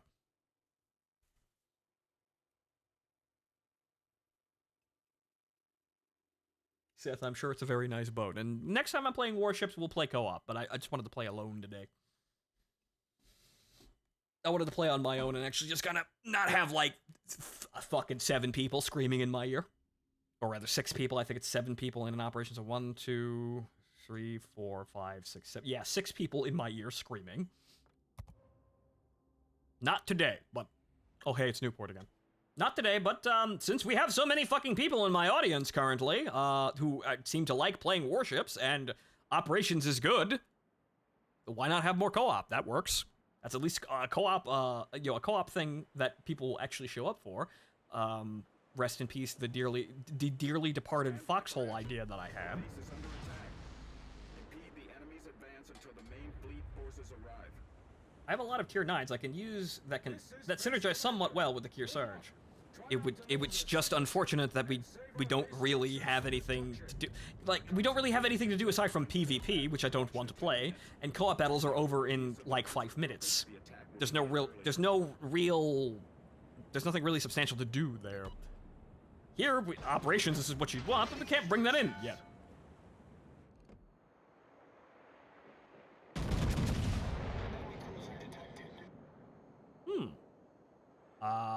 Those are off, but that was a kind of a good spread, but nope.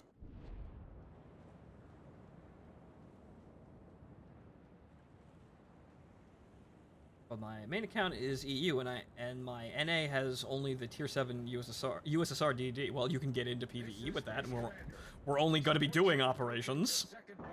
So you may, in fact, tier 7 Russian destroyer. That's 8 seconds. He's probably moving faster than 8 seconds there, or probably moving faster than 20 knots, but that's, yep, nope, too high.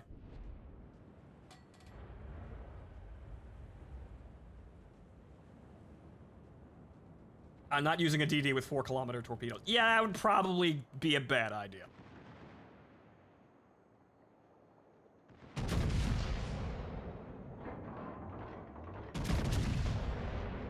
And there's another thing as well. Crossplay for...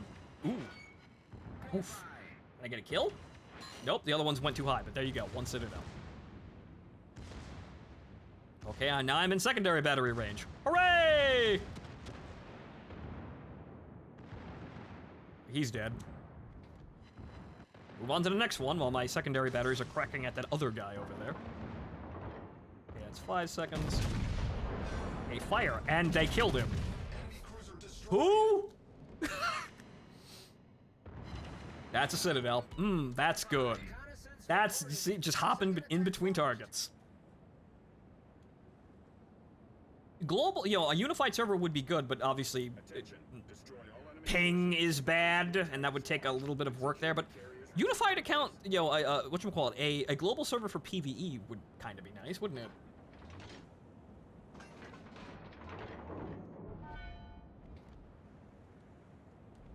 This is Space Commander.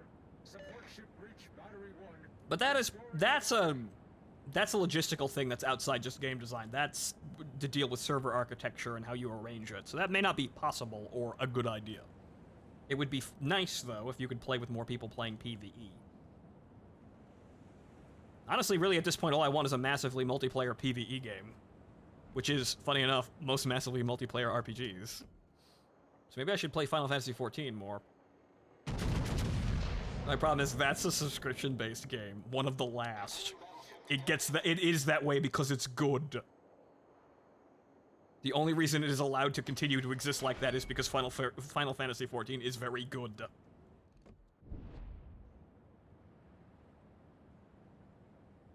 So far, ping on the NA is not visible. It's like playing on the EU. I can't see the difference. Alright, well maybe you have just good servers then. Or maybe they're not pressed too much. Okay, so there's that fucking Fubuki over there. He's gonna get into range right about there. Okay, you see, the thing that you want is you want a secondary battery range that's so high that you don't trip the AIs, the destroyer AI into, like, launching torpedoes at you or focusing you. However, that guy is a bigger threat. So what you'd want to do is you'd have a secondary battery that can damage destroyers and the like without actually setting off their aggro. That'd be interesting, but I don't think we have secondary battery ranges that are higher than, like, 12 kilometers. Do we? And he's launched his torpedoes at somebody else. Okay, good. We can approach.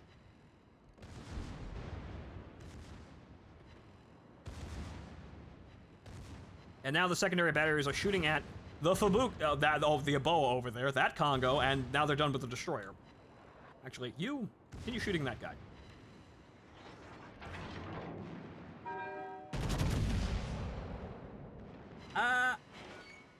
Hey, okay, overmatch, but I didn't get any Citadels. Oh, no. That's just a Congo, so no big deal. Although...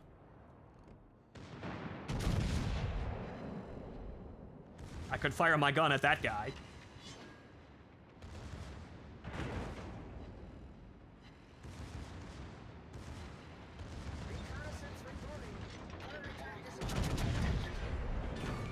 Boom. Enemy battleship foundered.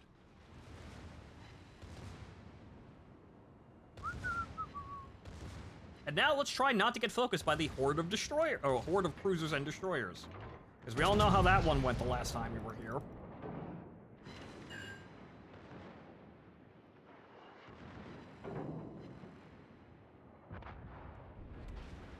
Alright then. I have most of my hit points. I have 83,000 damage. I'm doing very well. It's easy, too. It's not even really all... It's just down to fires in the secondary battery. That's where most of the damage is. Yeah, sure, citadeling a fucker really helps, but most of the time this ship just kind of automatically accumulates damage. Words are hard. Okay, so they're moving at probably not full speed, from what I can see. So let's try 9 seconds. That's 9. So let's try he's slowing down. Yeah, is he even gonna survive that barrage? Okay, let's try 8 seconds on that. Yeah, he's slowing down tremendously. That he's actually come to a complete fucking stop. Great. Dude, did I hit the Kagero by accident? No. Oh well. But again, let's not get focused here. So what I'm gonna do is I'm gonna keep my nose to this destroyer here, and then attempt to make the turn to my right, so I avoid getting focused. So I'm limiting my exposure here, or attempting to. This guy is so low that hitting him with an AP would be lethal. Good. I don't know if he launched torpedoes though, so we kind of gotta watch out for that.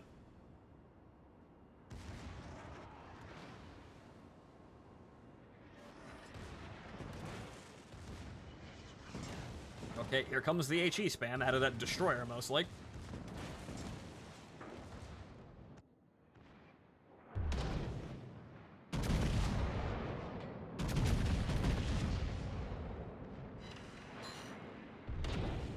Over penetrations, you don't fucking say. It's almost like he's a tin can.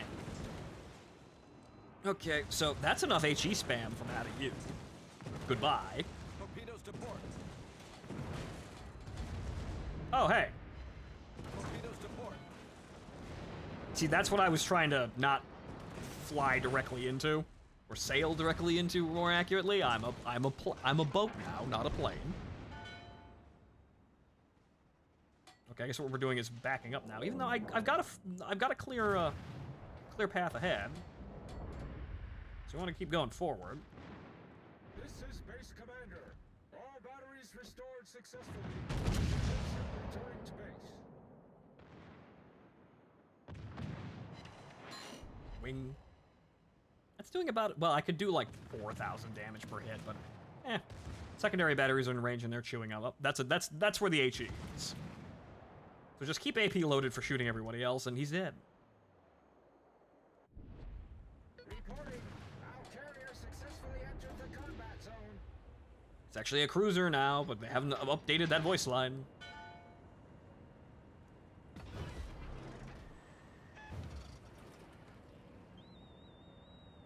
Alright, so we're doing okay, even though I didn't get too much damage off of that, mainly because it was all small fries, but got enough secondary hits on what I could approach. I was trying not to get fucking focused. They're chasing our aircraft carrier.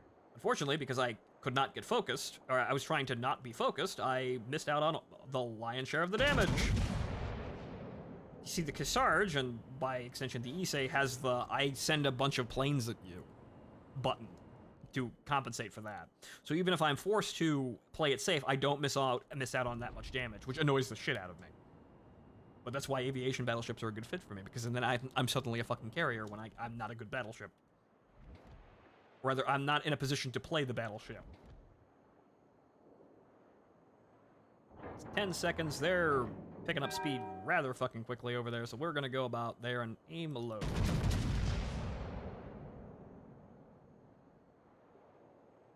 That actually looks like it's pretty on. Thank you, Nomogram. Yep. Oh, accuracy, though, but it just works. So 9 seconds. Yeah, he's going about... He probably isn't going to clip the rack, but... Oh, it's a Musashi. Great. So we did well enough that the Yamato didn't spawn.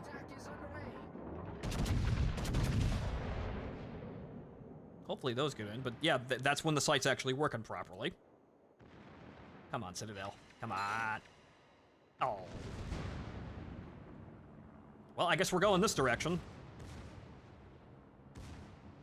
We meet again, Eisenhower. Spotter returning to ship. What do you shoot? Oh, that. Yeah, that's a bigger threat.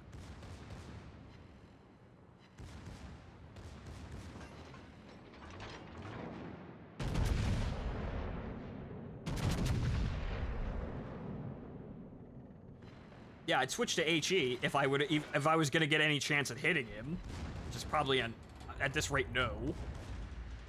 Or most of my shells are still going to miss, so might as well let the secondary batteries do their job.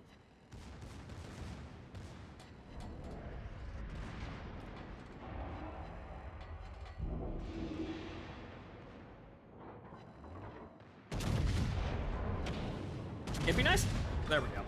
It'd be nice to have something in the middle of all that cannon fire, like a 20mm cannon rattling away. Something more rapid fire, even though that would probably be totally ineffective.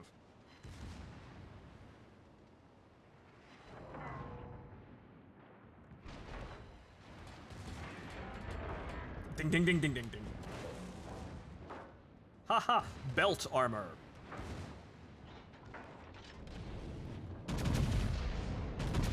Yeah, there we go. He's still gonna launch torpedoes at me, though. Or rather... Yep, nope, there they are. This is Base Commander. Aircraft carrier Lexington reached the base. Oh, he launched them early. Oh, no, there they are. Oh, no. Nope. See, that's the problem with getting too close like that. I should have been running away from that. That's too close. But oh well. I got enough damage. But you see, that's the just battleship things. Yeah, nuke tubes. Yep. I knew they were coming and I was trying to dodge them, but I was too I was too close. So that's, yet again, in addition to people playing incredibly evasively and HE spam, you also have to deal with that, which you get too close. But again, these issues have been well documented and they're never changing. So you should have been running away.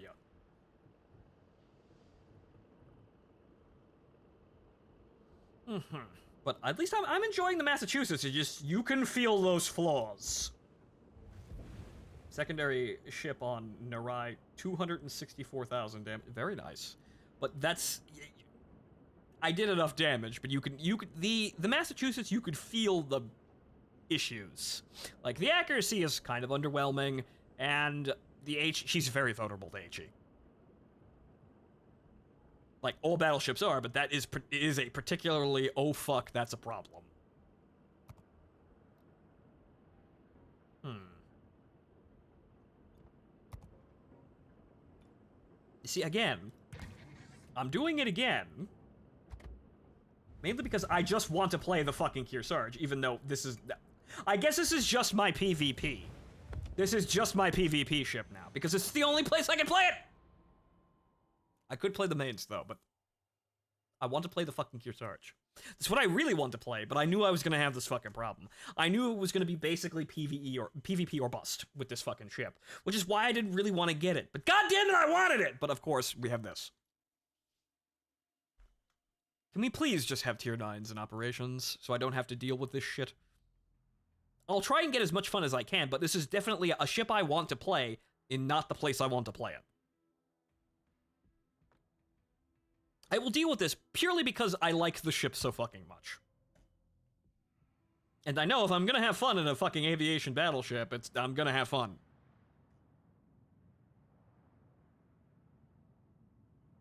If I'm gonna have fun in any ship in this fucking game, it's gonna be something stupid like this. You can always classify it as a collector's item. Yes, classify it as a collector's item, therefore no tax stamp, and also being able to bring it to places that you probably shouldn't.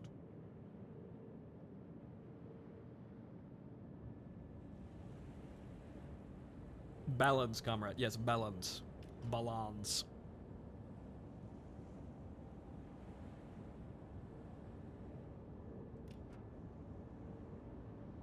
Also, the funny thing is, again about the seaplane tending stuff at the back of the boat, you don't even get seaplanes. So why are they on the boat? They're on the official design. They didn't just add them.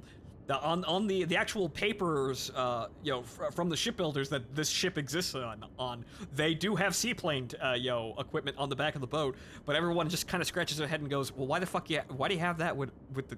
You have a carrier on the ship. Why do you need that? You literally have a carrier flight deck and facility. Why would you need that?" But the thing is, you don't actually get seaplanes in this. It's just odd.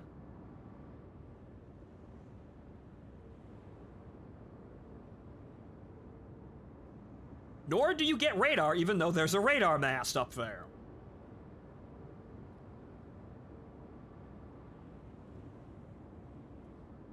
Quicker spotter. I mean, quicker, yes, but... the flight deck has... there's this flight deck here, and also, another thing. Do you see how many fucking cables this shit has? Like, yeah, sure, you only have 4 cables on a modern carrier, but you've got 1, 2, 3, 4, 5, 6, 7 fucking cables on this deck. You really gotta fucking stop. Yeah, you gotta make sure the fucking arrestor, the hook actually catches one of them, because this is a short flight deck. You gotta make sure you don't take a long walk off a short pier. And this is with this ship, the pier ain't gonna get any longer.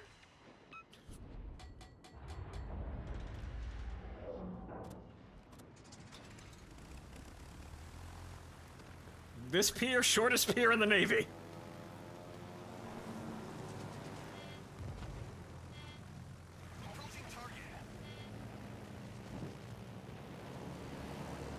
Yeah, that's probably gonna do fuck all, but you know what? I might get something out of that. Ooh! Ow.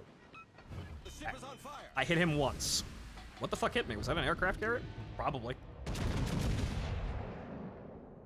Accuracy.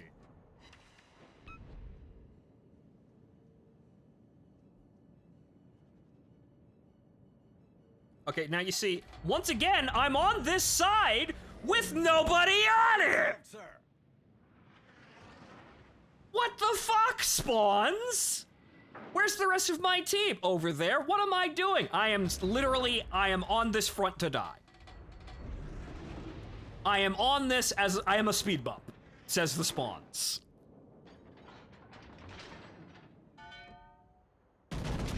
What the fuck kind of spawn is this? Well, I better start shooting AP or I'm fucking dead.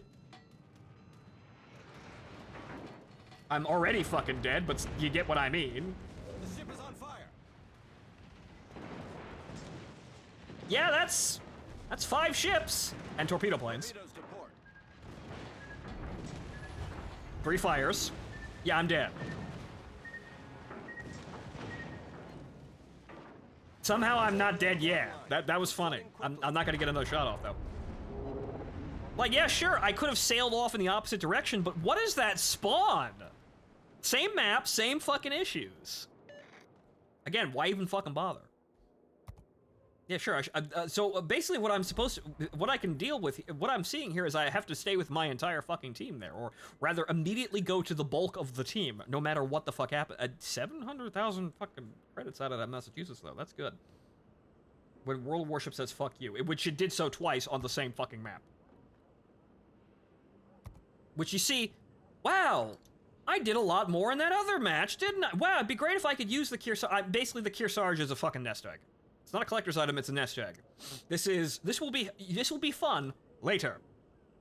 When they eventually let tier 9s play play operations. That'll be fun later. I suppose that's why I got it. If I wanted if I need money real fucking quick, I have a premium aviation battleship.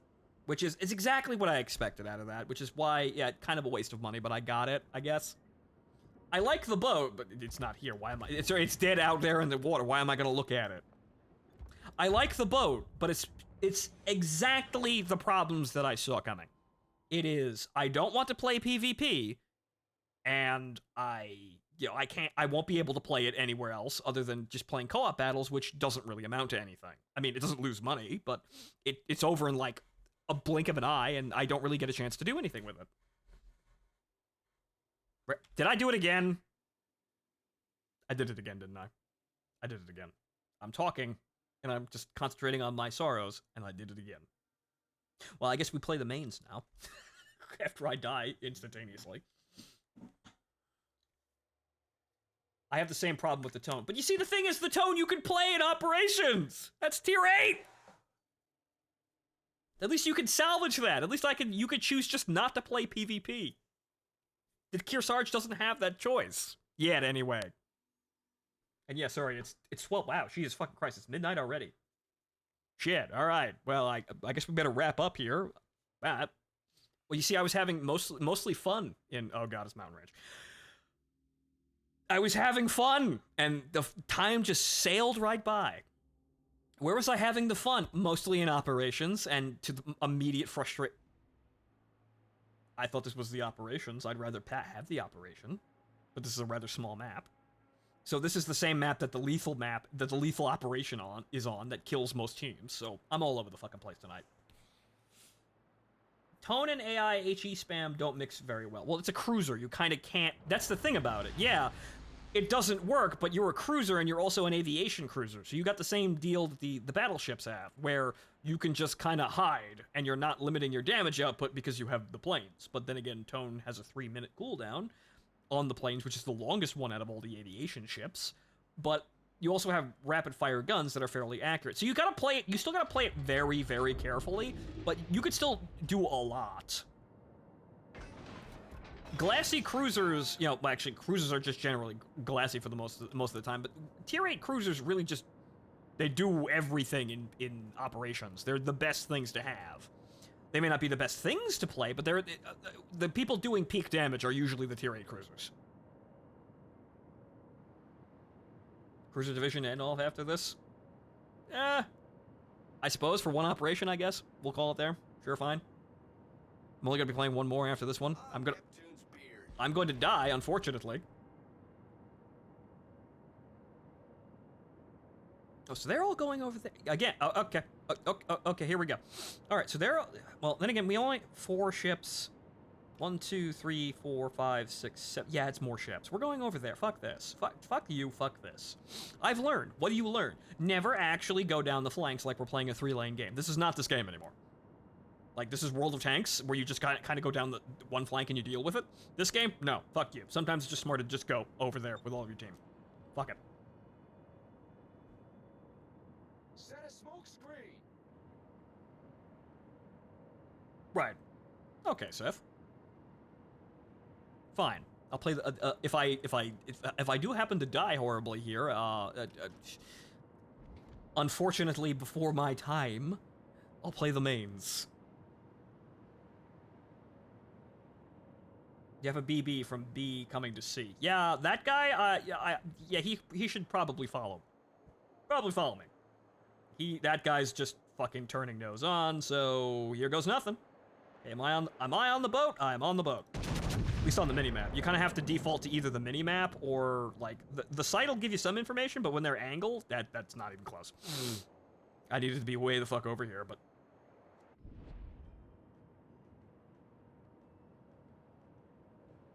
Yeah, I'm just gonna leave now. Fuck that shit, I'm out. Yeah, no, I'm not going over there. I'm going over there with the rest of the team. Fuck that. I will do some shots of opportunity on some of these guys. He's basically slowed down to a fucking crawl there. So let's try that. That looks good. I can't see him anymore, but that looked like it was on. All stations No. Wow. requesting fire on the designated Oh, hey, look, another Massachusetts. So yeah, I'm not gonna go over there, and this Iowa, yeah, turn the fuck around. Because there's just no benefit to actually going over there, because I'm just gonna, you see, we're already getting, I'm barely dodging this massive wall of dudes that's coming this direction. I may not even get away.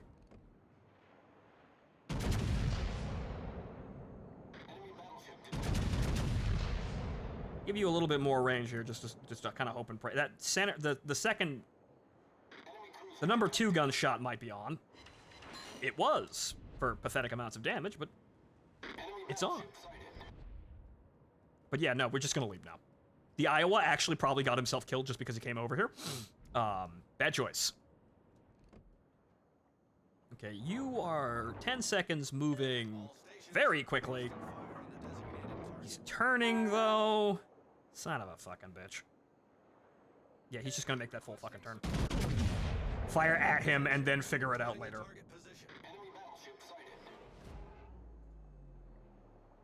Oh, nope. Yep. Damn it. Yeah, so I'll get into that brawl when I have the entire team backing me up, which is not here.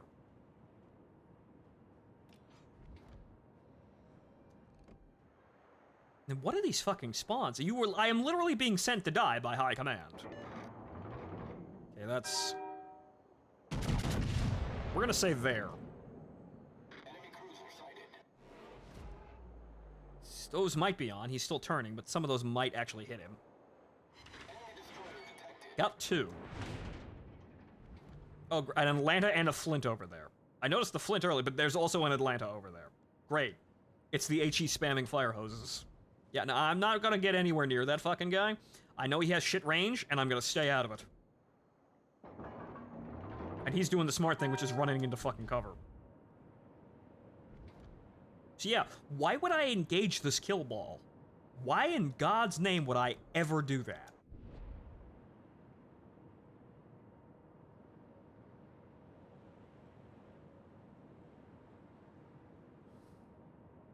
But also, since I have the spotter plane, engage this Massachusetts over here, Spotter airborne. who is seemingly kind of confused as to where to go, but he spawned closer to his team. That is 11 seconds. He is moving very quickly. Well, he's moving, turning quickly.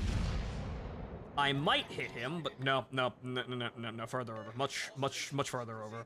That would have hit if he was mid-turn, but no, much further over. But then again, I might get no, almost, but short. I might have nicked him with the last couple of shells in that barrage on the edge there, but nope, not far enough. Nope. So yeah, that Seattle over there is fucked.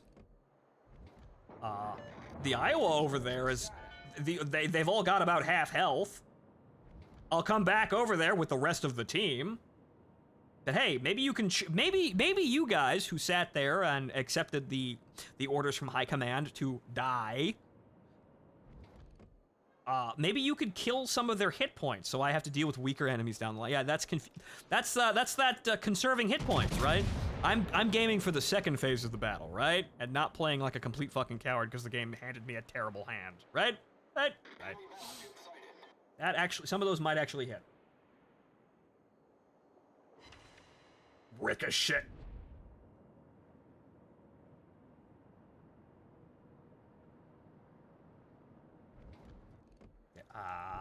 Damn it, I saw the flint. And he's made of glass. The only problem is he's out of range now. Damn. Oh, there he is. He's also steaming backwards for some bizarre fucking reason. Get him before my spotting plane burns out. Those might hit. Those might, he's moving backwards very slowly.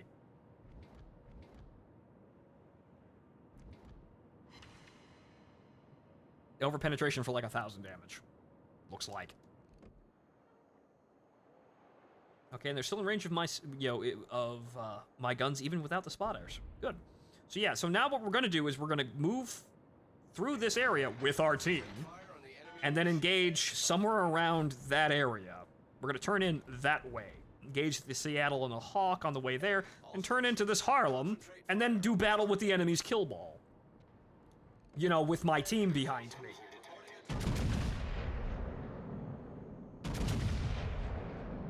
The Iowa has managed to survive by running to the edge of the map. I mean, good that he survived. Yep. Oh, okay. Fucking battle cruiser. I'll deal with you in a bit. But then again, I think... Yeah, no. And then he disappears. Mysteriously.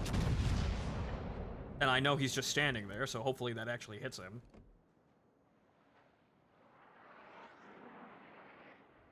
Nope. That's a miss. Haha! You're a Massachusetts, so you also have bad aim. Should I have my belt exposed to him? No. That's way too off, too. This is I'm moving this direction, so my shells need to be tilted a bit, but that's too far. Minor damage. Well, now I'm in a secondary fight with him. All right, let's do this.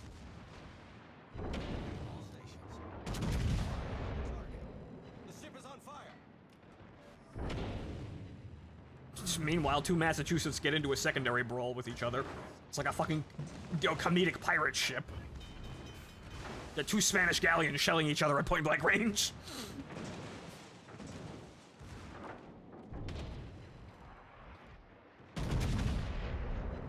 See, this is a lot of running away from the terrible spawn the game gave me and not much else.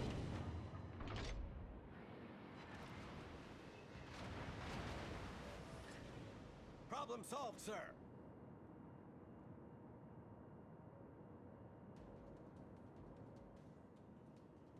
Well.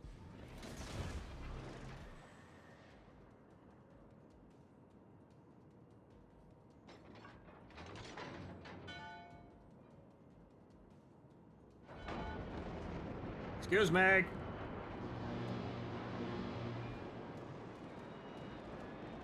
Oh no, it's the... Oh no, it's the leaflet bombers.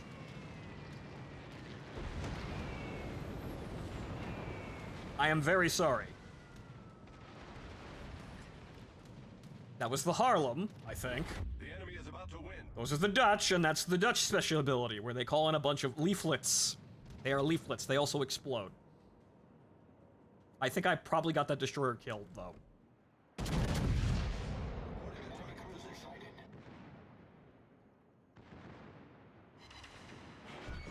Come on!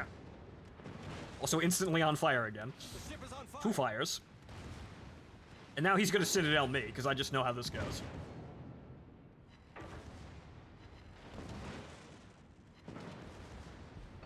Get rid of those fires, please. Thank you.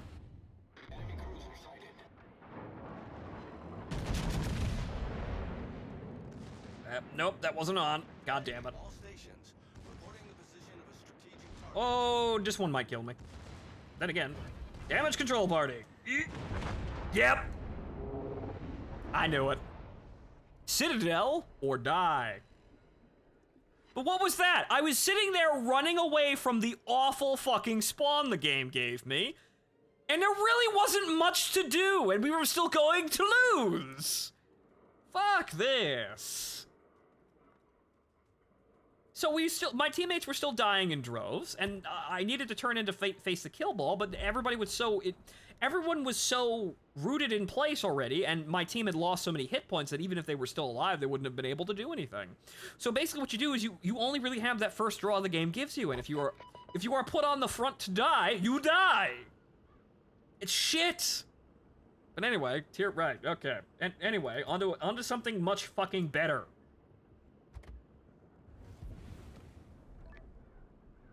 Welcome to the shit show. The much better shit show. The shit show I'd rather be in. Away. Now that somebody else is in control of the matchmaking system, we will not be mistakenly put into bad game modes. But again, I could have made, you know, more shots and I could have survived there. Like if I could have totally Citadel'd the Massachusetts and actually fucking killed him. However, I knew that was gonna fucking happen anyway. But I was basically just trying to I was spoiling for a fucking fight because I needed to have one. But even at that point, I wouldn't have gotten very much farther anyway. So yeah, I could have killed the Massachusetts. But then what the hell else was gonna happen? Not much. So what I was basically, you were either instantly dying or you are trying to displace out of the instant death fucking ticket that you got, and then not doing anything for really the whole game, as you saw there, because I needed to reposition and get the fuck away from a horrible fucking engagement, but that meant I wasn't in any engagements because I had to reposition. And then by the time I'd actually gotten into a better position to engage, my team was all dead, and it didn't really even matter if I instantly died. That was basically the game just telling me stop playing. Which, okay, fine, I'll go play something else. This is the base commander. The game was like, you were supposed to die where we spawned you. Why are you delaying the inevitable? During the embarkation and evacuation on transport aircraft. Warship commanders, clear the most direct Hydro. aircraft in the specified sectors. And so. Ha! My goodness, those are big secondary guns.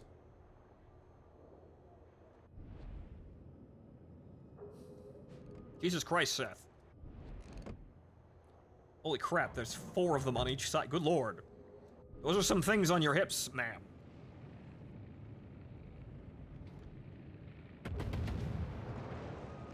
Right through my smokestack.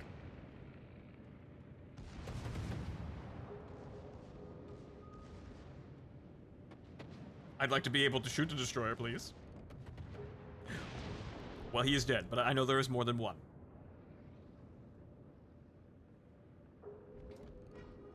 There he is. Yeah, about 3 seconds. Yeah, about 3 seconds. Further up, please. I hit him. Those did not look like they contacted at all, but okay.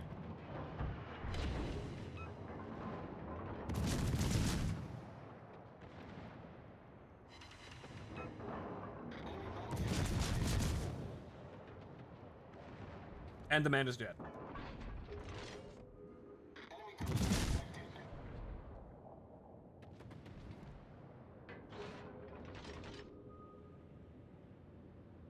And fun thing, a ship like this, I shouldn't actually ever really not be shooting HE, so that makes things simpler for my P-brain. There's no reason to actually switch to AP in this ship. You will never really... You will not Citadel most ships that you fight. I might be able to Citadel in Omaha. Maybe. But generally speaking, most ships aren't going to be able... I'm not going to be able to Citadel them. So that just means spam HE. Enemy battleship detected. Enemy destroyer.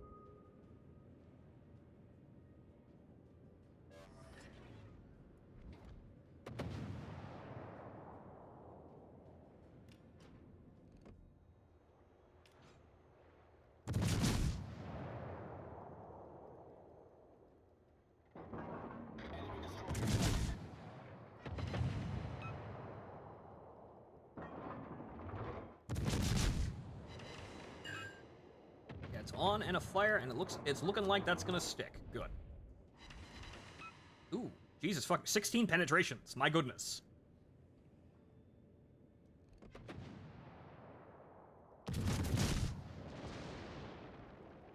Though I only fire 12 shells.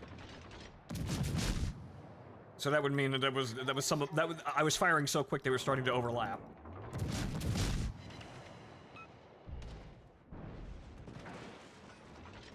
Excuse me. The ship is on fire.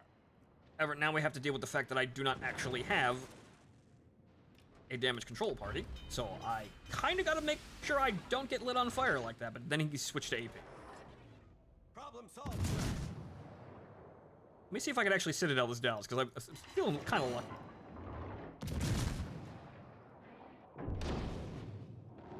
Like, this in the Omaha is the only thing I would actually try this with. No, you can. That doesn't do a whole lot of damage, though. Probably because they're 150mm shells.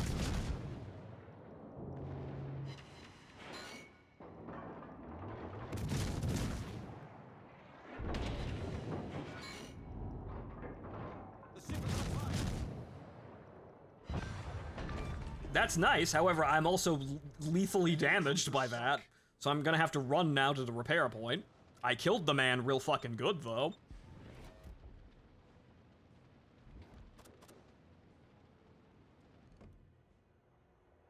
So on a mission that doesn't have a repair point, that's it for me. So even if I was getting Citadels, they don't do enough damage to really matter. So might as well just not approach and just spam HE at people like I figured. So now I have tested it. I now understand. I am not just saying things. I now know for certain.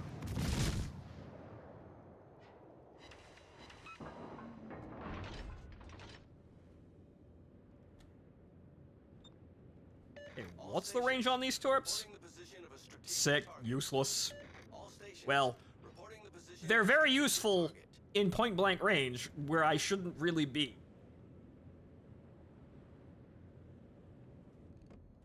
They will instantly kill anything, however, at that short of a range, I have probably gotten myself killed.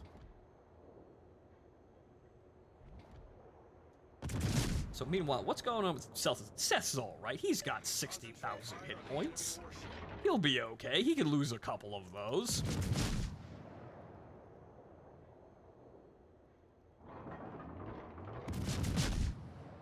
Again, not looking at my sight, and those guys, they don't go 30 knots, but they're up there.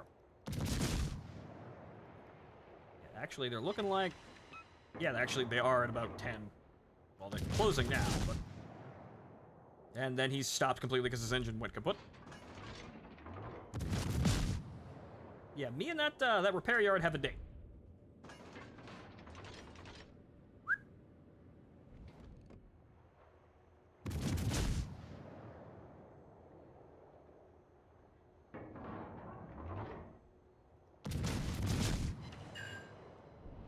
Well, I hit him once.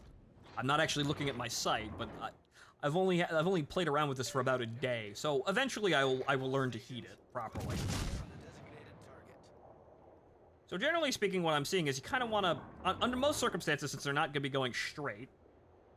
That's okay. He's moving way slow. He's about 20 knots,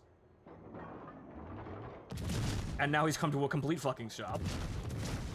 I think he hit one of the wrecks, but at least hell, I'm firing a lot. I'm firing a lot of shells, so that makes up for it. And then he stopped, but then immediately started speeding it almost at the same speed. He recovered his speed almost immediately after bouncing off that deck, or bouncing off that rack. Now I'm just firing all over the fucking place. I'll get better at that eventually. But you just kind of guess between the two numbers at people moving at odd angles.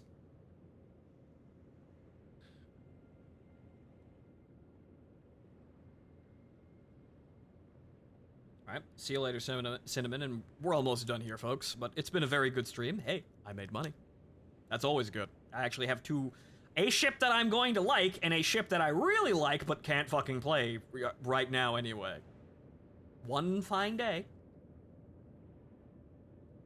One fine day, we'll be able to play Tier 9s and Operations. Honestly, they could flip the switch tomorrow, and it probably wouldn't change very much, aside from it being very fun. Slow and steady, boss, there. You don't get good overnight. Unfortunately, no, and I've been distracted by a lot of fucking things. But hey, I have a reason to actually play and get good now, rather than playing the awful PvP.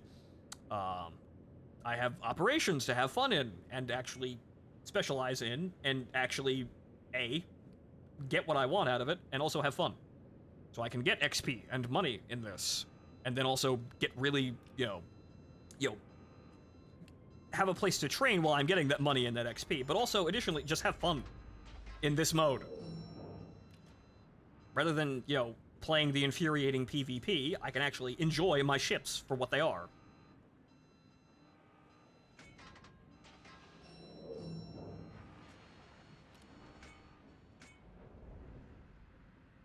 Probably should go to sleep, but man. Yeah, I do know that feel too. Next, getting a bit stiff. It's me sitting here, hunched over. An enemy aircraft carrier was spotted in the combat area. Destroy it.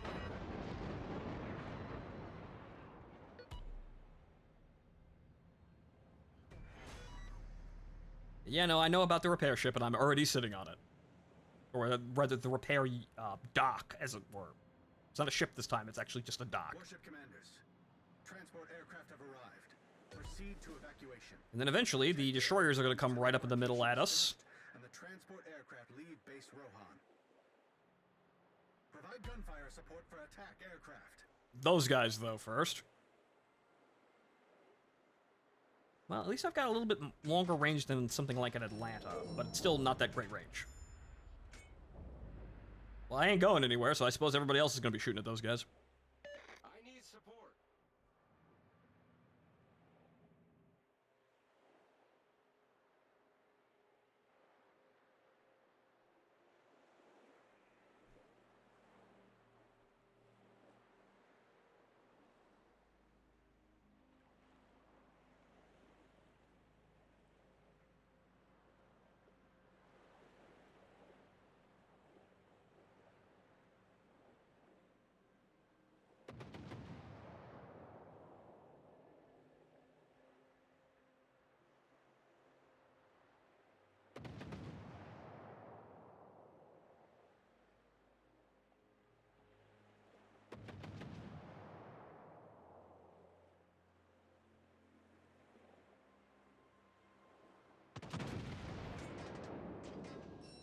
Alright, we are full up now. Hooray! And now I can actually engage.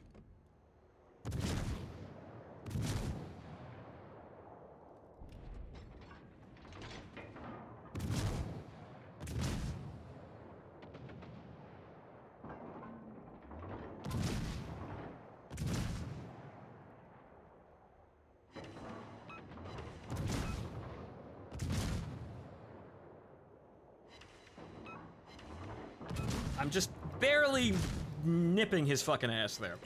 Also, did we lose our carrier? Yes, we lost our cargo. I was wondering, hey, wait a minute, is that one of ours out there? It is. Yep, too high.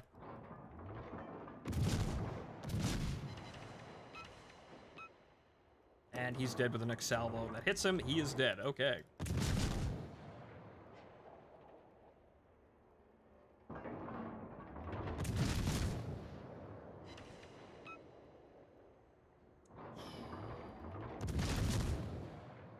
Over the deck, too high. Those were good, but now he's dead. Okay, next. 5 seconds. Yep, he's moving pretty fast that way. That should be good. And it was! However, unfortunately, there's not going to be much damage left for me. Accepted enemy communications. Because this is kind of what happens when everybody gets to focus here, but it's good for winning. There's going to be plenty of more targets. Like those guys. This is where the hydroacoustic search goes on. Because I don't want to be caught off guard by torpedoes, and it'd be nice to see the destroyers the entire time.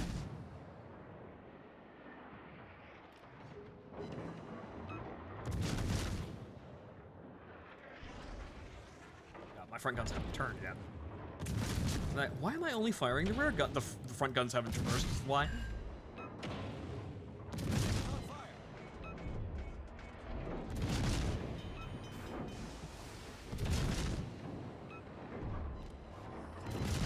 Problem solved, sir.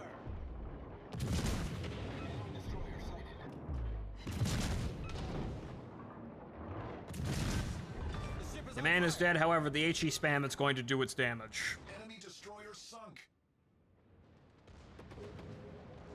Unfortunately, HE spam.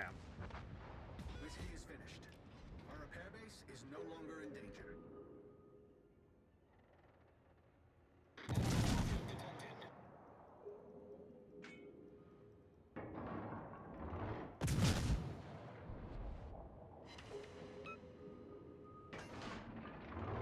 And nope. Unfortunately, the mountain is in the way.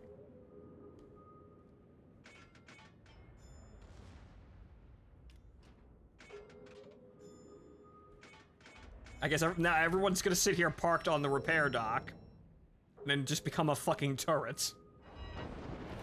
One very strange, sort of Maginot Line-esque fortress.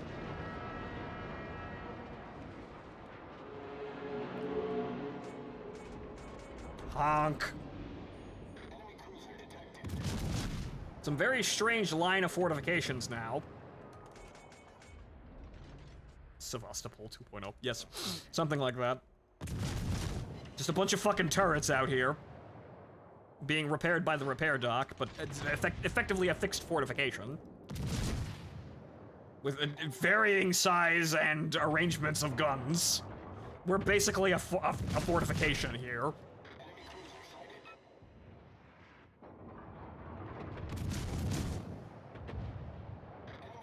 The ship is on fire.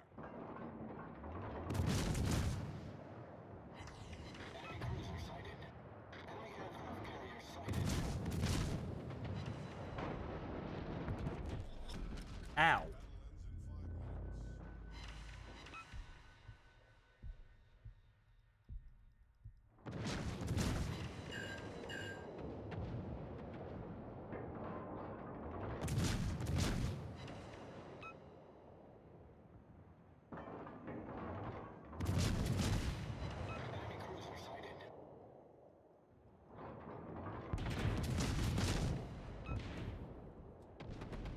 Also, now that I have been knocked off the repair point, I am no longer repairing. Oh no.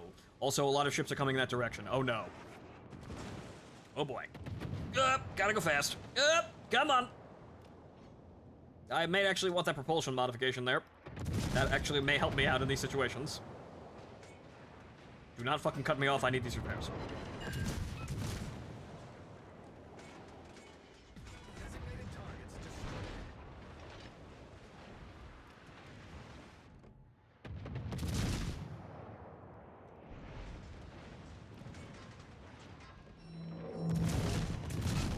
Well, I'm definitely not penetrating that, but I could still fire HE at it a bunch.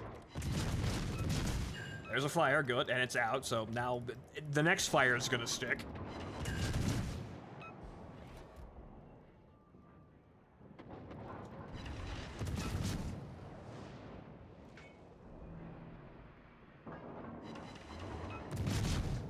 The dock crew's just throwing spare parts at you in those zones. Yeah, no, just it's like the water has now become a living metal.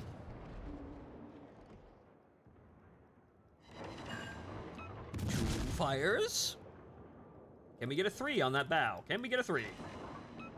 Come on, I'm aiming at the bow. Come on, give me that other fire location. Come on, come on, Yeah, come on, come on. Up, over the bow. Can I have 3 fires, please? Their torpedoes will probably kill him. Party's over. Yep. However, the mains, that guy also died.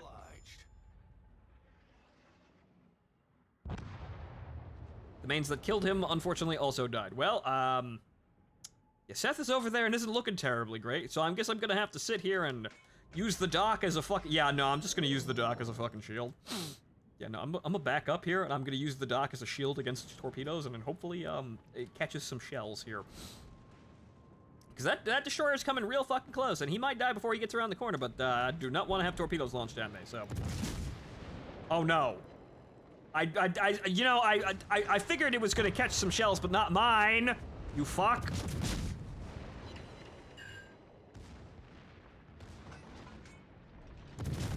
Oh, this is gonna get awkward. That's a Missouri. Yep, that's the Mo. We have 48 seconds left in the mission. Oh no. Ow!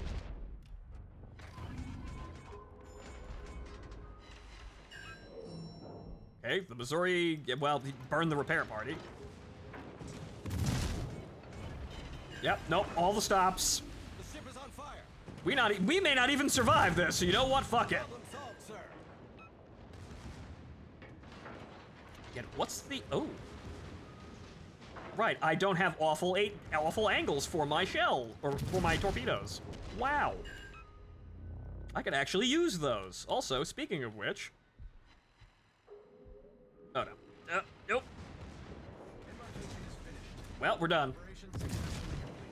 You got too close. I probably would have gotten him, but he got too close. Yep. Turret traverse would be helpful here, too. But this is a fun ship. But yeah, that's always a mess at the end, but we won.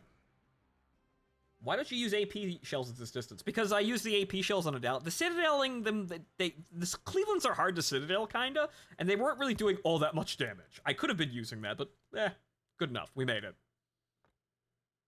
Not too bad. We didn't get the aircraft carrier, unfortunately, but not too bad. 130,000 damage, fine by me. But that's going to be the end of the stream today, I think, ladies and gentlemen. It is midnight, and I think we've done all we can here. Yeah, well, you tried, Seth, and, well, I made plenty of money. I'm fine.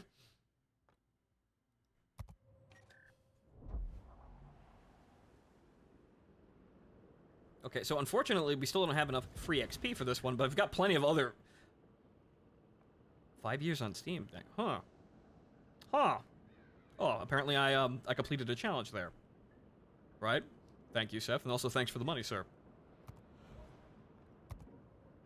Right, see you later, and then, how much... I still don't have enough free XP for the New Mexico, but I got plenty of fucking ships to play. We're good. All I have to do is just sit here and, you know, wait it out a little longer, and then we'll spend a day in the New Mexico as I grind for the North Carolina. Right, but it is midnight, ladies and gentlemen. 10,000. That'll be fine with all the shit that I've got now. I've got plenty of amusement here with the mains we got for free. Well, yeah, we exchanged. I think we got a deal on it. It was probably about $40, and that's how much we spent on...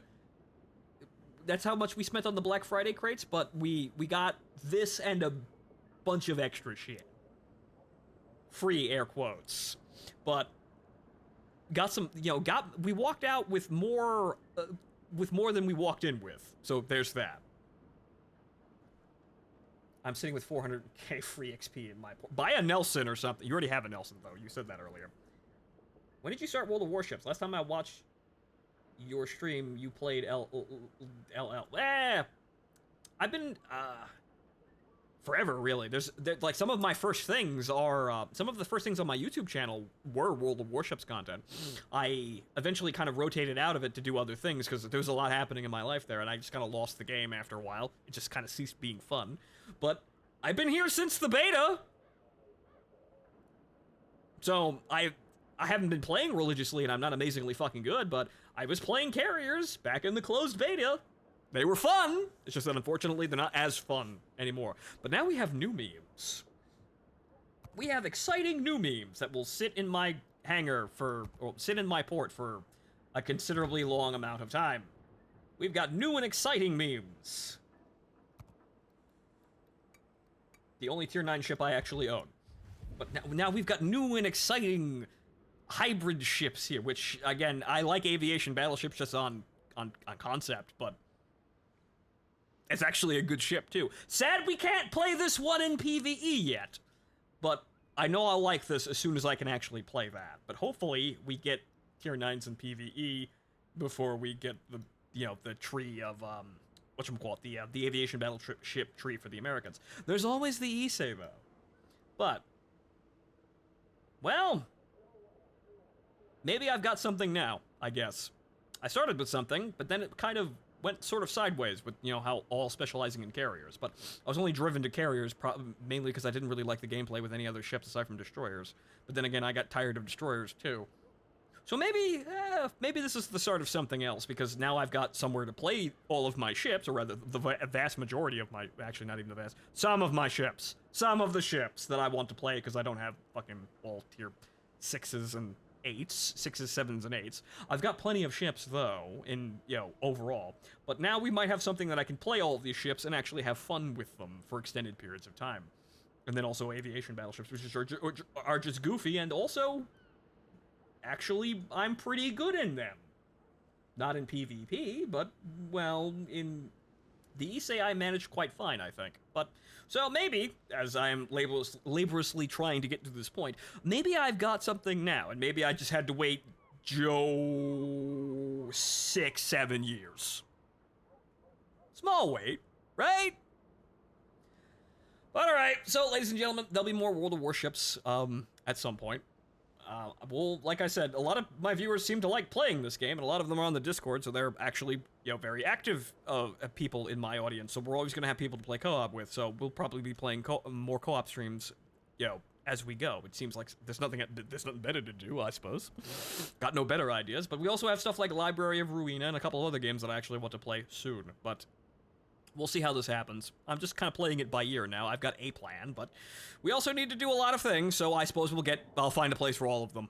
But I'm rambling. It's nearly 1 a.m. Ladies and gentlemen, I have been your host, Phontomen. Thank you for watching. I will see you next time. I hope you enjoyed the show. Enjoy the rest of your evening. I will see you probably tomorrow if I get up all right. Good night. See you next time.